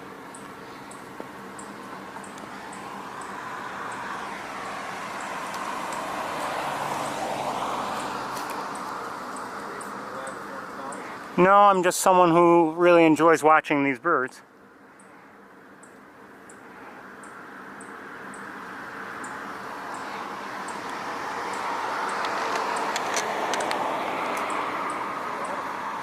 Pardon me? The other day on Judd Falls Road, I saw a very large weasel A weasel? floating along. It wasn't a mink. It looked like a fisher to me. Well, we A do... lot of predators around. Absolutely. My neighbors had a fox kit that was eaten, and I think it was a red-tailed hawk. Well, this is one of 4 chicks this year. Wow. There's another one vocalizing over there. Like I said, their mother is on one of the smokestacks. She's still feeding? Yes. She and her name is Big Red, and obviously named after the school's mascot. And her mate is named Arthur, named after, I believe, the founder of the Lab of Ornithology.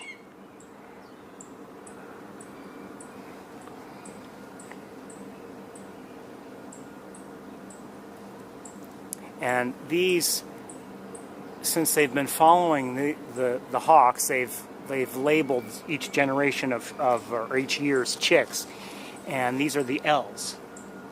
So this is, I don't know which L this is, but this is one of, L1, L2, L3, or L4. I know it's not L3 because L3 was hurt, and they actually did capture it and take it in, and it's being tended to as it heals.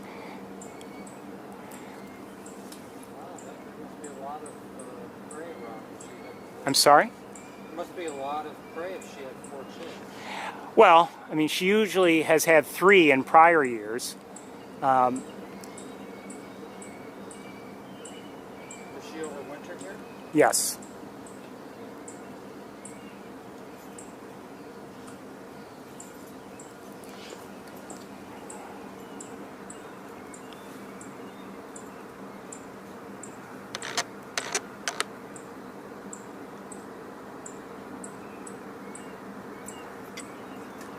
Beautiful bird.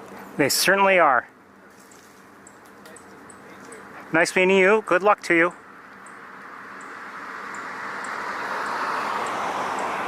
I should probably check to make sure everything is up and running.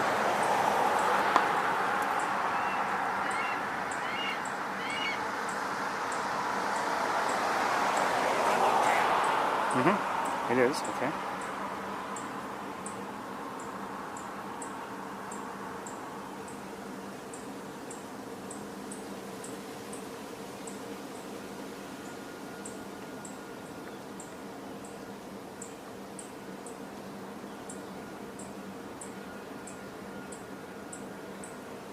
Look at how cute.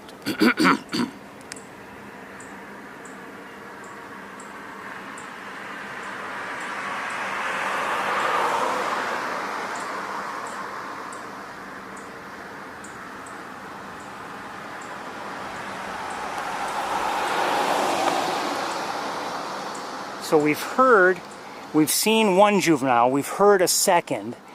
We haven't gone to look for it yet. It's tough to walk away from this one.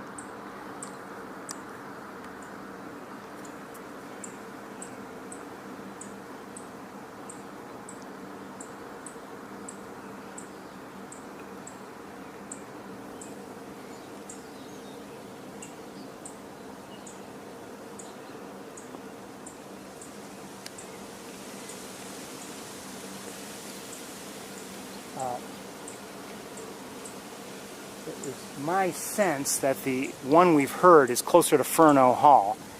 The other one we heard this one as well. Let's go see if we can catch up with it. Well, actually there's some people walking here. Maybe they'd have an interest in seeing, in seeing our hawk. What a beautiful bird that is, seriously.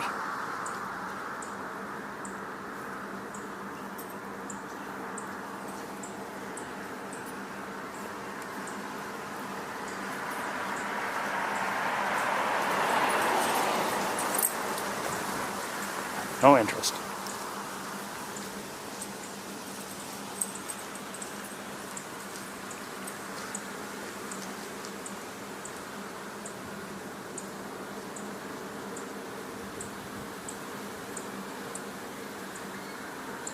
So I'm hearing one behind me somewhere.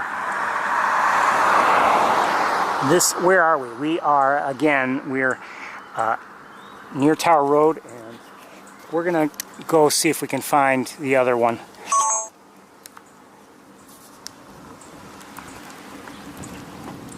Now that gentleman stopped again. I wonder if he's seeing another hawk, potentially. But somebody was here somewhere in front of Ferno, I think. Heard nothing the first time we came through.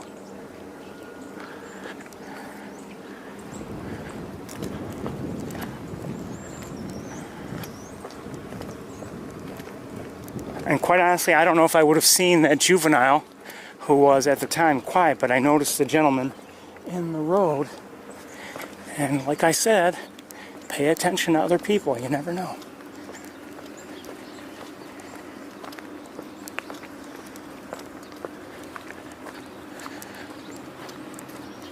Oh, our hawk just took off and went to the fence. Do you see it? Here and then it flew right here. It's a red-tailed hawk.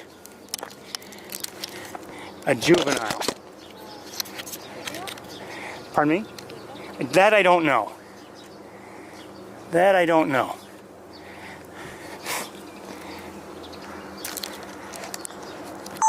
I'll give you a look if you'd like.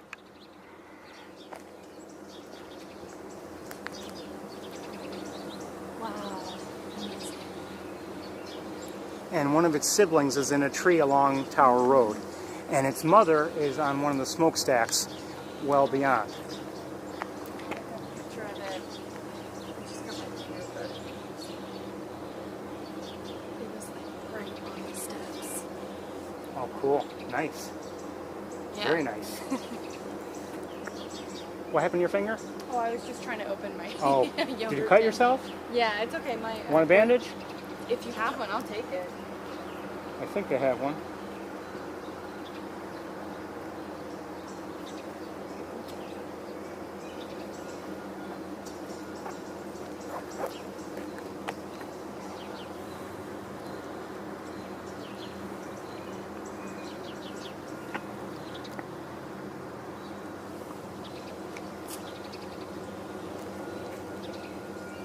And just so you know, I'm streaming this live.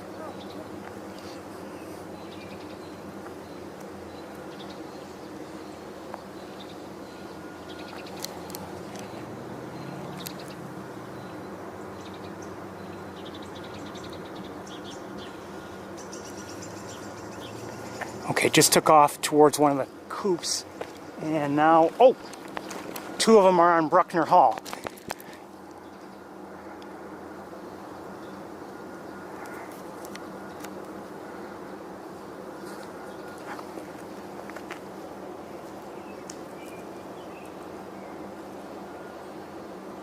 There are two there on Proctor Hall.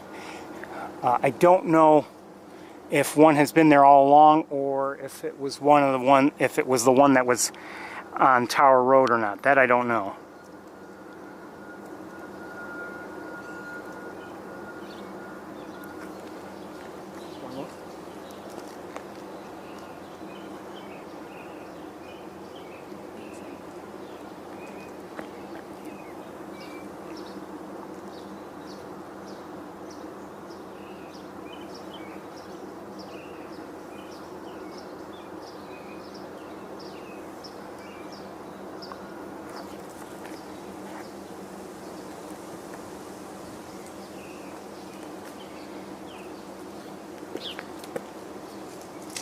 Just so you know, the stream is on there, so if you want to see what I'm seeing, that's the way to do it.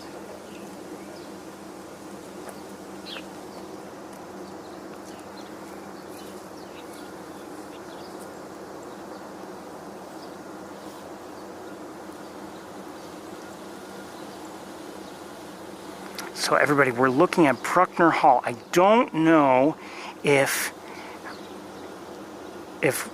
this one had been there all along, or I don't know.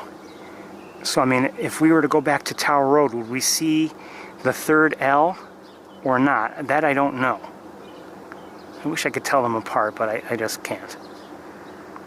Why don't you go over there so we can see them both of you together?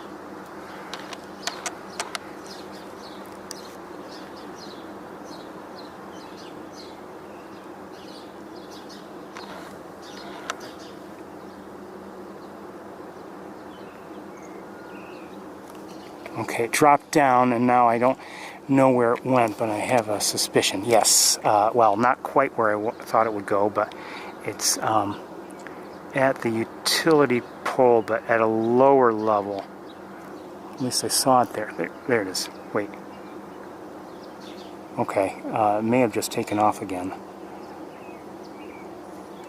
Let me look with binoculars. I'm not sure if I'm looking in the right spot with the scope.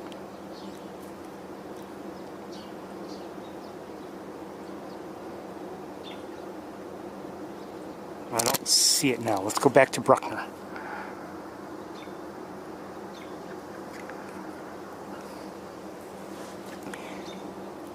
So we've seen Big Red, and we've seen at least two of the elves,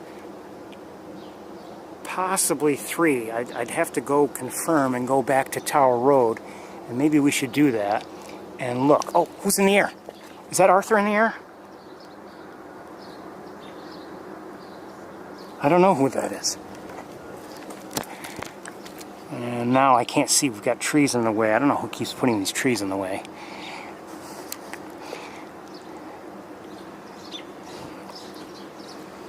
So let's another look at the one on Bruckner, and then I think we'll head towards Tower Road. I just want to see if that juvenile is still there.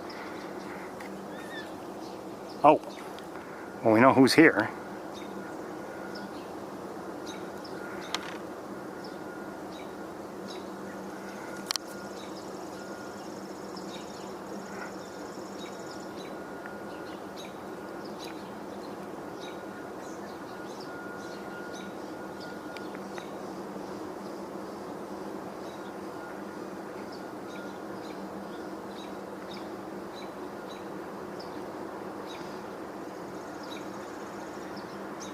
Hearing a robin nearby vocalizing.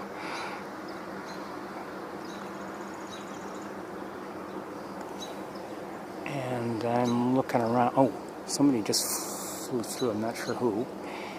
A small bird.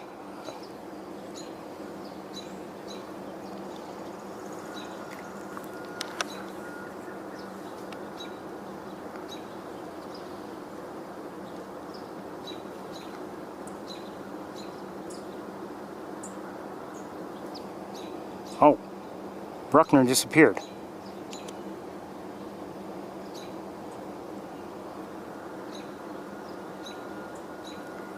Let me lock on here, and I might regret doing so, but I'm going to look around. I don't see the one who was on Bruckner. Took off when I wasn't looking. That's the thanks I get.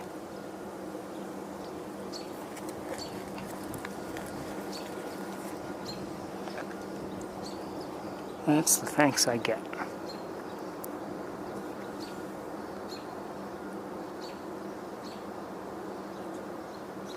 But this one is clearly active.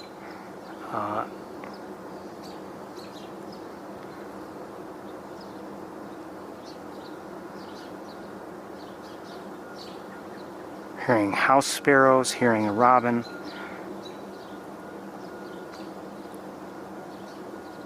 We hear house sparrows here all the time anyway, but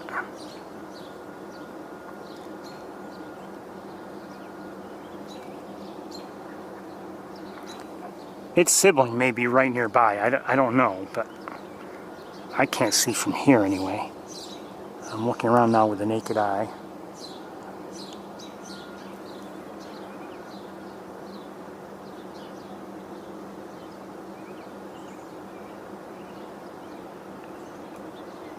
I hear chickadee, and I hear somebody else calling now.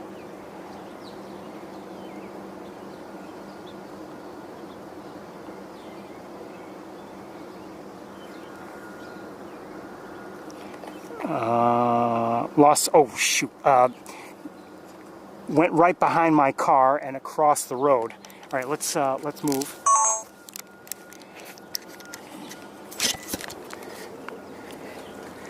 I don't approve of young crossing the road like that, but just so you know. So let's continue on. I don't see anybody, and just heard a chickadee again.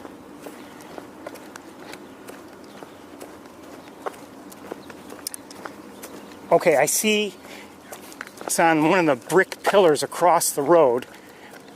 Maybe I see 2 of them there. Yes, I do.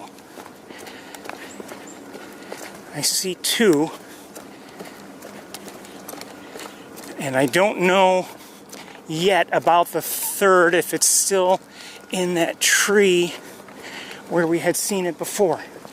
Let's hurry up a little bit. Was it this tree? I think it was. So the one who was in this tree is no longer in this tree, or at least not right there.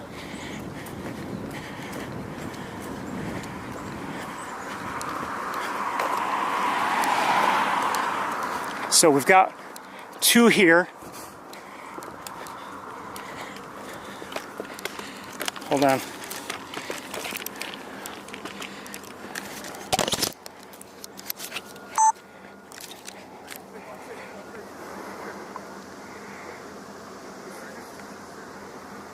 Look at that, wow.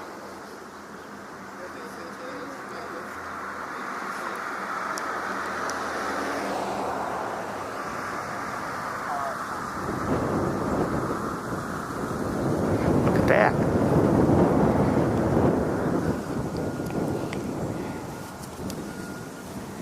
So I don't know where, or I can't confirm yet that we've seen 3 of them, because I don't know with certainty that that we've seen all 3.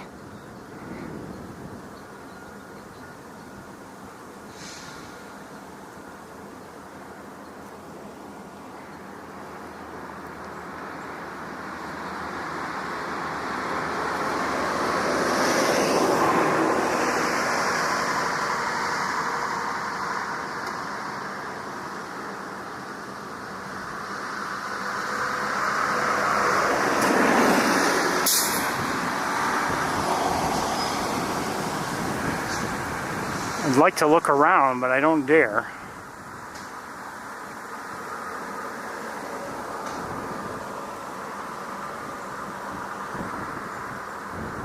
Maybe I have a moment.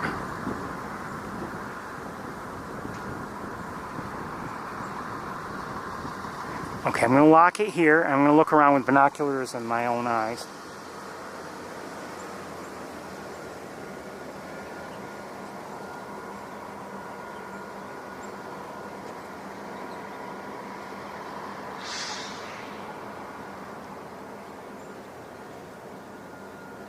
What I'd really like is for the 3rd one to call, just so I know where it is.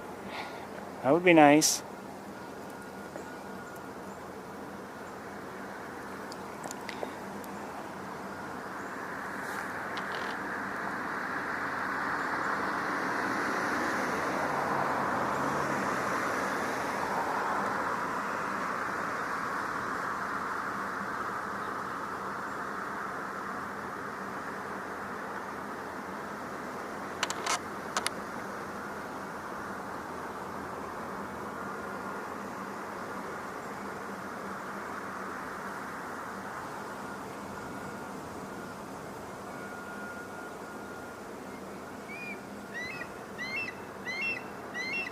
Okay, my guess is, oh, someone's in the air.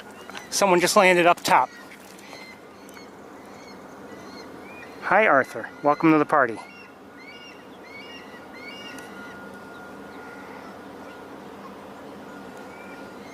So we've seen 2 adults,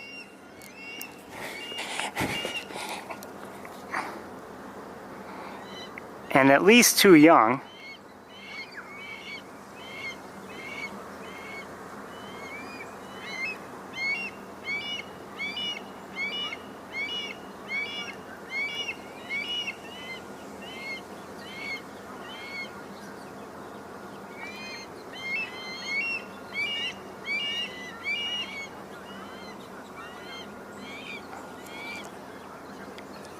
Hold on. Okay, that's better. And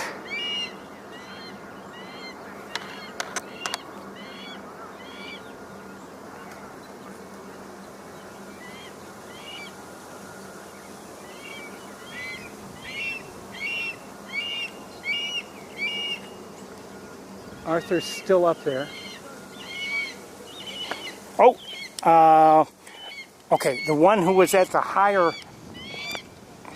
at that higher thingy, metal structure, is now up here. Hello.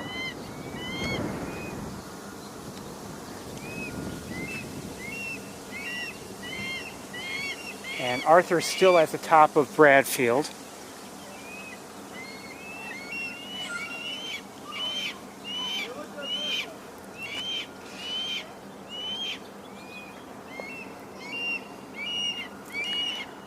Okay, let's look at the other one who's in sunshine.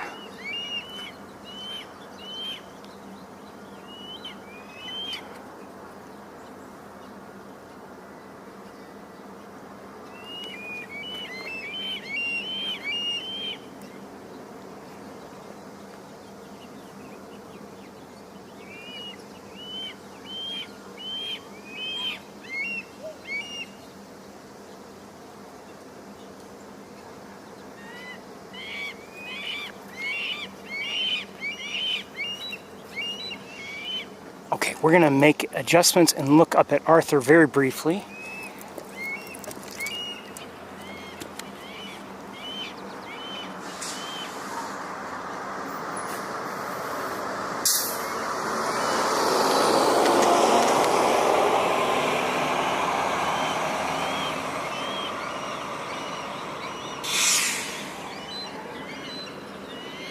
He doesn't have anything.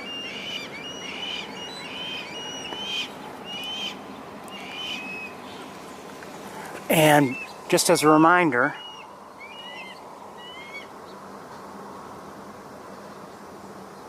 Big Red is right there.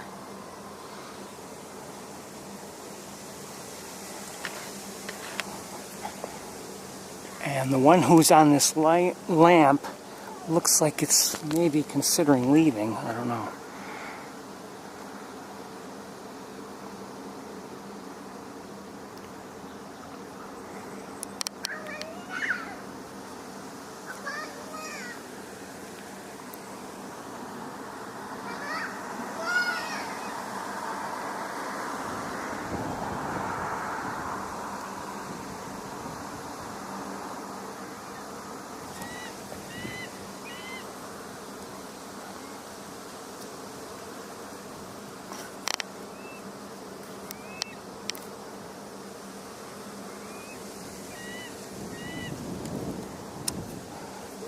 These are red-tailed hawks, and they're, pardon me? The two red-tailed hawks? This is a red-tailed hawk, that's a red-tailed hawk. Their father is up on the top. Oh no, he's not up there any longer. And their mother is in the distance. Are they really gold-tailed hawks? They're wild? These are wild. They're wild. And their nest, well, I can't point their nest out because it's in one of the lighting towers here.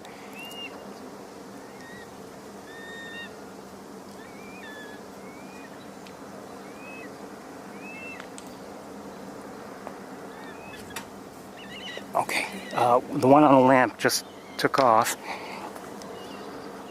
Shoot, where is it?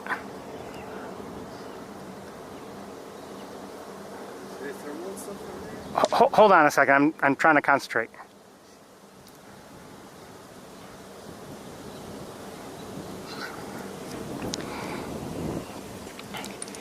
I'm sorry? Oh, are they thermal around here? They hunt by thermal? They hunt with their eyes and they look for prey. They don't necessarily use thermals for that.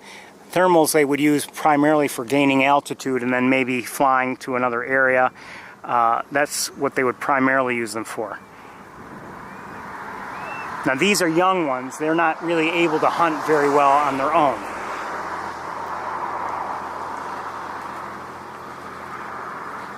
Cool, are you in the ornithology school? I'm sorry? You're in the ornithology school? No, I'm just someone who enjoys watching them. If you want, I can show you what I'm streaming this live. Wow. Yes, if you'd like to see, I'll give you a card. You use that live link, either scan that or that very first written link, and you can see what I'm seeing live. Wow, cool. Nice. Let's go. Take care.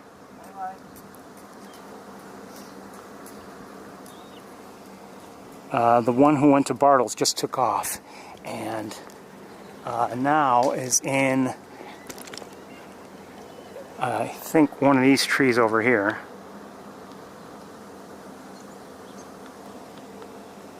I'm not sure which tree.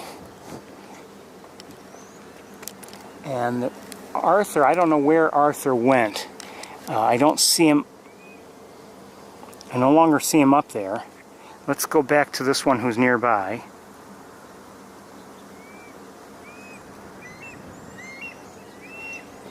And let me look with binoculars.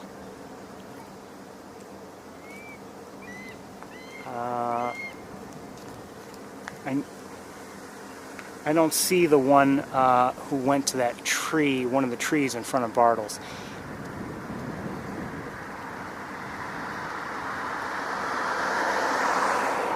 I do still see Big Red where she had been. I also see a pigeon and a mourning dove.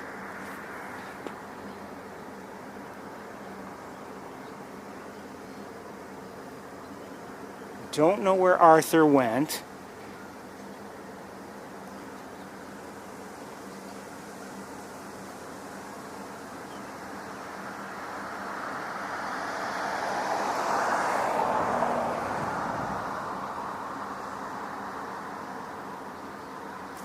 I think I see a great blue heron.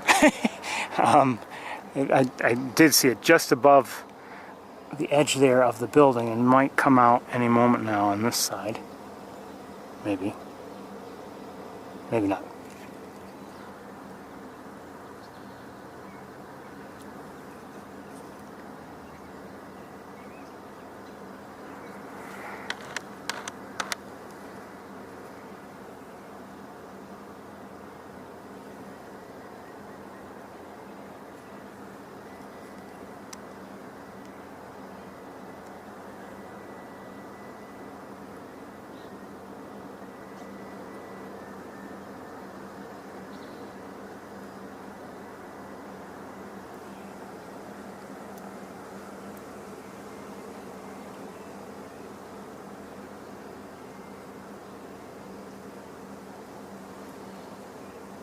Looking around, the only other one I see at the moment is Big Red.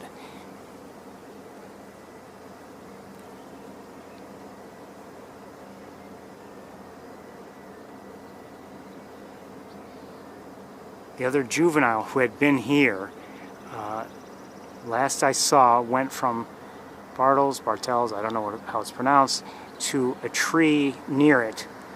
And I don't know if it's still there or not.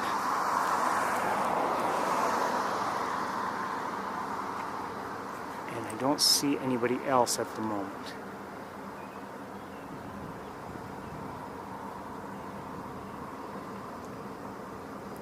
We've seen at least 2 of the young, and we've seen both adults.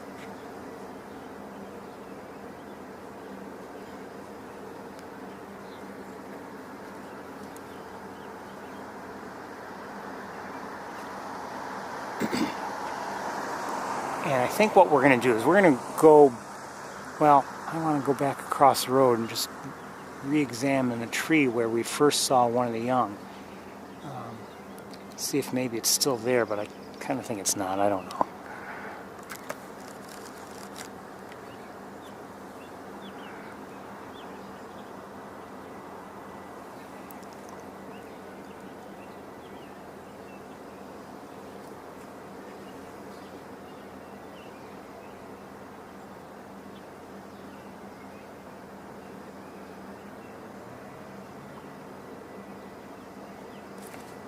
I see a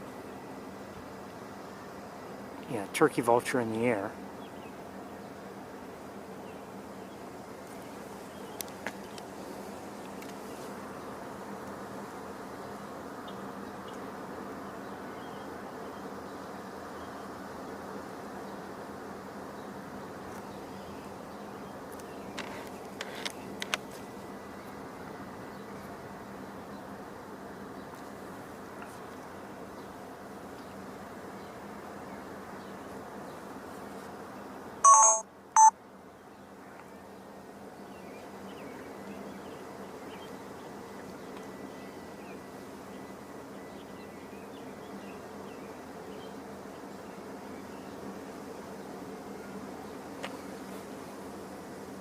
We have a lot in common with the juveniles, if you think about it. We're always looking for Big Red and Arthur too. Oh, wait a minute.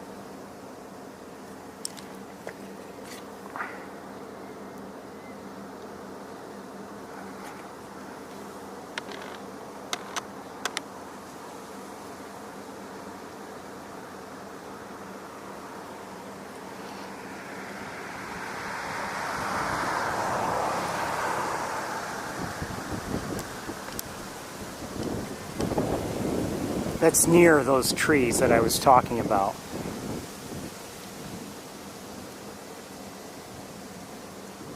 So no surprise to see one there.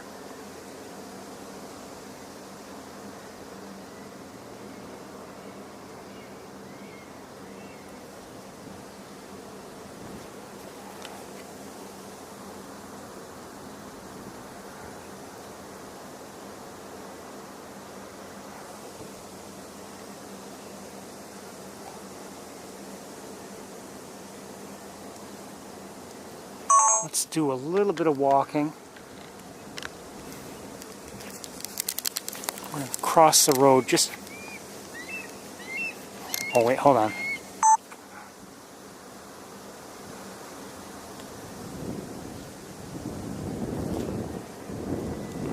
What prompted me to wait on walking is that, you know, there's always the chance that this one was seeing Arthur, for instance, and you never know.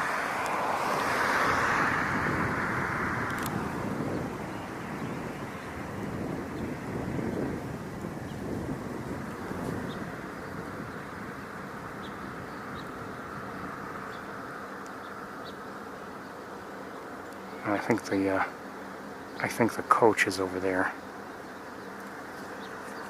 You better not be getting too close to the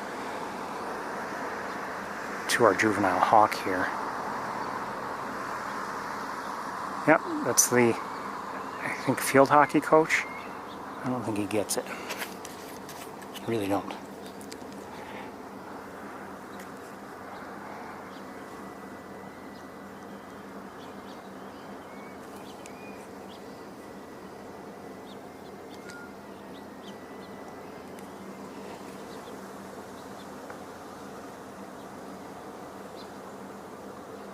That's right. I'm watching you. I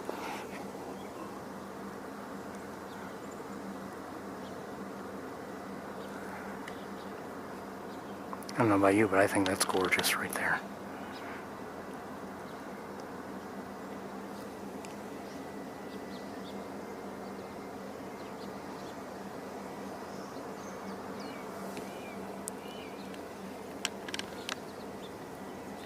Okay,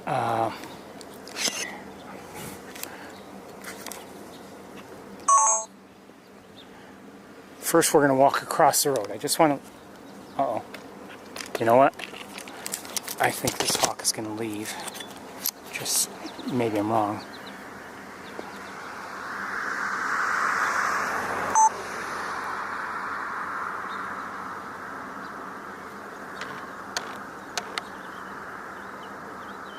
Somebody's making noise over there. Sounds like a flight. The one on the fence, was it still on the fence over there? Where is it?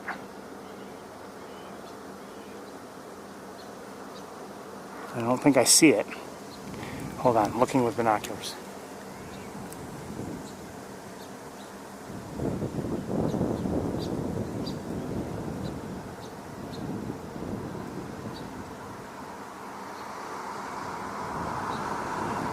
I don't know.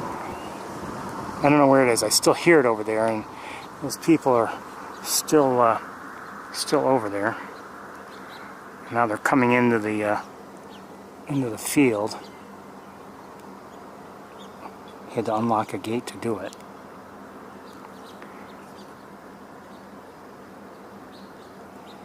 Tempted to move just to change the angle on this one.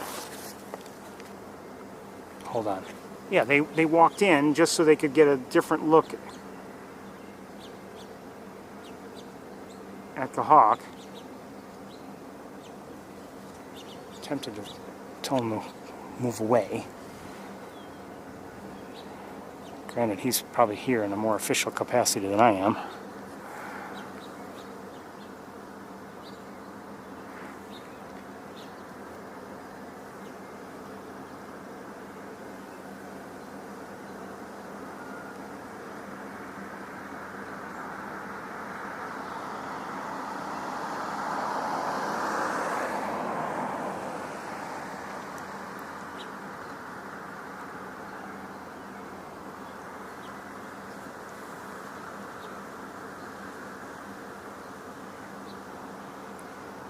This one's posture has changed just a bit. Makes me think it might be about to take off.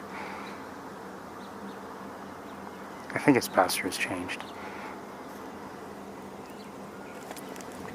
I just saw someone fly up here.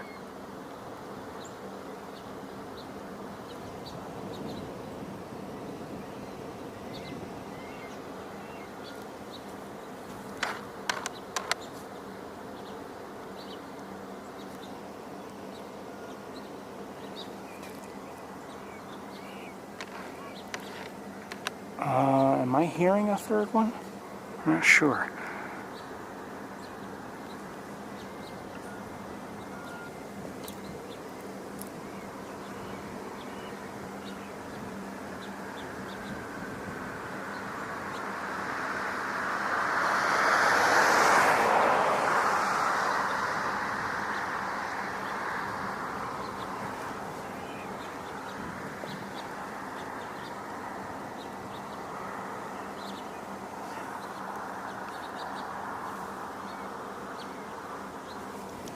Let's walk a little bit.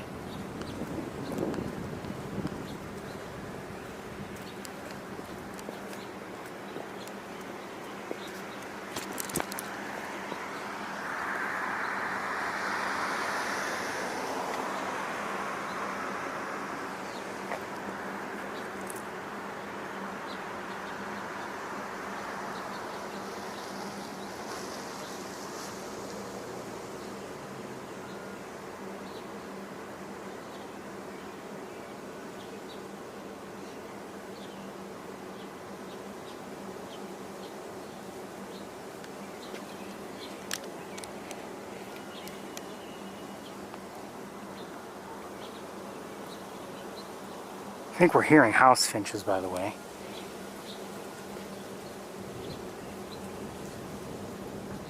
Definitely, I'm seeing one or two right now. More than that, actually. 4, maybe 5 or 6.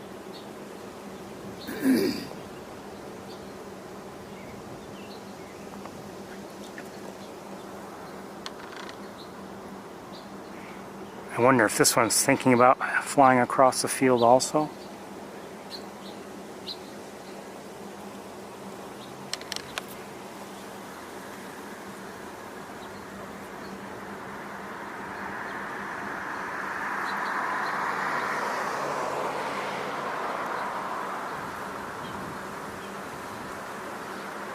So no sign of Arthur since we last saw him on top of Bradfield. Nobody else around other than the one we're looking at. We still have, well, I can't see Big Red any longer, not from here. And we still have the one on Bartles. We're going to move a little bit.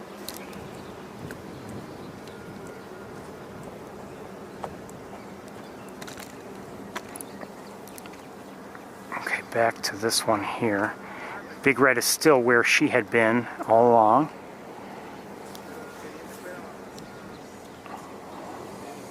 And the one on Bartles is still on Bartles.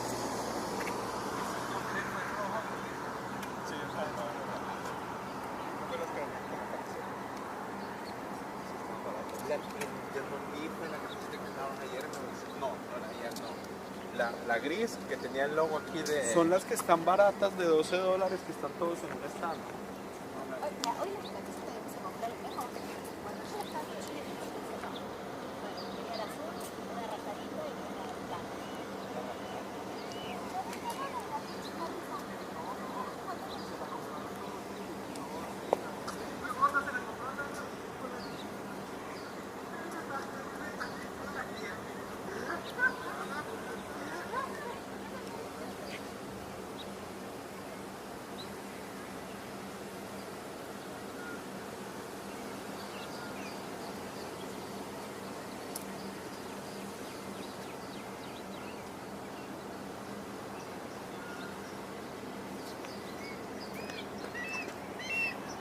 Okay, somebody must be in the air, I'm guessing. Hold on. Or something. Yes, I see somebody. I see Arthur on top of Bradfield again. Hold on, but in a different spot.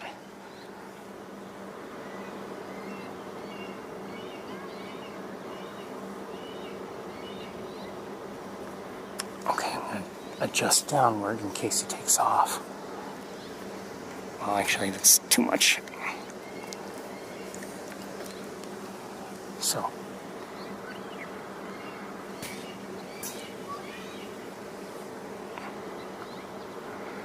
Got Arthur up here. He looks like he is probably going to move soon. Bartles is still on Bartles. The brick column is still on the brick column. And I can't see Big Red from here, but I'm guessing she's still where she was. Let's move just a little bit. Yes, Big Red is still where she had been, unsurprisingly. Again, here's Arthur on top of Bradfield Hall. I can no longer see very well the one who's on the brick column, and he or she is calling also. Let's take a quicker look at Arthur and lighten things up a little bit. Hello, Arthur. He doesn't appear to have anything.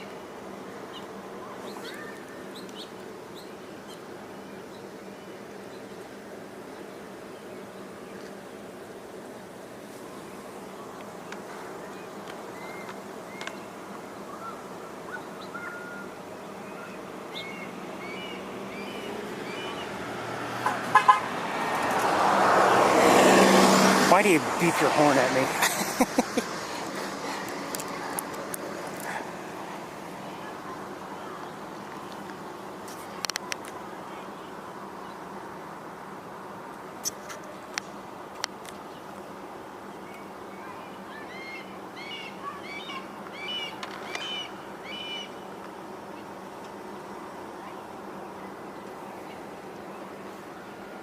He's still up there. Bartles is still on Bartles.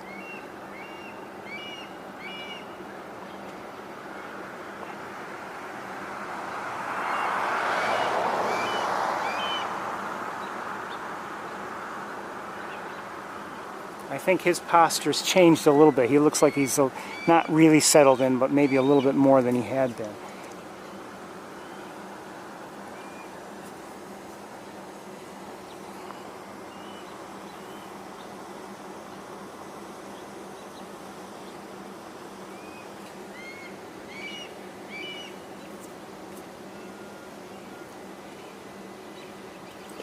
Oh, he's turned around.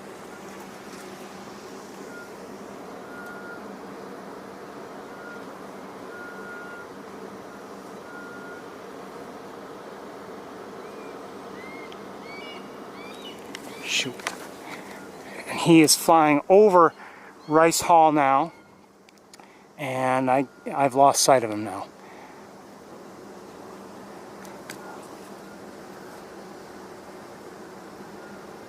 Okay, everybody else is where they had been. We're going to move and see if we can see what happened.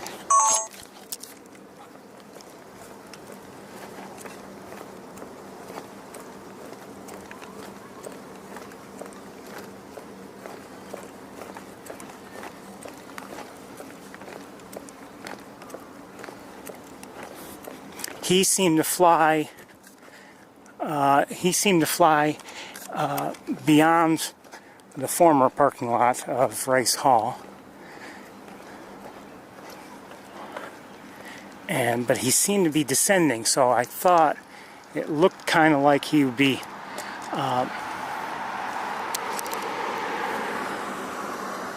Looked kind of like he'd be, you know, maybe there somewhere. I have no idea where he is now. Now that I think about it. So let's let him. We'll let him be. Oh, wait a minute.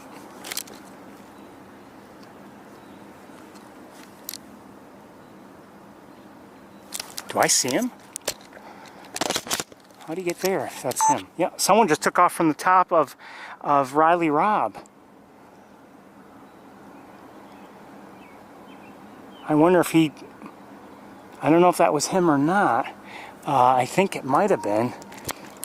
It certainly wasn't Big Red. She is still there.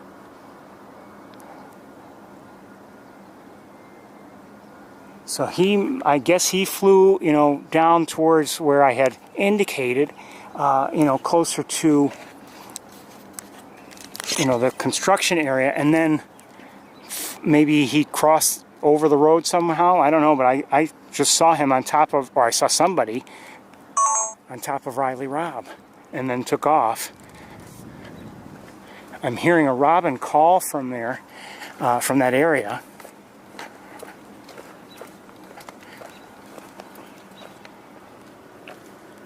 And we still have our, let me get down here safely.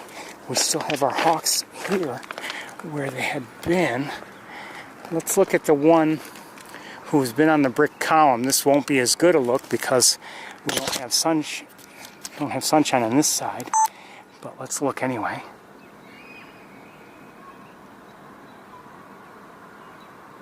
And Bartle's still here.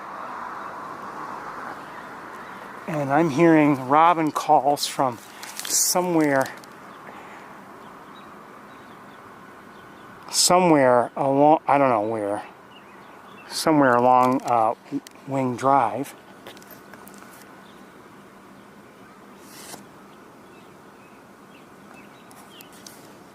Don't know where. Let's do some walking.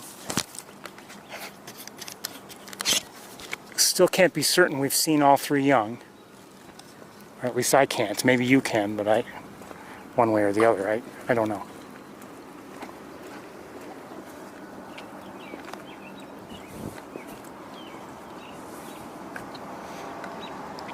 But I'm hearing robins from there somewhere. So I'm guessing Arthur's still in that area.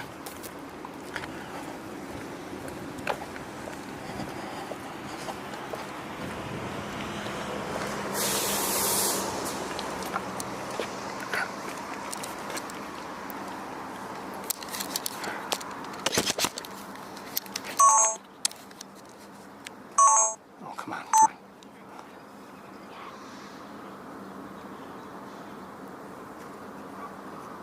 Hearing a blue jay also.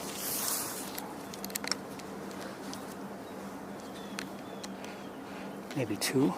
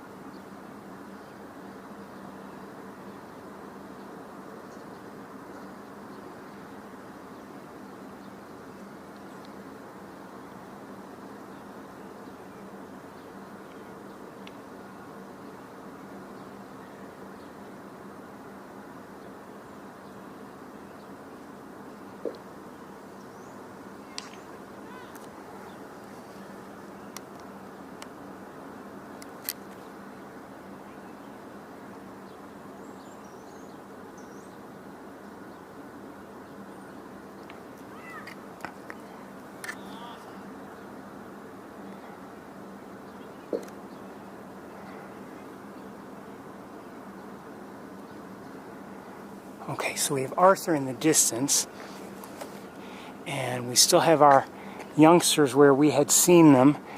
Big Red still looks to be where she has been all along. And we'll take a look at some of the others right now. This one looks like it's about to leave. Looking very beautiful.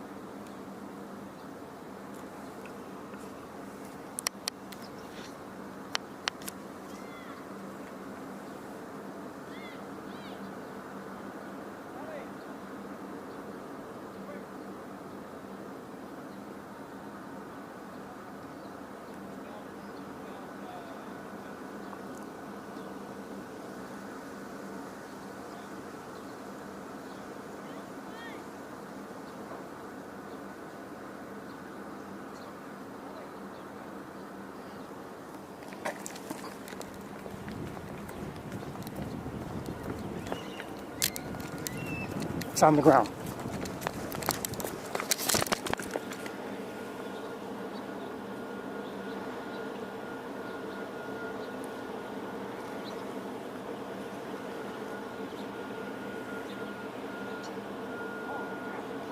I think it may have gone after something. I'm not sure. Hold on. Okay, that's better.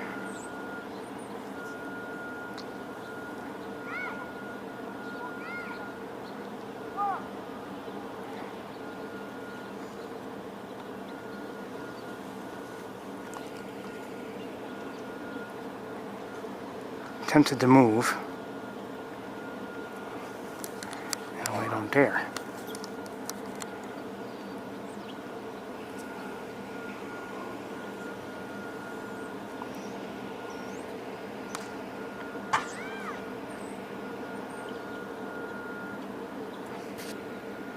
Bartles still on Bartles. All right, we're going to move a little bit.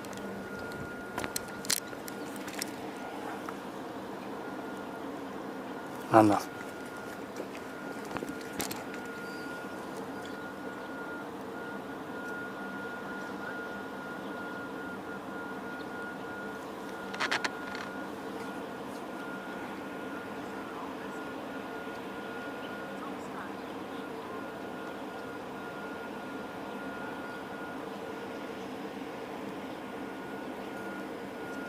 Hold on a second.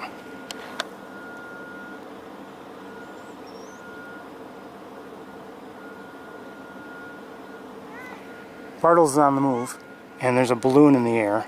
Something was moving down here, at least I thought it was. Bartles is now up here on one of the lighting towers. Just flew up there.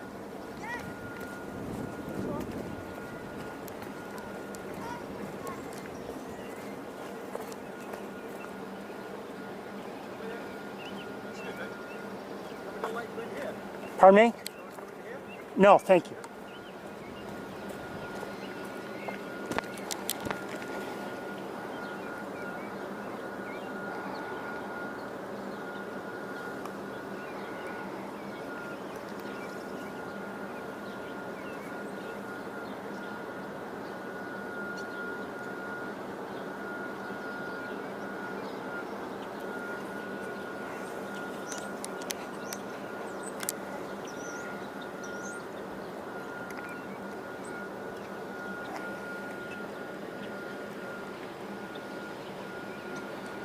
Oh, just went across Tower Road.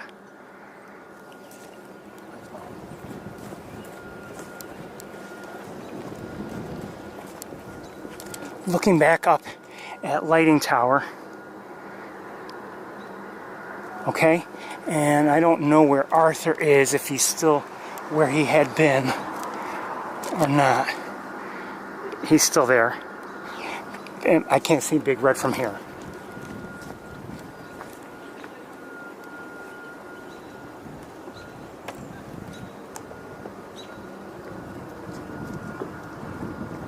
And I don't know where a juvenile is right now.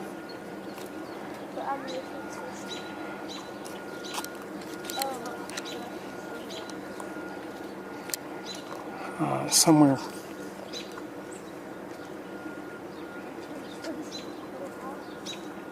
Red-tailed hawks. And there's one over there right now.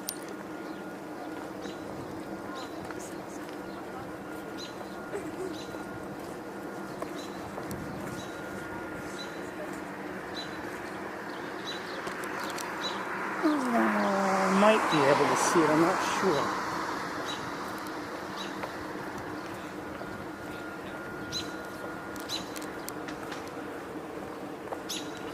Maybe not.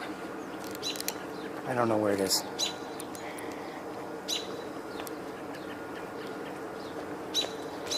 I still don't know where it is. Have an idea.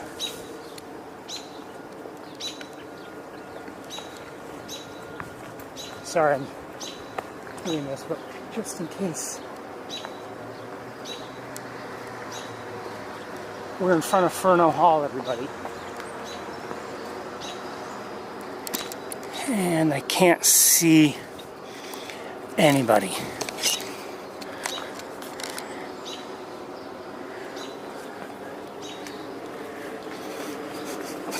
Smells like somebody's smoking, because there's no other place on earth to smoke.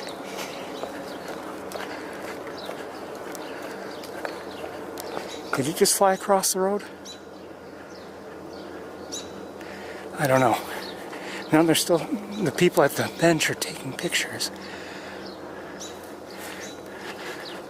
Oh, she's pointing it out to me.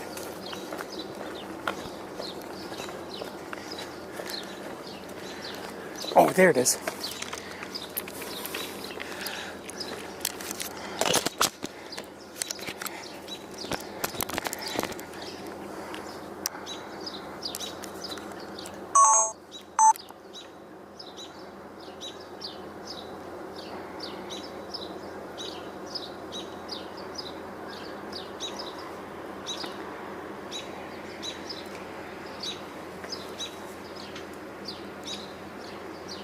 Still not sure we've seen all three.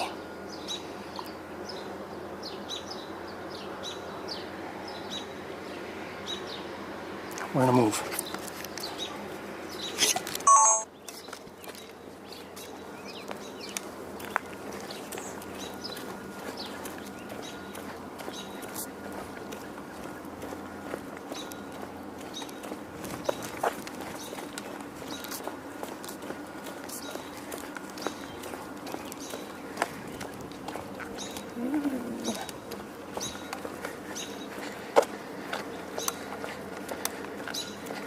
There are people on the sidewalk, and I wonder if they're seeing something else themselves. It's very possible, so of course, I don't know.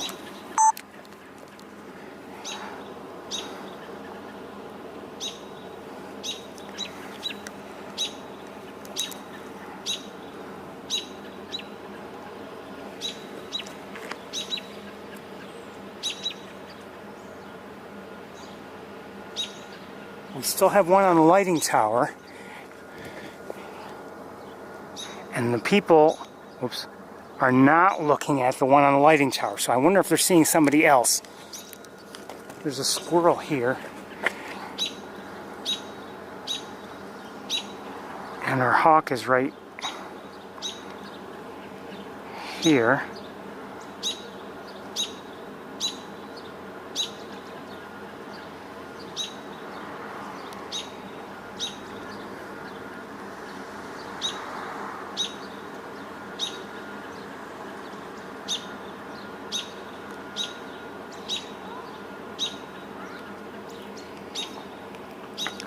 The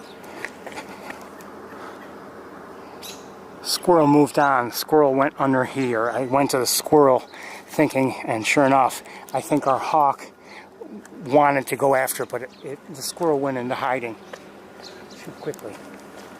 So I believe our hawk is on the chicken coop. Let's go look at Tower Road.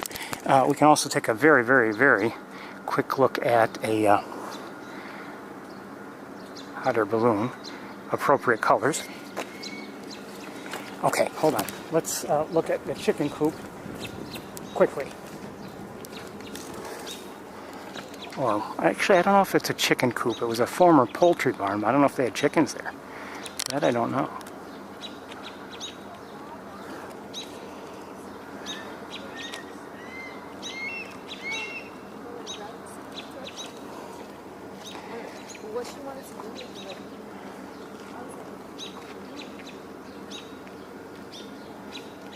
Okay, let's head towards Tower Road.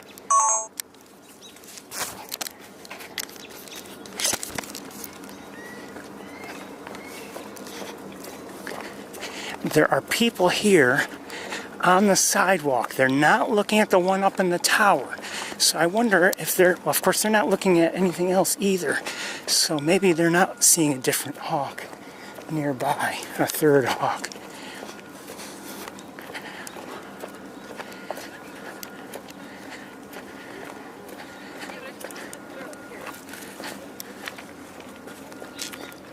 Looking at the hawks? Yes.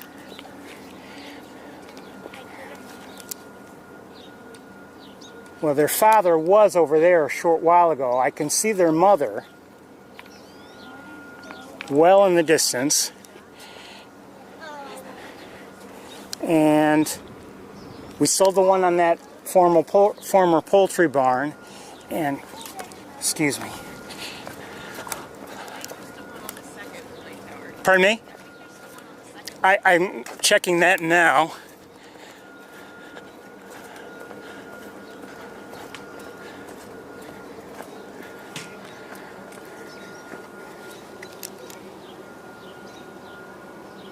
No. I don't see it. Not from here anyway.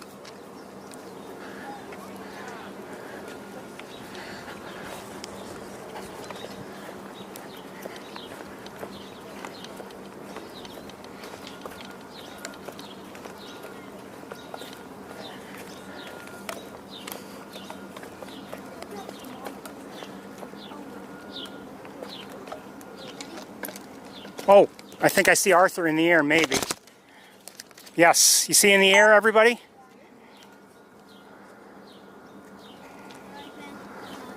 You see him? That's him.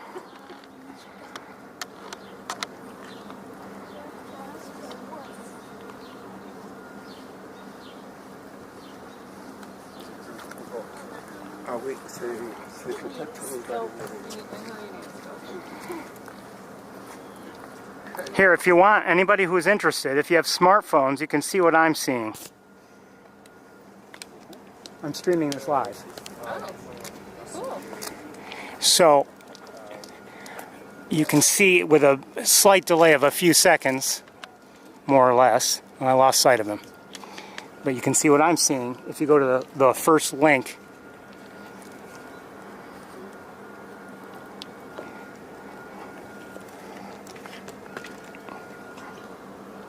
And like I said, their mother is on one of the smokestacks there in the distance.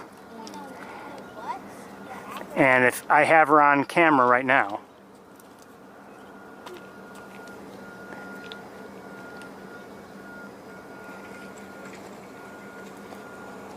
And like I said, their mother is on one of the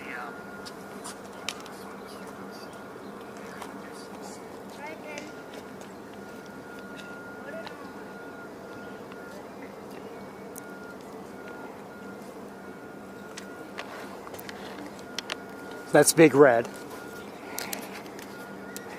Oh, I hear somebody behind me.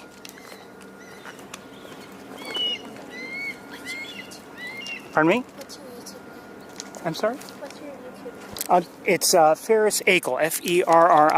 Ferrisakel. One word. Sorry. Something happened on my tripod. That's not right. Did you find it? Good. Oh, hold on, everybody.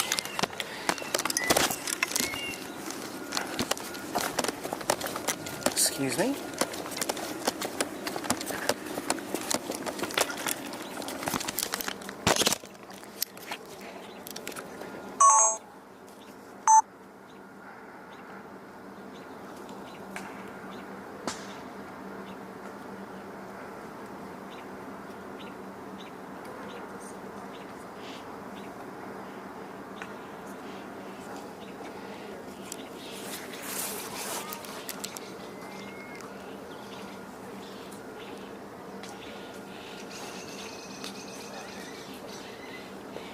Okay, somebody just took off, and when I wasn't looking,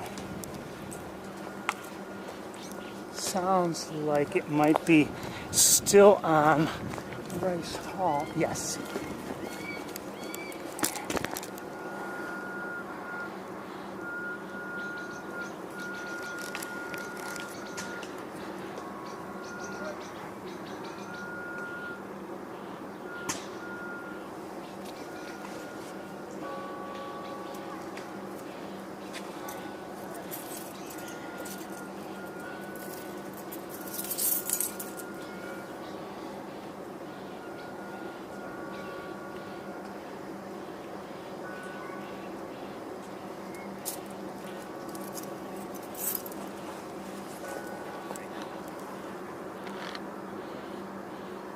So we're looking at one on Rice Hall.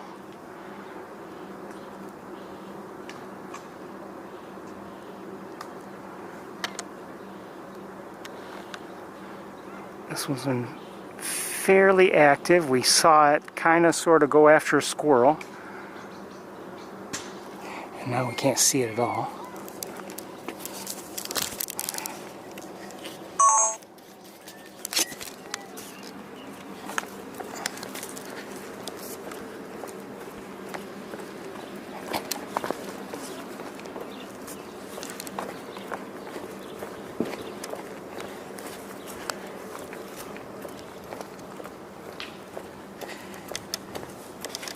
Okay.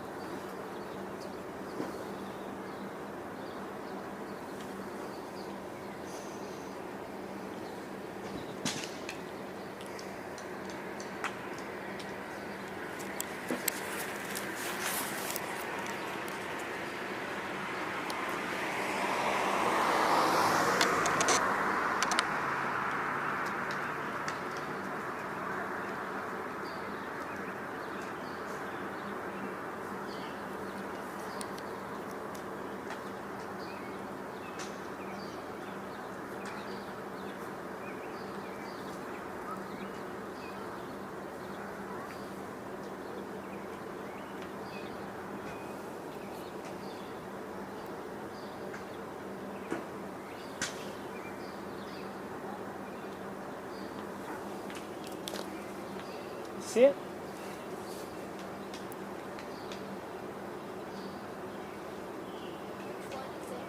That I can't tell you. I'm not sure.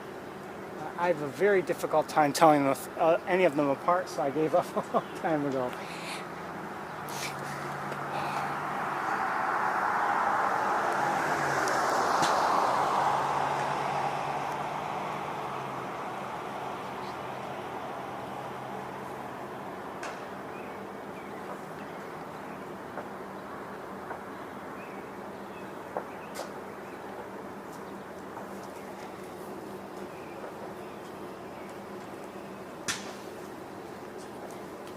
I'm sorry? The mother, if you look at the left of the two brick smokestacks, and then you see the rings that are around each one, she's on the left one, on the very left part of that. Do you see her? Sure.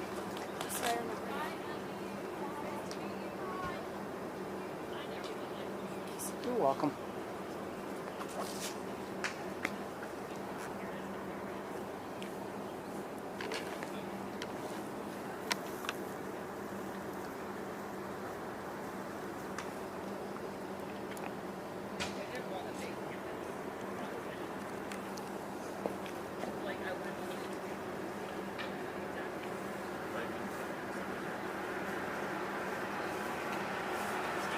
So I don't know where Arthur is. I know where Big Red is. I know where this juvenile is. I don't know where the other juvenile is.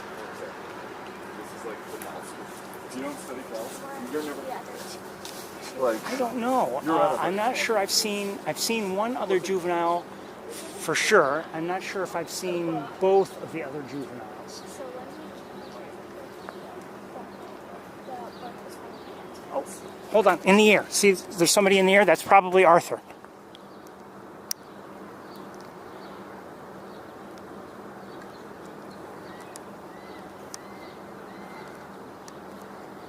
Do you see him?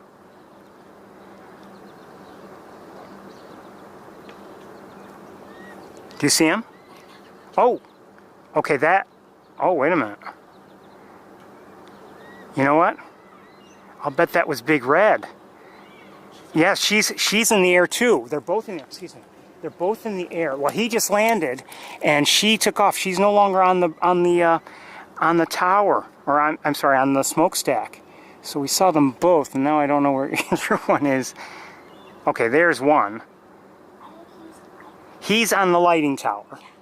And she's still, oh, I see her. She's still in the air. She's still in the air.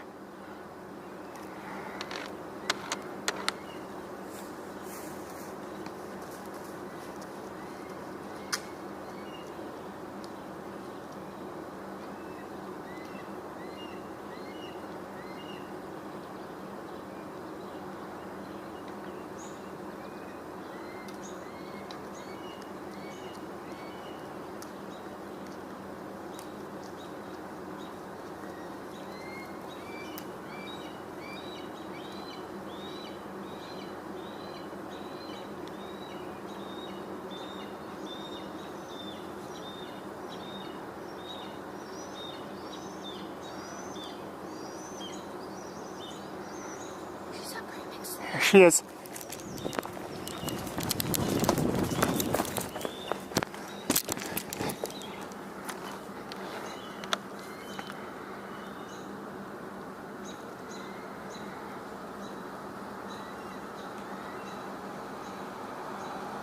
I don't know who put these trees in my way. Look out.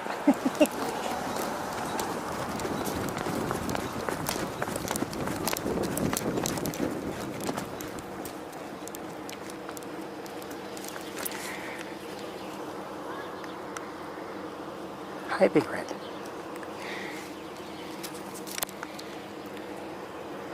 Do you see her?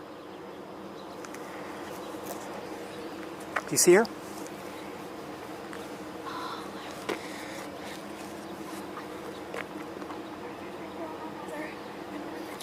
I don't know. I thought I saw him on one of the lighting towers, but maybe.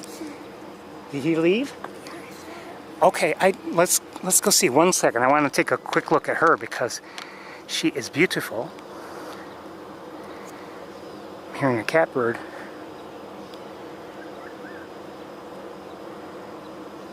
Okay, let's go look, everybody. Pardon me?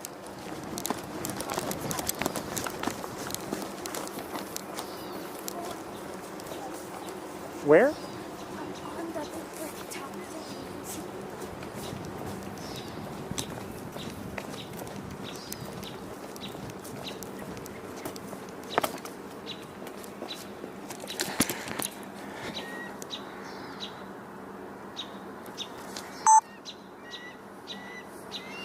Okay, we're gonna cross the road, everybody.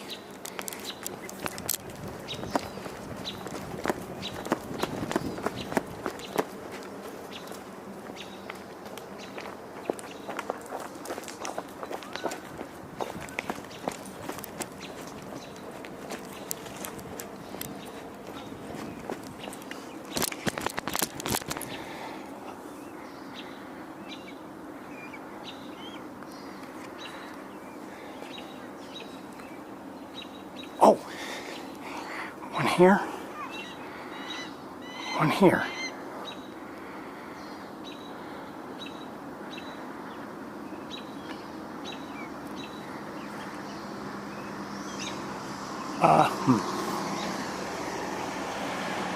So, these are both young ones.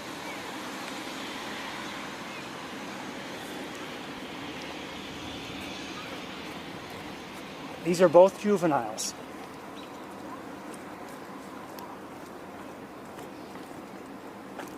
I'm not sure where Arthur is. Oh, but you know what? There's prey. So he must have left something there. If he... Yeah, because...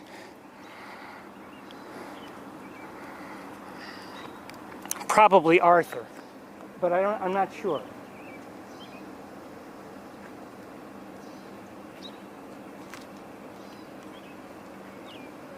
Yeah, it probably was Arthur because he came this way. I'm sorry? Arthur came this way and Big Red went that way. That's true. She went to Bradfield.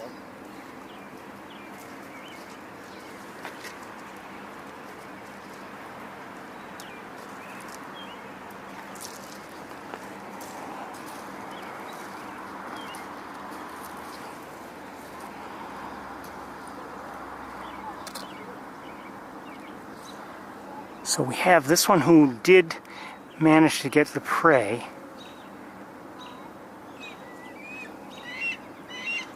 And we have this one who's calling now who didn't get the prey.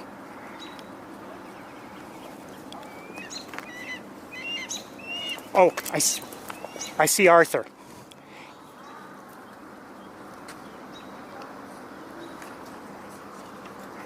Do you see him? He's on the 3rd track tower. No, I'm sorry, the 4th track tower.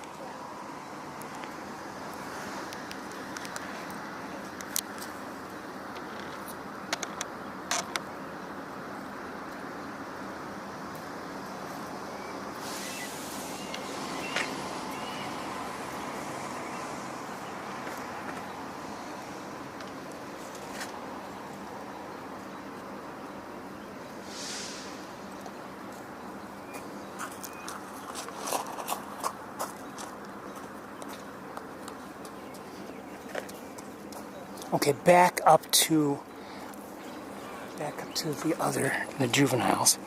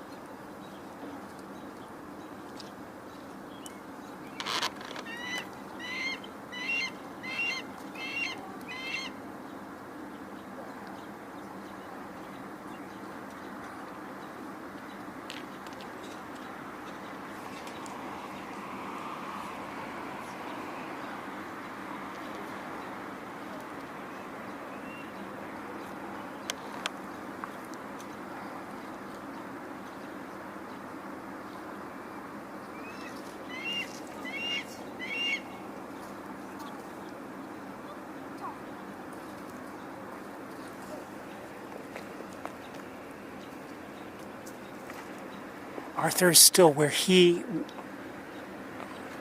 was on the track tower, and we still have these two juveniles. I don't know if Big Red is still on Bradfield, but I'm guessing she is.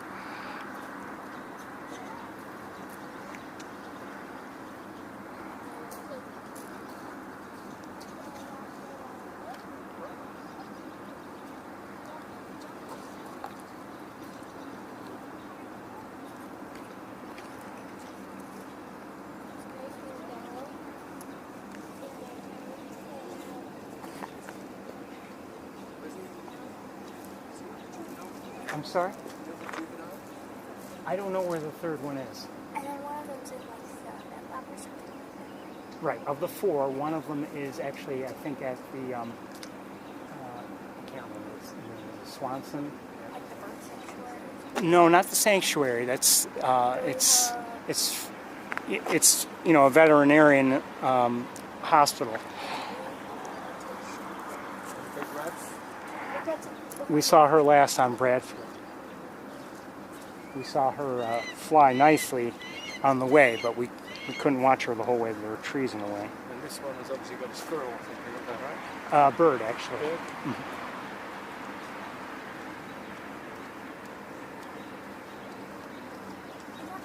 Could we have seen all three and one of them still on the tower there? On that big... On Rice Hall? Yeah. I don't think so. It's possible. We can look, but I'm doubtful. We're gonna move a little bit. No, there's nobody there.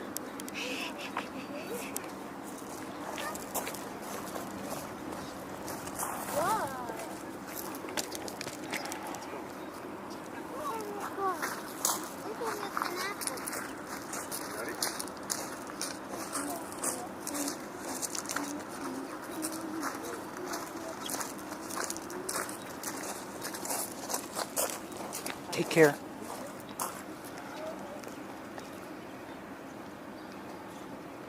I think the answer is no. I don't see anybody else, and I had the sense that whoever was on Rice Hall that we had been looking at moved.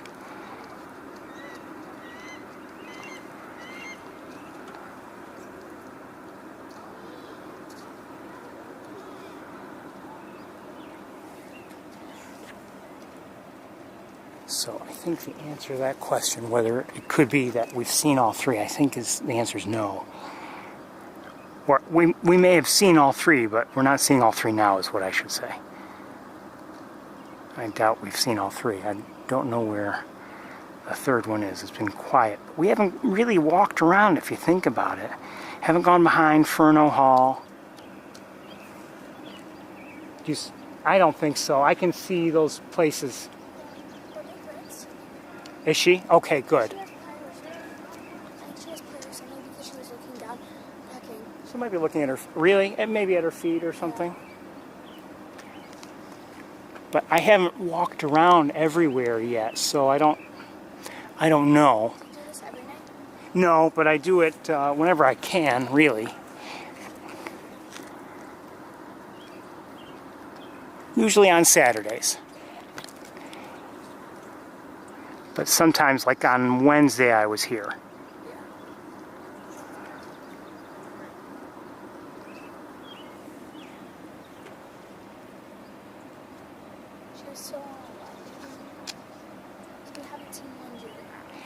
I believe you're right that we have not. I saw one in one of these trees when I first, pretty much, but it could be one of these two for all I know.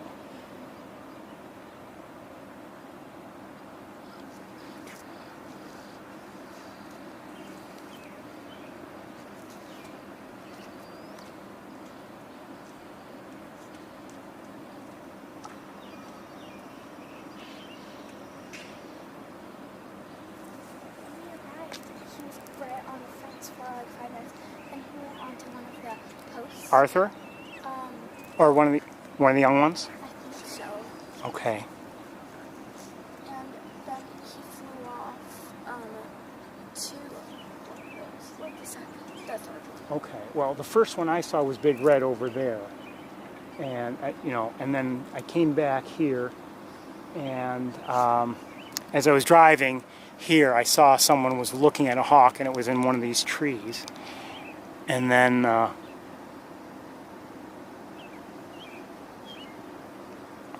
So now I don't, and these are the only, well, I know where Arthur is. We know where Big Red is still apparently on Bradfield Hall.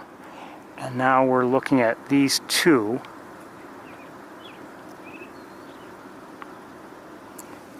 But I don't know where the third juvenile might be, and I haven't heard any noise or anything.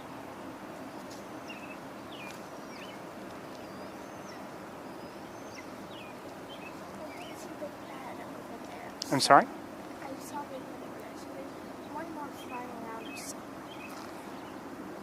I don't know. Where do they sleep? Wherever they feel is safe and secure. Now, sometimes they will sleep on Bradfield Hall. It's a good spot. But like, see where Arthur is now? Yeah. You may think, oh, it's strong, but it's too exposed, I think, and they won't roost there. They'll sleep elsewhere. So maybe a tree or something like that. Like secure and like closed off. I don't know exactly, but certainly not open like that. Maybe sometimes in one of these other lighting towers, but not at the top of one like that. If they slept in one of those during the fall, they're not like the bed. My dad has to turn the water on it. So.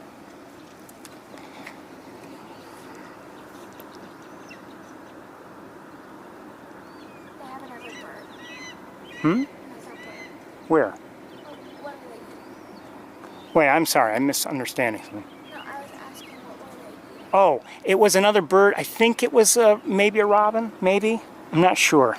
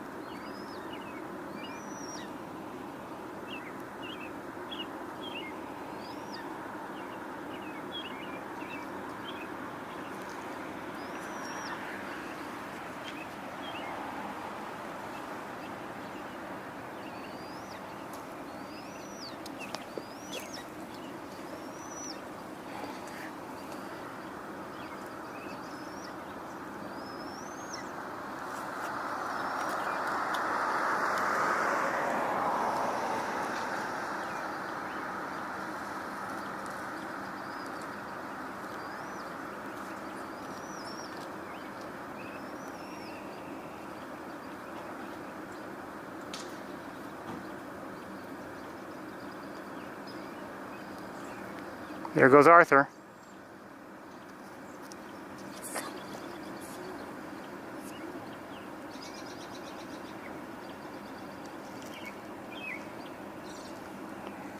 Okay, I can't see him any longer. You just see it, like something wrong.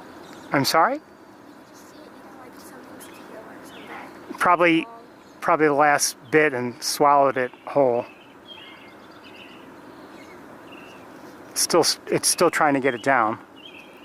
Too big of a bite. Maybe.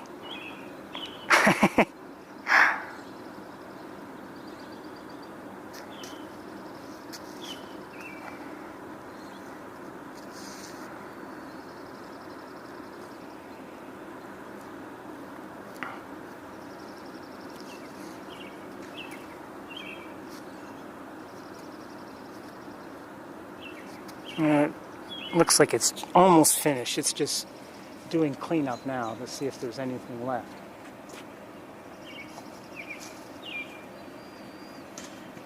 Careful. I don't know where Arthur went. You can see him soaring up in the sky. I just saw him in the distance. Oh, I see what you might be seeing. Let's see who it is. I think you're right.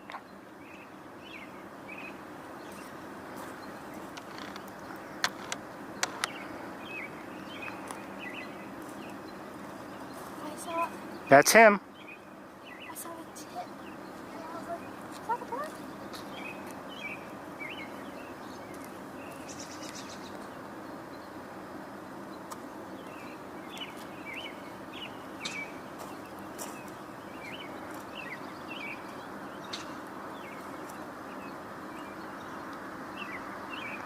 And he just landed on top of the smokestack.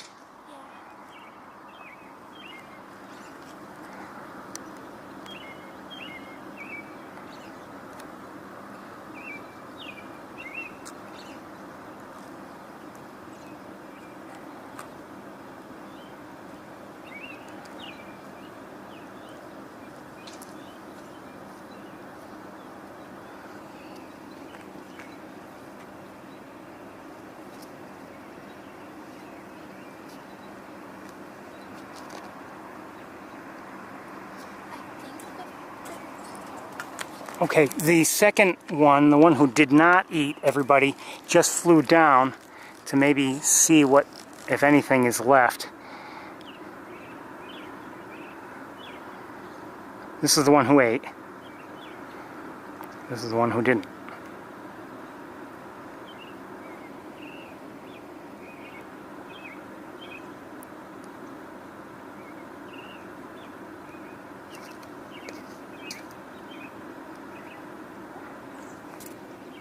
He's still there.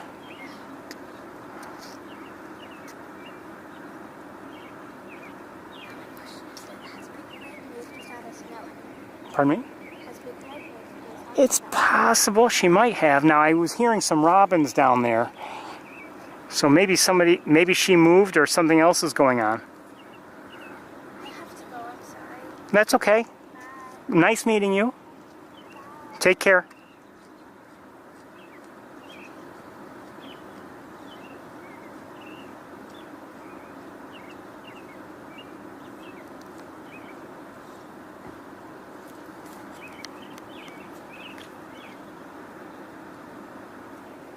I'm hearing a robin down the road.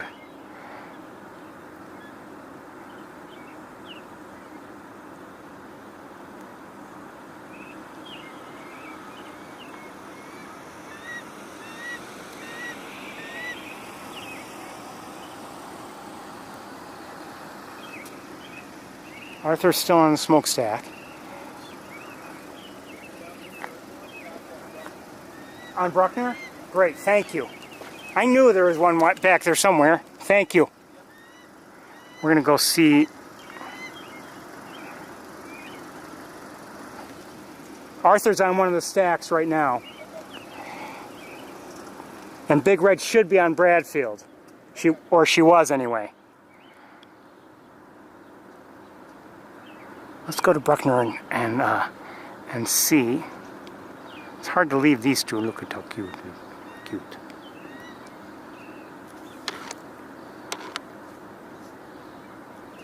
Turn this way. Okay, don't. Alright, let's go to Bruckner and see what's going on.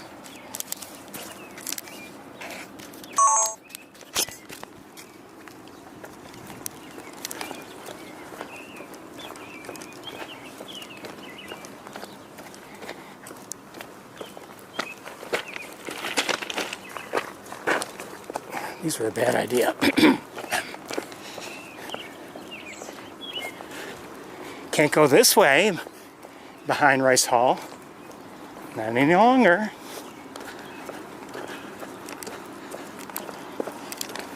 But no.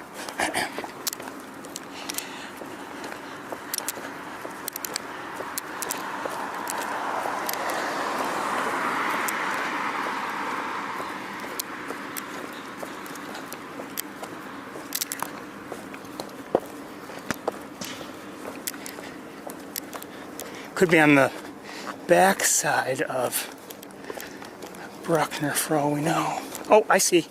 So we're seeing the third one now. Well, you're not, I am. And very shortly, you will too. Yes. Hello. Good to see you. Hold on.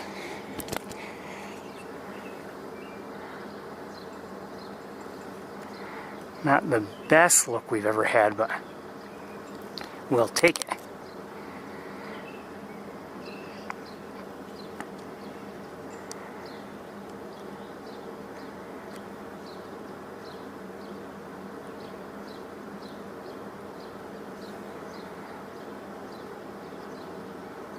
Why don't you go join your siblings, because, you know, make things easier for us all.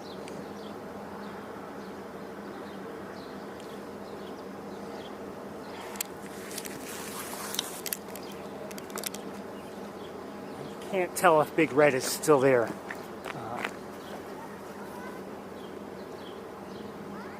Can't see from here.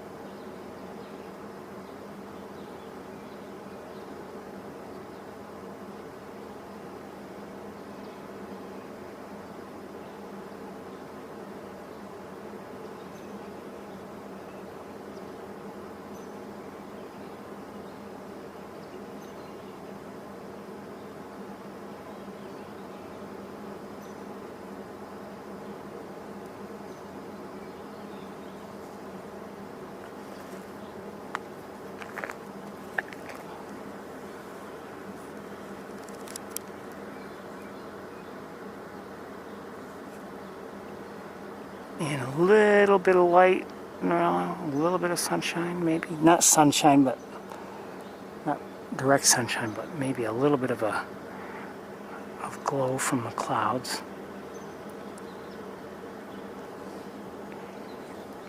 And I cannot see. Oh, Arthur is not on that smokestack any longer, so he's moved on. Somewhere. He's been active tonight. Actually, he's been quite active tonight.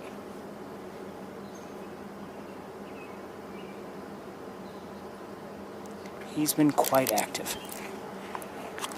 And he's been a joy to watch, quite honestly.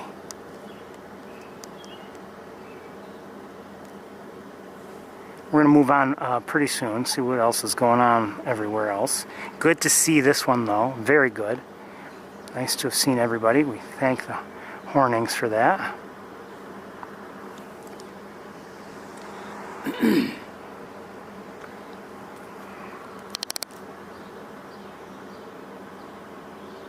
Look at that face.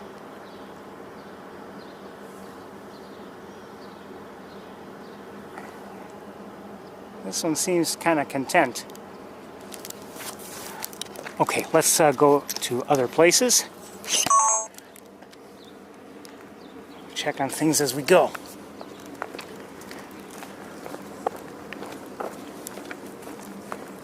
I'll take a look up at Bradfield Hall. Yes, Big Red is still there. Is she looking like she might leave, maybe?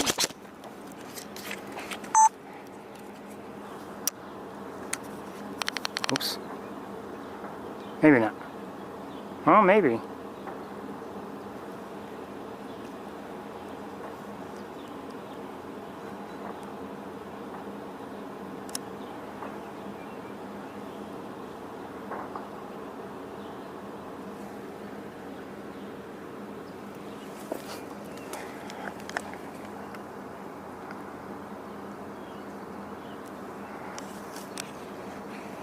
I see one there. I don't see a second. Hold on one second. If I stop here, I can maybe almost kind of sort of see... No, gotta move just a little bit. That's better. Kind of sort of see Big Red there. I can kind of sort of see Proctor Hall a little bit. That's not too bad. Look at.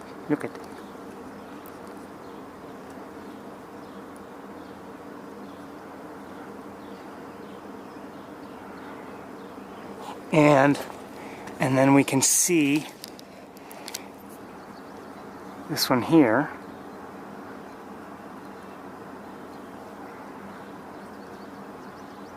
Uh-oh. Looks like somebody's leaving.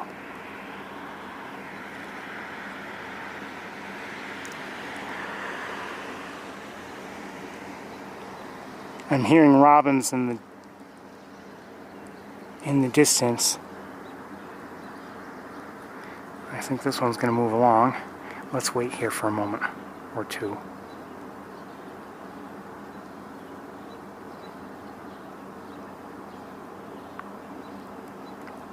Anyway, we've seen everybody tonight, and we've actually seen everybody fairly well. Different ways, of course, you know, mostly flights and well, a lot of flights and things, but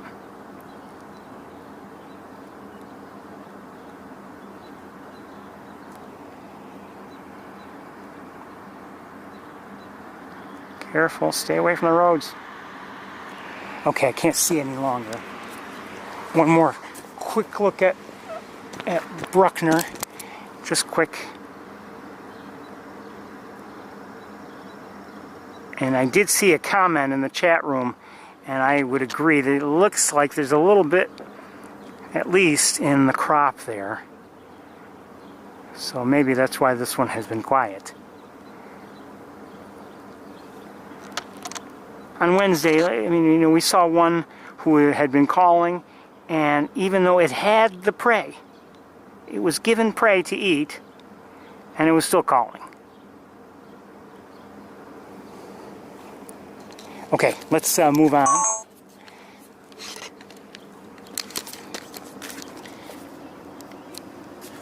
I mean, you want kids to be... Oh, I just caught sight of movement up to, yes, up to the lamppost. I don't know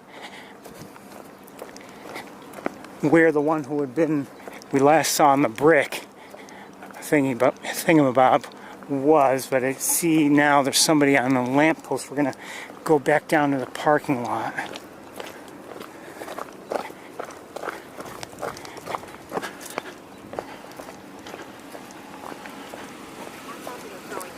Pardon me? There's one on the end of the throwing cage down here. There, that away? Okay, thank you. Okay, here comes Proctor. Proctor is now on Rice Hall.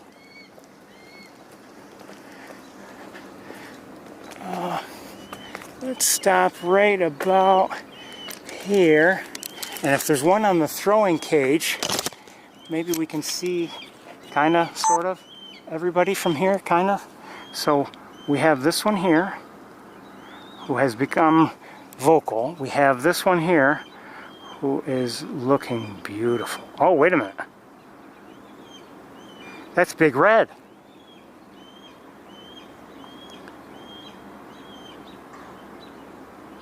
I thought it was a juvenile. It's Big Red. I had seen a juvenile on the brick. Well, you did too.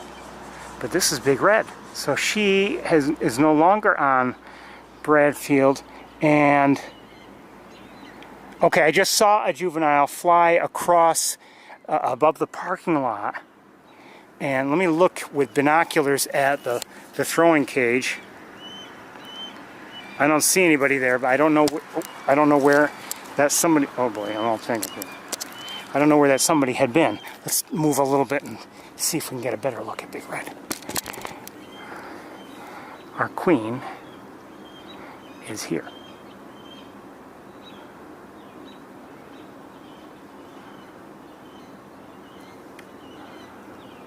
I think I hear somebody coming.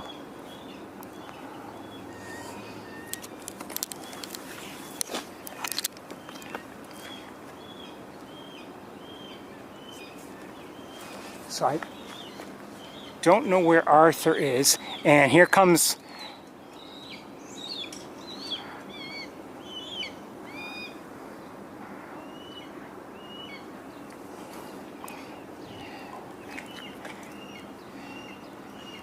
I don't know where Big Red went, and now we've got another juvenile coming in. Oops. Into the juvenile that just flew into this tree somewhere up here, somewhere. I don't know where. And now, oh, maybe gave up on that tree, maybe, and flew out of our view. Kind of, sort of over Rice Hall, maybe? I don't know.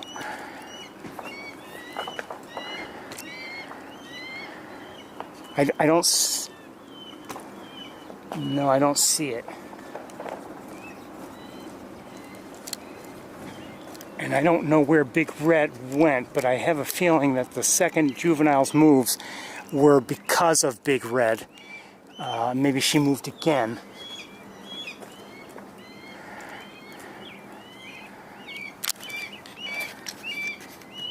Okay, well, I see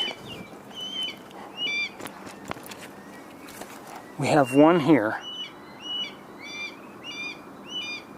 We have one up here.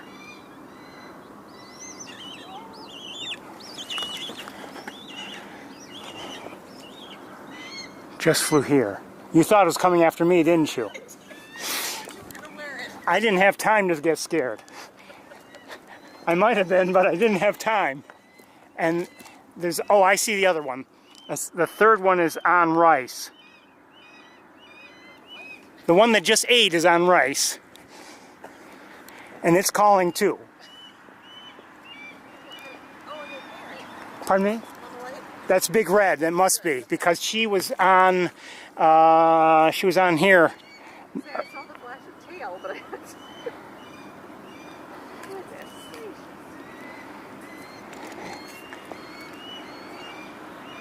Let's lighten her up a bit. Okay, she's now obviously in flight, heading to one of the lighting towers, most likely.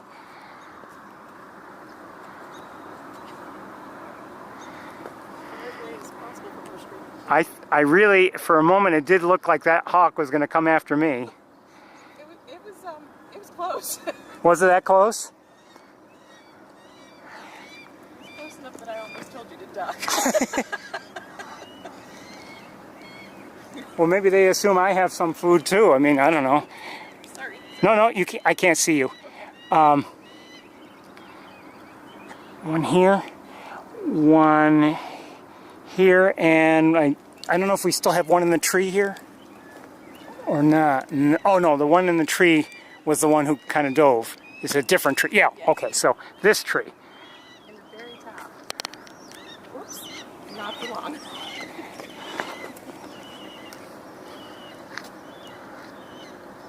We already didn't go far enough.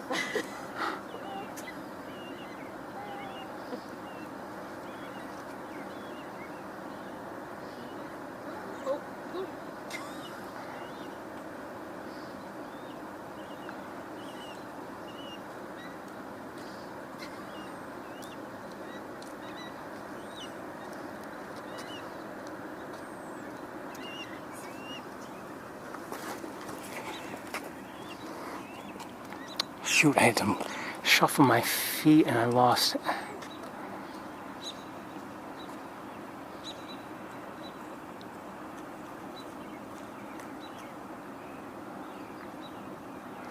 That's not where I expected it to go.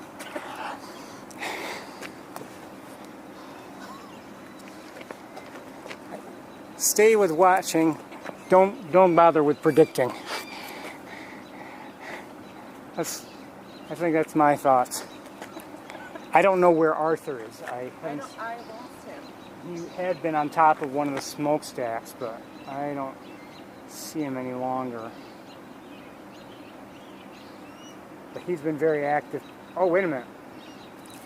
Is he over there? Who's that on Bartles? That's what the red is. Oh, is that Big Red? Okay. He was on the pole, and then when the chick came over and tried to land. Oh, is that where she went? Okay, I wasn't, I watched the chick, so I didn't see her move.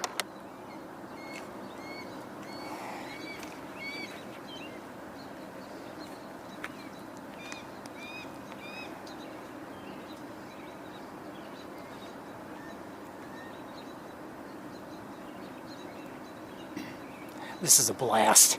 It is just a blast. Even if you can't keep track of them all, it's just wonderful. All right, let's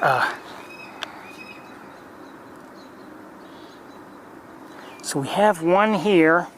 Let's check and see if we can see in that. Can't remember which tree it is.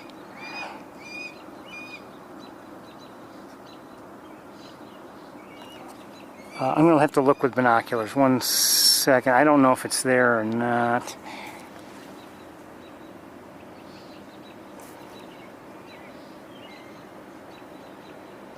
No, wrong tree. It's over here. There, in front of stocking. And we have one other, let me move, we have one other juvenile nearby that I can't show you very well because of the light. It's hard to see with the naked eye because of that light, but with the camera I can probably show you fairly well. Yeah, that's not too bad. You can see the light gets in the way, so, or actually, well, that ain't happening anymore.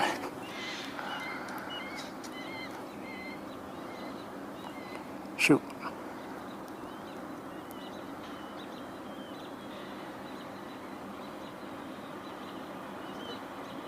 The L that was in the tree went down to the middle, where the other ones landed.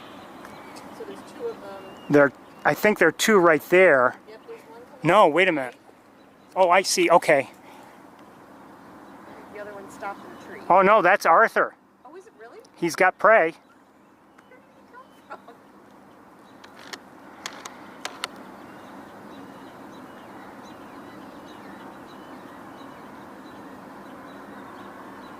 You have to admire the work ethic.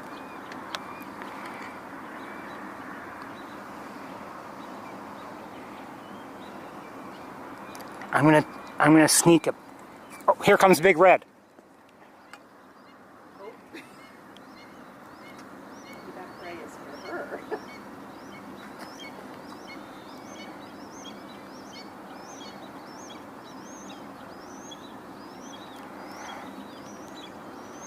Apparently.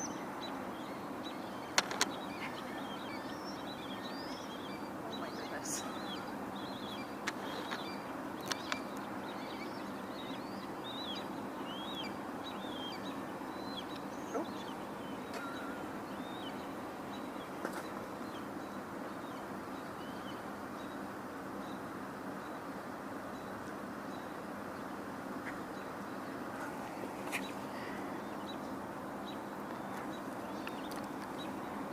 So the juvenile went to that. Where did Big Red go? She's down on the last light post on this side. I think that's Arthur.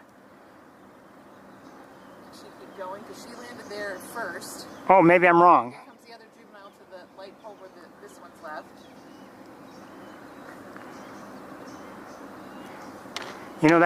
You may be right. That could be.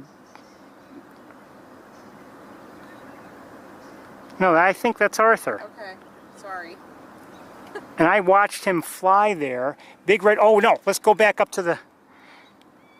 I think that's the same Both are. juvenile that was over Both of them are juveniles.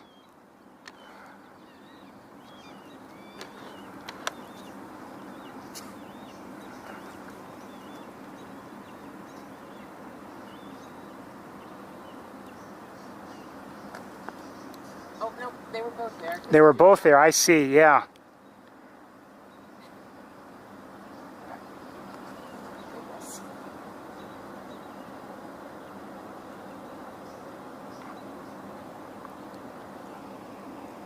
Let's go back up to the lighting tower. I think that's Arthur still up there. Okay, so the juvenile's chasing Big Red then? I think so. So maybe she has. Where'd she go? Both in a tree towards the parking lot in front of the wrestling center. I don't know if I can see them.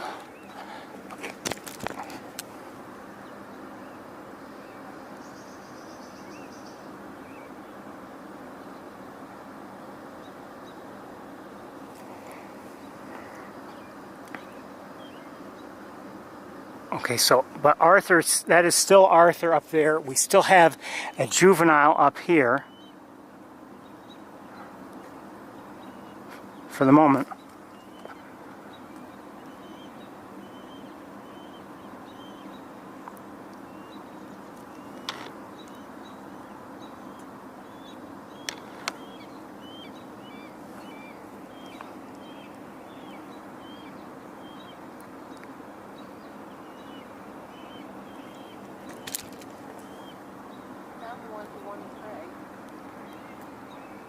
Pardon me? I found the bird that has prey. It's on top of the light pole between the two towers over there. So the parking lot light. I don't know if I can see it from here. Oh yeah, I can see.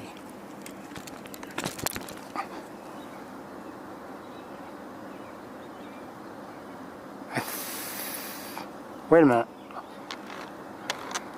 But I don't know who it is. It's Big Red. It is Big Red, okay.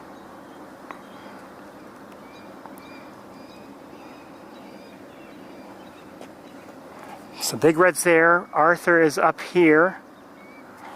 And one juvenile is up here calling.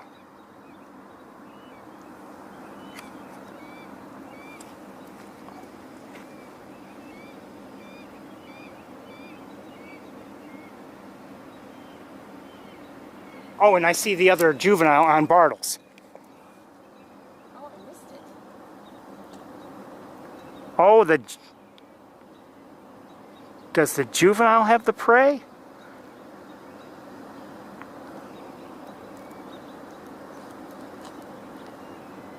I don't know.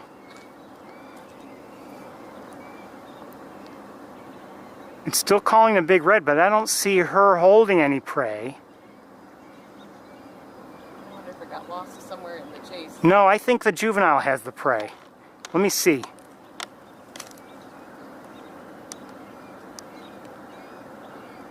Oh, maybe not.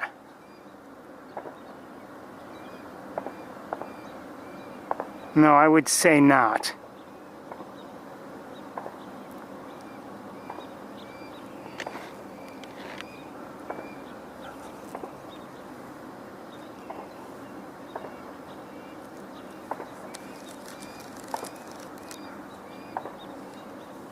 Let's look at Big Red as well as we can. I don't see her holding anything.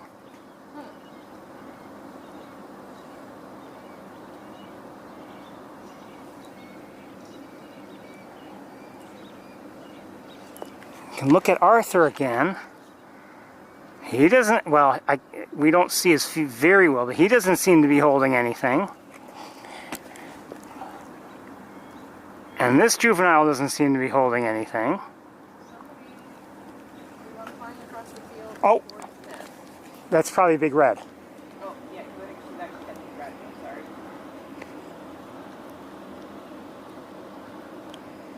Okay, so Big Red seemed to head to Bradfield. We can see that she's no longer on that lighting, that lamp post. We still have one on one on Bartles there, who kind of sort of looks like it might not stay there long. Doesn't seem to have anything. No. It's turning around and now walking. And now, oh, it just dropped down where we can't see it.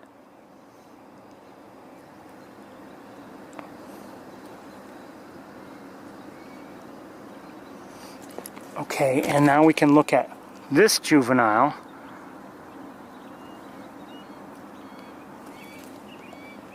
Oh wait, back up. The other one at Martles is back up.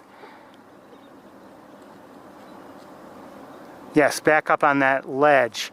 There must be a place it drops down. That's where it dropped down to.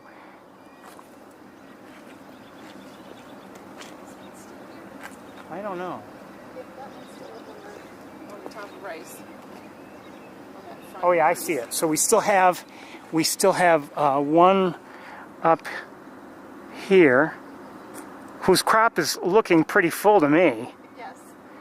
But for a while it was, I think it's oh, here comes.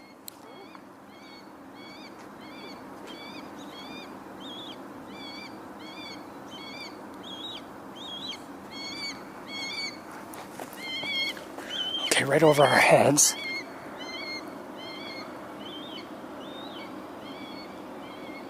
And now probably towards Bradfield, and Arthur looks like he's stirring a bit. And there he goes. Today's the 2nd, but we've got plenty of fireworks.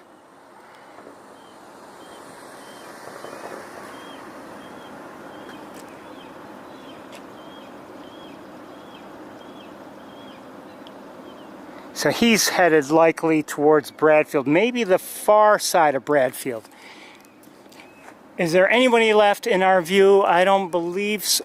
Oh wait, we'll look one more time at the one on Bartles, and we'll look one more time at the one up here on Rice, and then we're going to take a walk and see what's going on Bradfield.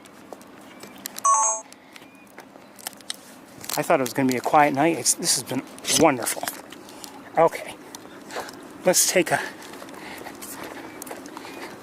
walk. Oh, wait a minute. Wait. You see that tower there?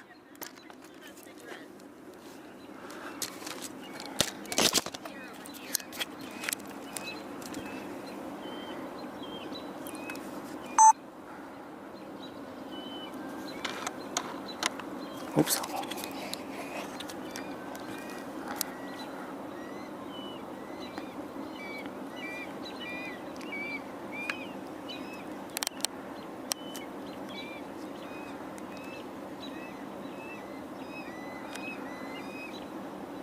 It is Big Red. I can see the band. Oh, and here comes.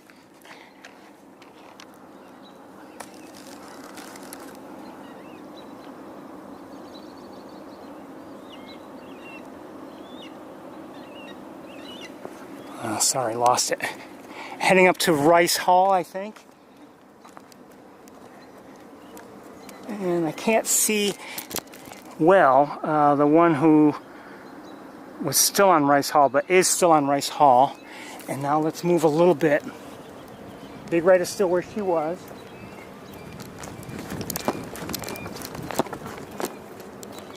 Good thing I ate those chocolate-covered raisins.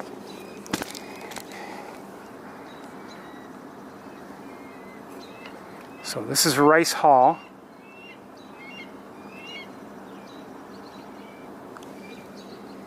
And let's look at Big Red. 1 second here. Something's wrong with my tripod.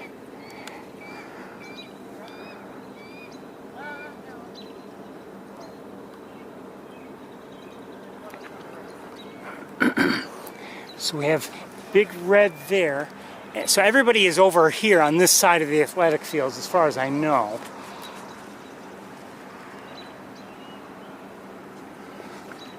In one way or another. Okay, we're going to do a little walking. Hold on. I don't want to do this to you. This has been great. You kidding me? Have a good one. You too. Good night. And the moon is a thin crescent tonight. I've seen it thinner, but...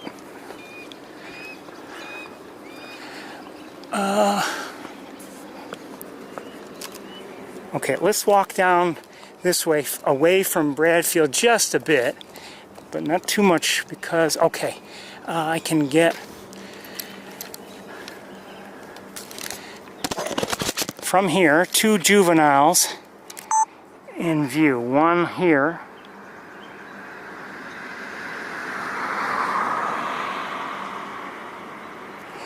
One here. And we're hearing a third one, likely on Bradfield, calling.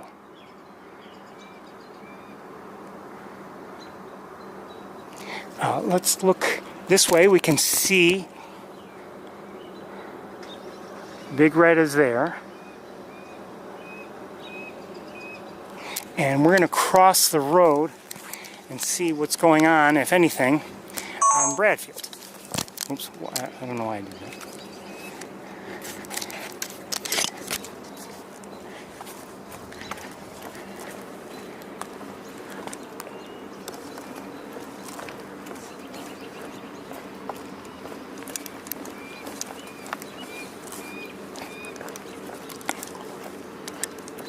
Someone's in flight.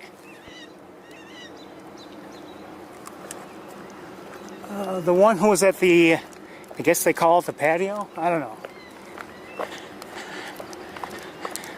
Who was on Rice Hall is now on Bradfield, and I see 2 hawks on Bradfield, I believe. Let me raise things up a little bit, make them more comfortable for me. So this one, I believe, just flew there from Rice Hall. And then we have this one also there. So I don't know where Arthur might be. Hold on, let me look around.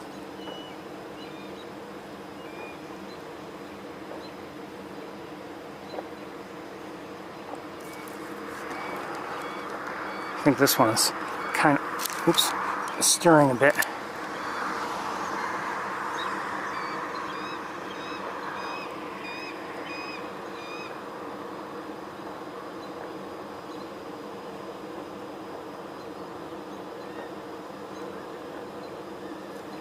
I think someone's in flight. Hold on. Yes, the 3rd juvenile is heading up to the nest tower. Just landed there.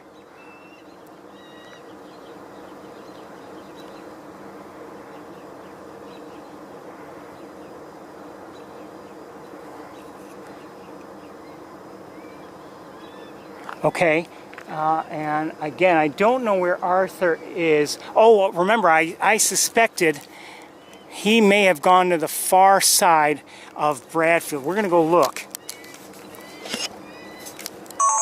Let's take a walk.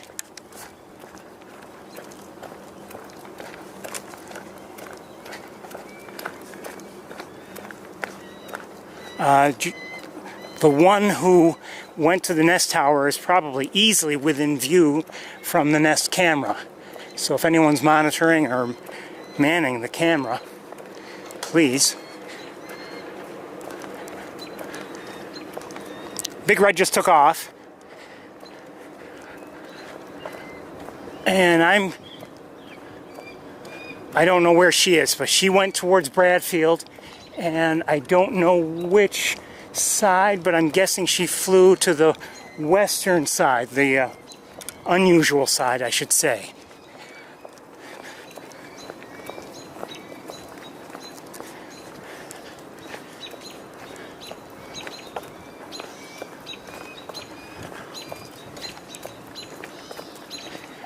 Hearing a catbird and Number of robins.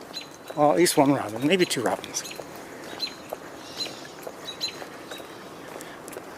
Still nobody in sight yet. Okay, I see somebody. Maybe potentially two. I'm not sure. Yeah, I think maybe two. Maybe not. I've never seen both here, but here they are. Here are Big Red and Arthur on this side of Bradfield, the western side. Let me make an adjustment or two so I can do this a little bit more easily.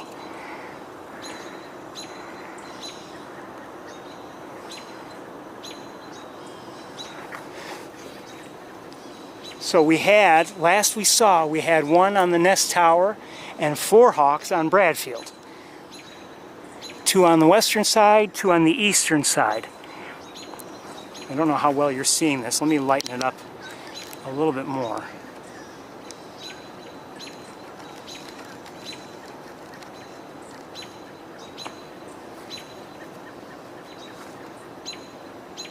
That may be a little too much.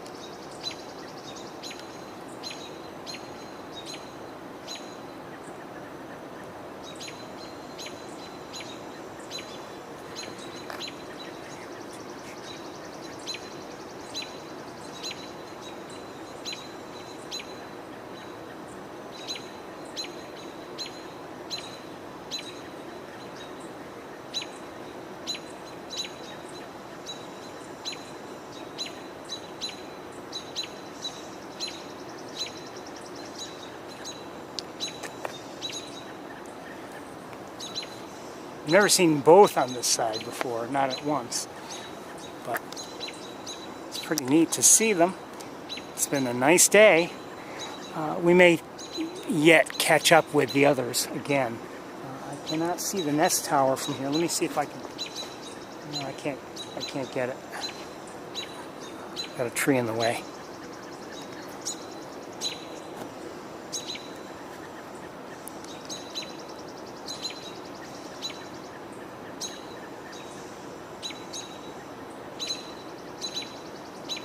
Hold on, I've got to level the tripod a little bit. That's better.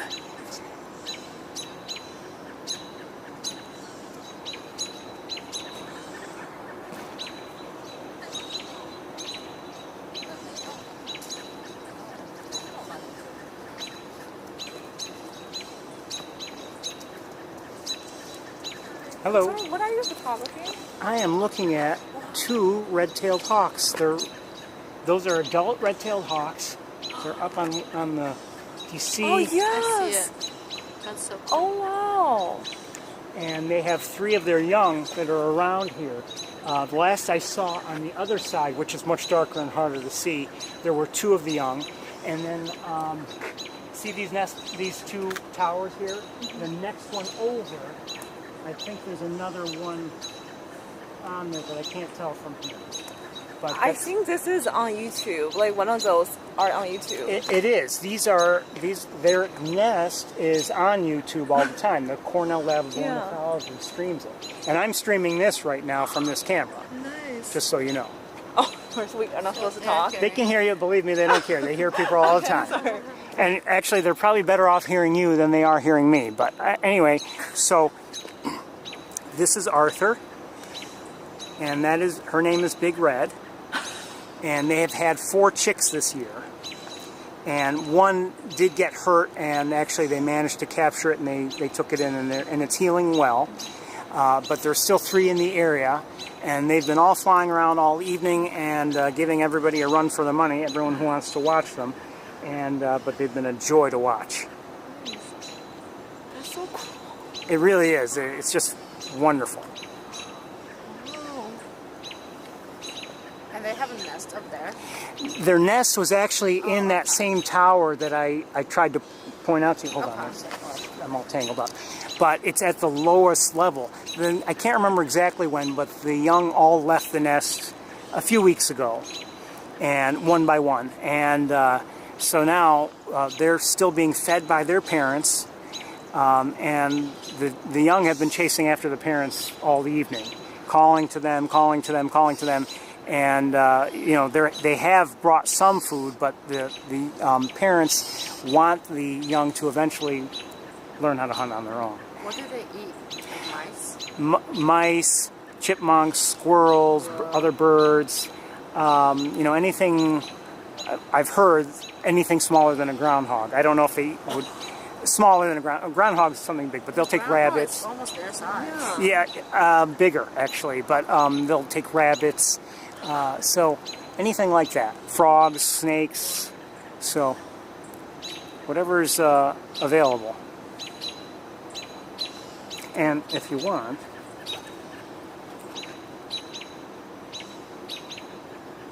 if you scan this or type in that, you'll see what I'm seeing right now. Cool. If you have smartphones. Do you have smartphones? Or? I have it in her car. Oh, okay. Oh. We can just keep one of them to see paper. No, have them both. Thank you so much. You're welcome. Have a nice evening. You too. Thank you.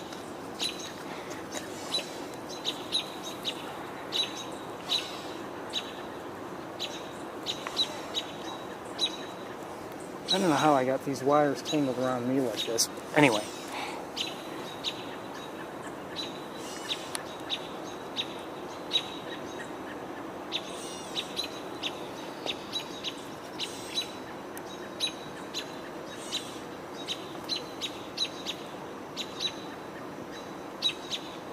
It's nice. I don't know if they'll both roost on that one perch. I wouldn't be surprised if one of them moves along.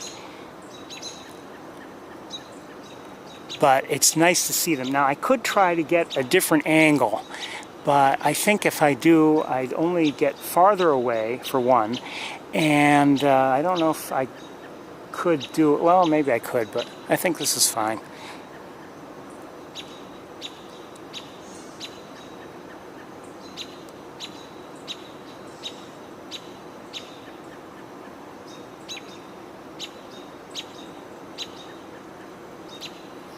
We'll stay here for now.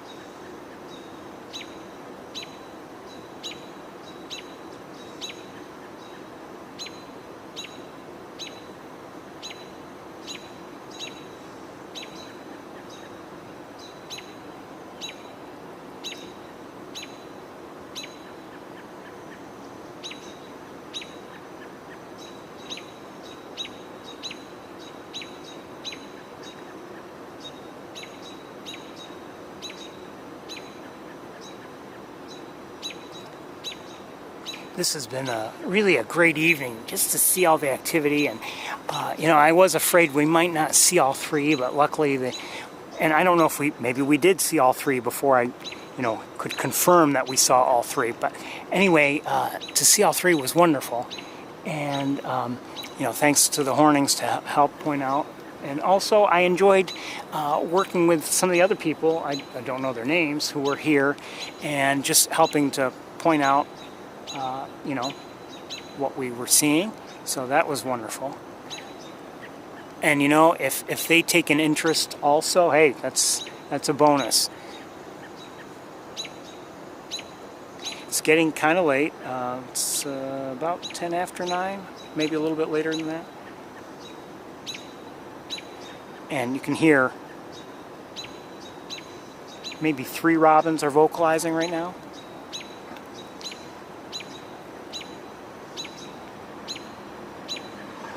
Yeah, I would say 3. 2 are with the constant keep, and then there's another one that's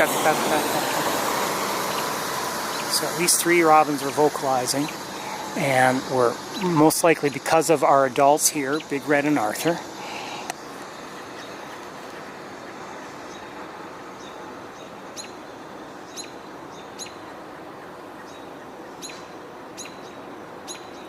I did see, well, I'll hold on to my comment for various reasons. Is Arthur getting sleepy? He should be. He worked hard. He was very active tonight, certainly. Let's move a little bit, just a little. See if we can get a slight. I can only go so far because the tree will get in our way. Let's look back again. That's a little better, actually. So Arthur's closing one of his eyes, and Big Red is preening.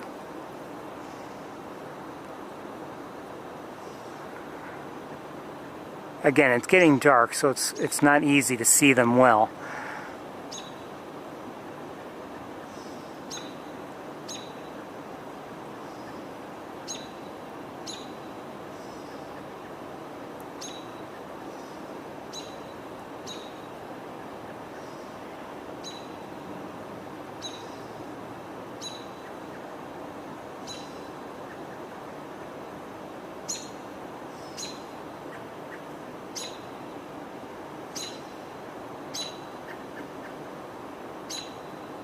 We're going to move along, I think, very shortly, and I'm going to pack up and head home.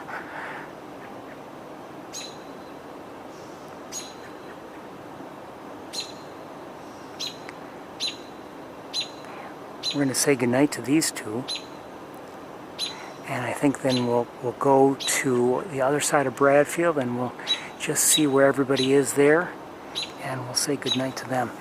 Good night, Arthur. Good night, Big Red.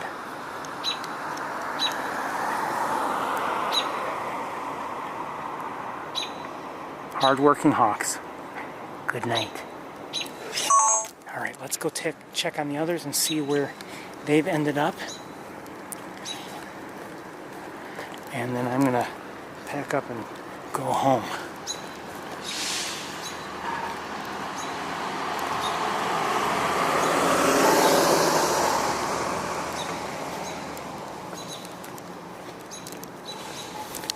I just saw someone fly from the adjacent nest, or adjacent tower, back to the nest tower. So maybe the one who's been up there has been going back and forth. I don't know.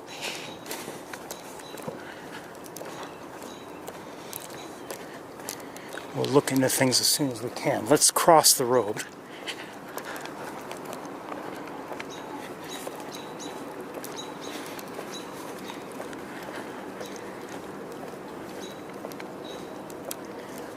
So at the top of the nest tower, there's somebody up there now.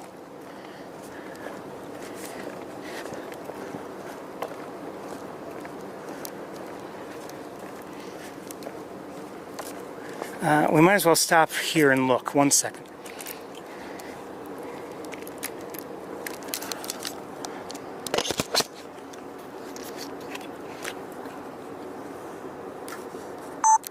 So here is the top of the nest tower. Hello, Elle. We're going to say goodnight to you.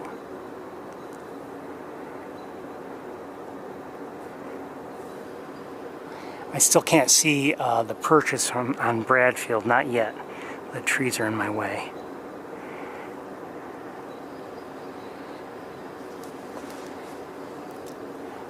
But good night, Elle. Have a good night and a good day tomorrow, of course. And every day. Okay, we're gonna move on and see if we can see the others. Let's see if we can get a look at them. I'm guessing they're still there on Bradfield, but I don't know.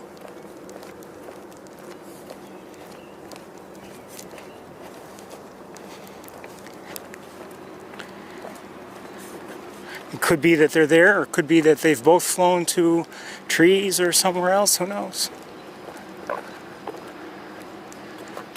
Okay, with the naked eye, I believe I see one, maybe two. Maybe two. I'm not sure if I see either. Let's take a look as best we can.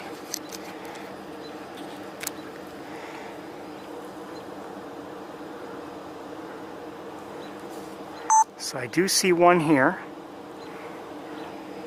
And do I see one nearby? No. Okay, I'll leave it here for a moment. Let me look around with binoculars.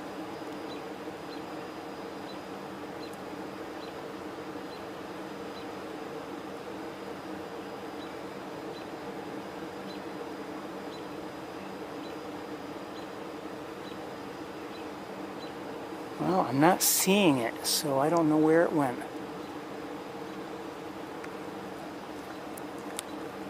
I don't know where it went. It may have gone to a nearby tree. Or maybe somewhere else, who knows? Still looking, 1 second.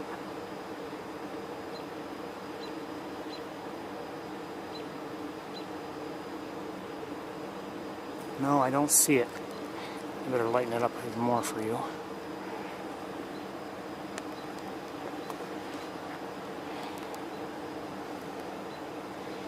Well, everybody, I think we're going to have to call it a day. It's been a good one, and I've certainly enjoyed it.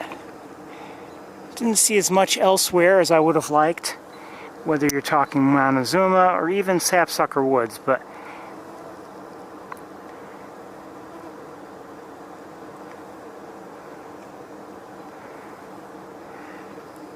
like I said, I've enjoyed it, and the hawks have been just wonderful this evening, I have to say. Lots of flight activity, and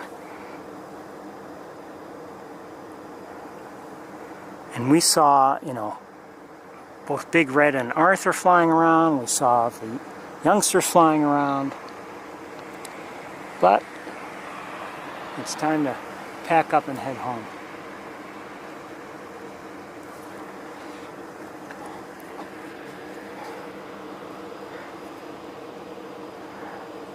Good night, Elle. And we already said good night to this one up here. Good night. And wherever that other L is, the third L, good night to you. And of course, good night to L3, who is reportedly doing well. Everyone, I want to wish you all a very good night. It's time for me to head home and find a roosting spot myself. This one is closing its eyes.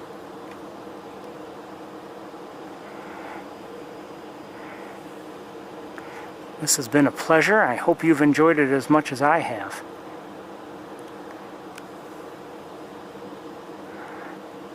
And we will see you all next time. Take care, everybody. Bye-bye.